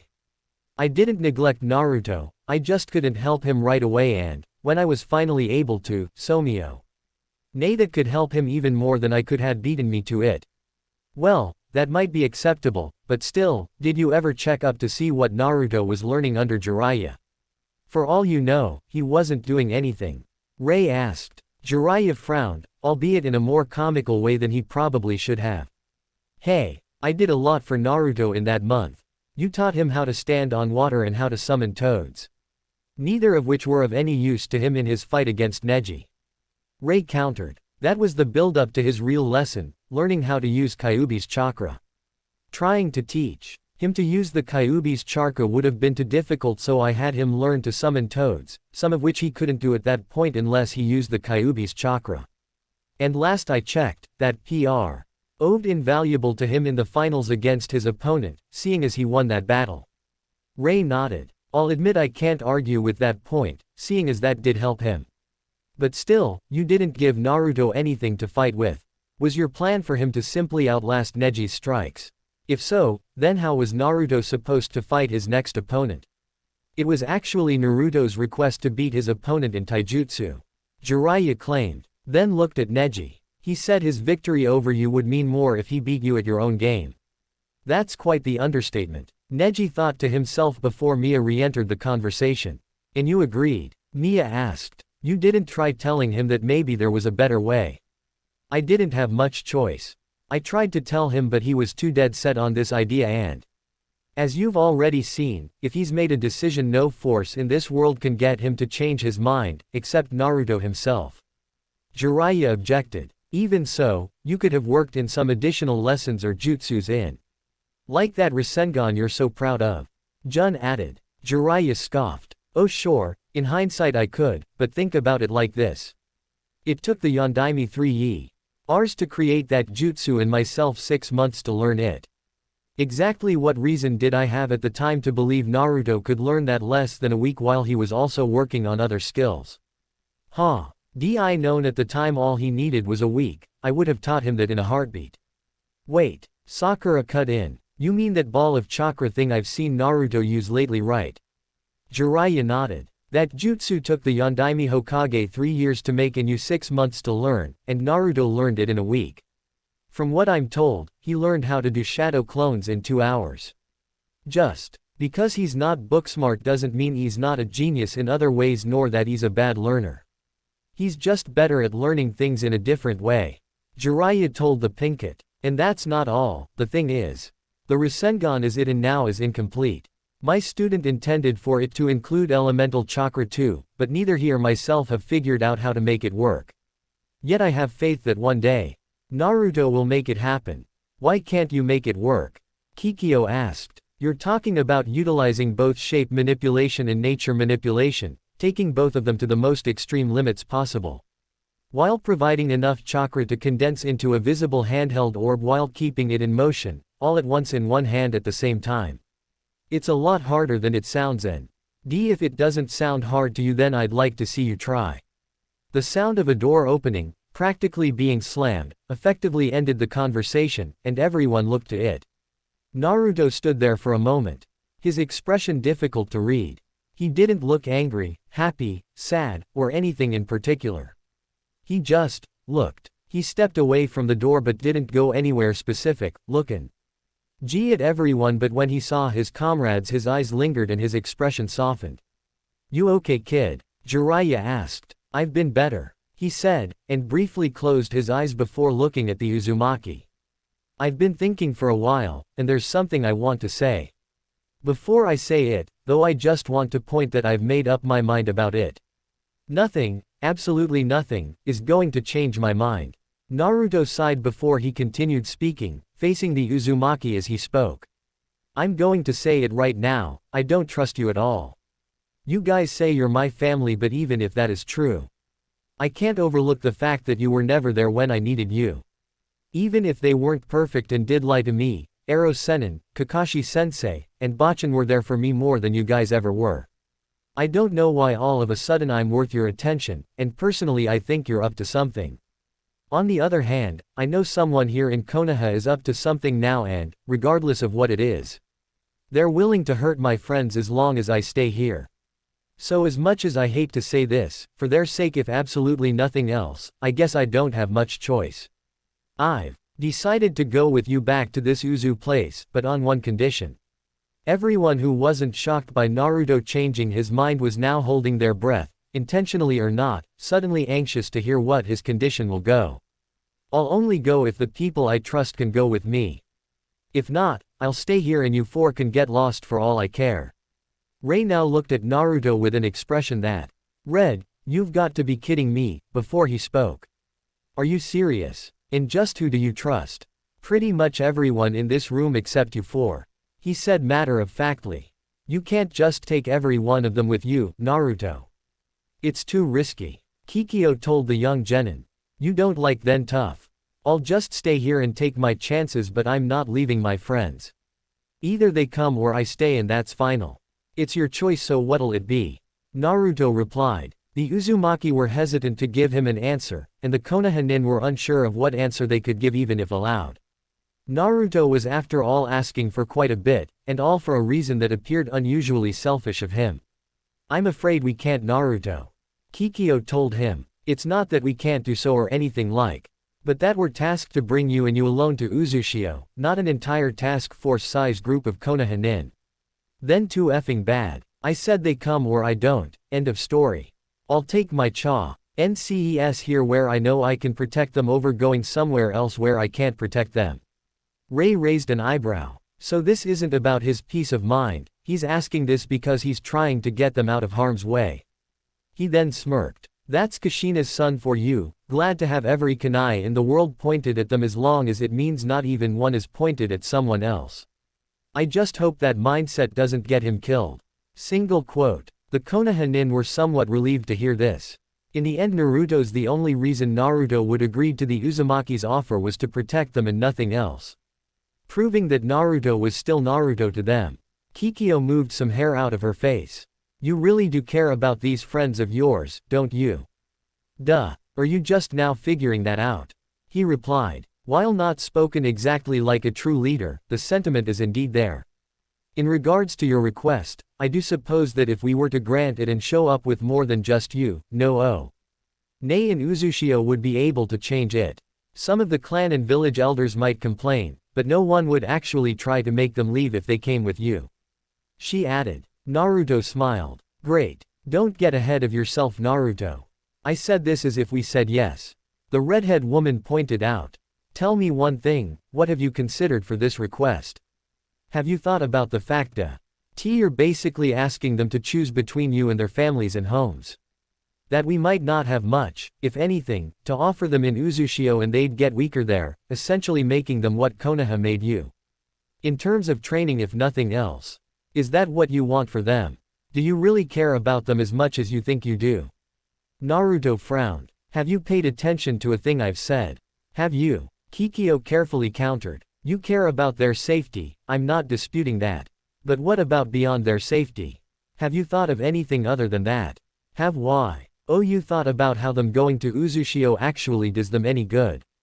Have you? Naruto crossed his arms. When you left me here in Konoha, was there more to your decision than just my safety?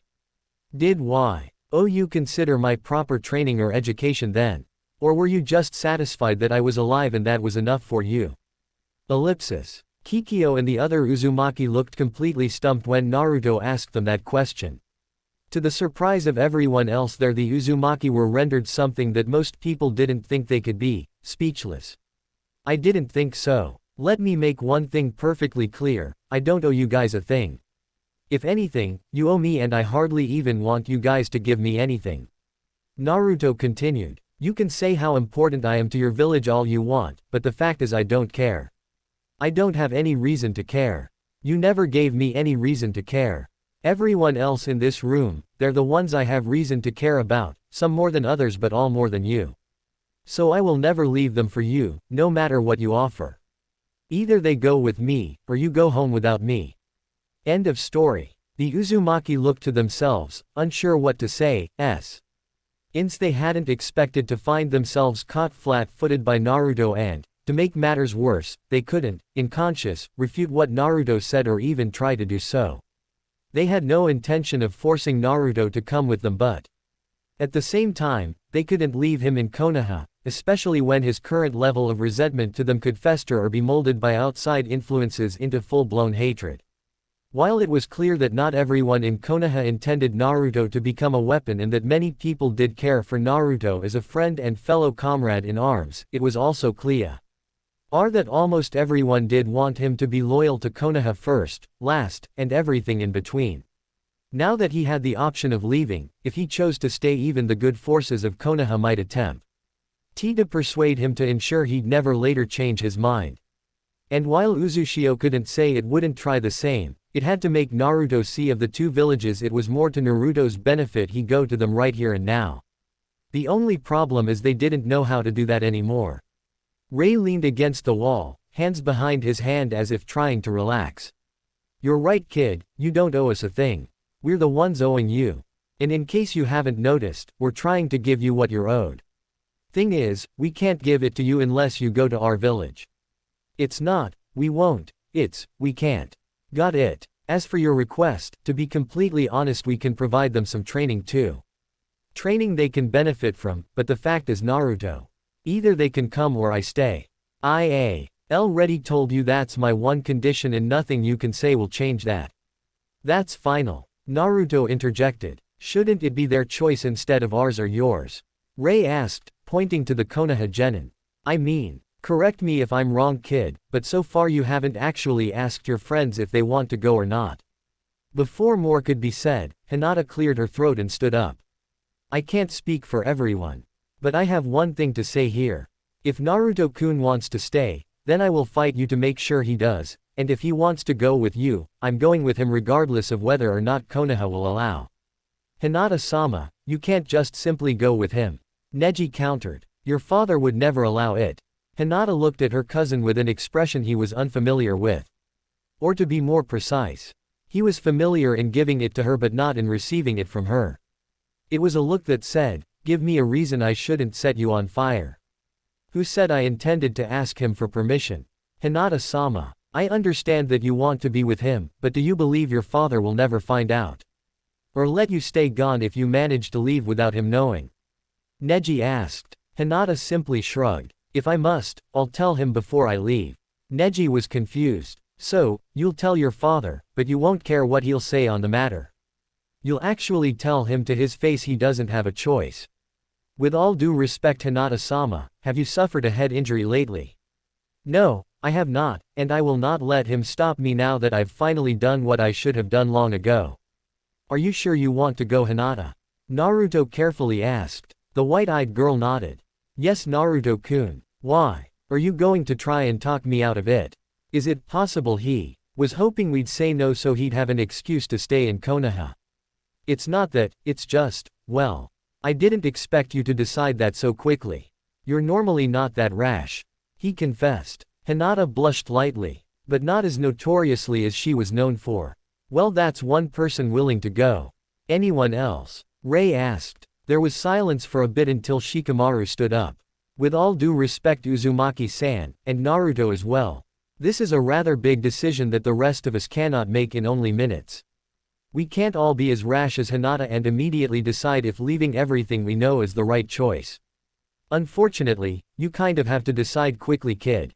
The fact is, when we came here to begin with, we didn't plan on being here for days waiting for a decision. Jun told the Nara heir. Also, we only came prepared to take one person back with us, not close to a dozen. Kikyo added. I am aware. Shikamaru noted. I had suspected that this entire time. So allow me to adjust Naruto's offer a bit. Let Naruto and Hinata go with you, as well as possibly one or two Konoha Junin to ensure you take them where you say you will, and the rest of us will stay here for a preset number of days. By then you come back at a pre-arranged location and those of us who do decide to seek shelter in Uzushio with Naruto can go too.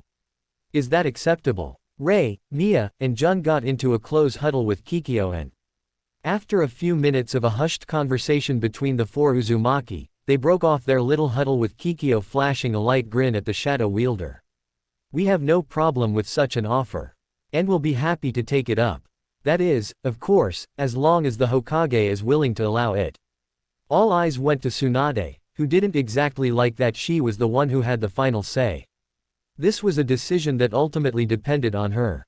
As Hokage, only she could give Naruto or anyone else permission to go, regardless of the Uzumaki's claim to him since he was listed under Konoha ranks. Without the fear of being labeled as a missing nin. And while she didn't want to say yes, at the same time she couldn't find a reasonable way to say no either. If she thought of it in a practical manner, it made more sense to keep Naruto in Konoha. The Kyuubi sealed within Naruto was needed to help maintain the balance of power with the other great shinobi villages. In addition to this, Naruto, within the year he had been genin, had managed to almost single-handedly, albeit unintentionally, not only restore the strained alliances Konoha had with Suna and Taki but was Also the main reason Konoha gained 2 more allies in the nations of Wave and Snow. If Naruto kept going on missions like the ones leading to these alliances, it's very well possible half of the NTAL nations would become allies with Konoha, further strengthening its position, as long as Naruto stayed with the village. But Tsunade wasn't thinking about this situation in practical terms, but in personal terms. And when it came to her personal reasons, she was quite conflicted. Naruto was the main reason she was back in Konoha to begin with, and thanks to her grandmother she was part Uzumaki. Too, so she was just as much family to Naruto as they were. But she couldn't dare say that, since Kakashi and Jiraiya were already in hot water for neglecting Naruto in his youth. She'd be seen as even worse than them. But could she actually bring herself to refuse to let Naruto have the chance at a lifetime all to make herself feel better? The fact is, these people were family to Naruto by blood if absolutely nothing else. And they actually wanted to be his family for reasons beyond blood. They came to Konoha and argued with the leadership of the village twice for that. That wasn't something you did if you just wanted an asset. No, if they wanted to own Naruto more than help him, they'd have just outright taken him away, and odds were Konoha wouldn't have known.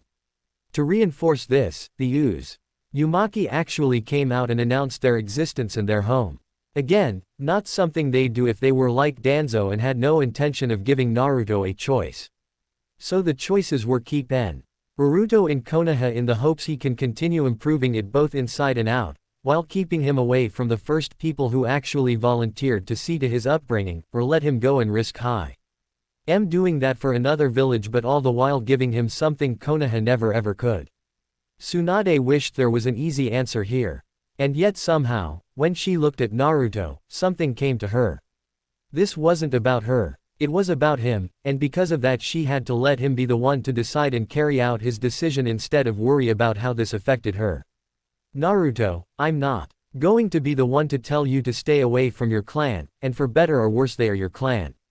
So the best I can do is say if you leave, you can have an official temporary leave of absence. I'll put you in the reserved list so no one can ask for you to be immediately ready for work, but not on the restricted list, so nothing will force you to remain within immediate access of Konoha. So whether or not you take their offer, that's your decision, not mine. Naruto nodded in understanding. Alright then, well, I guess I'll go then. But this doesn't mean I'm staying. I still plan on being Hokage someday. And I can't do that in another village. But if you do stay, you would practically be guaranteed the title of village head, which is mostly the same as Hokage, once older. Ray added. Naruto was a bit surprised. Really? Quote, once you actually learn a thing or two about proper leadership, that is. The orange-streaked Uzumaki added. You have a lot more to learn than just how to be strong. We intend to teach you how to best use it. Let's deal with that later, right now I just want to grab my stuff. Hinata nodded. I do too. Thing is, how do we get out of here without someone seeing us? Choji asked. Whoever we're hiding from might see us, if they don't already know we're here. I can cast a large-scale genjutsu over the area, make it look like no one's leaving.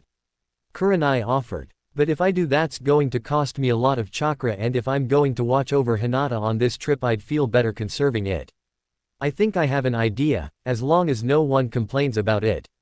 Asuma offered. That's it for today, I will stop here. I hope you all enjoyed this video. If you please consider subscribe and make sure to hit that like button, share with your friends, and don't forget to check out my Patreon. Details in description.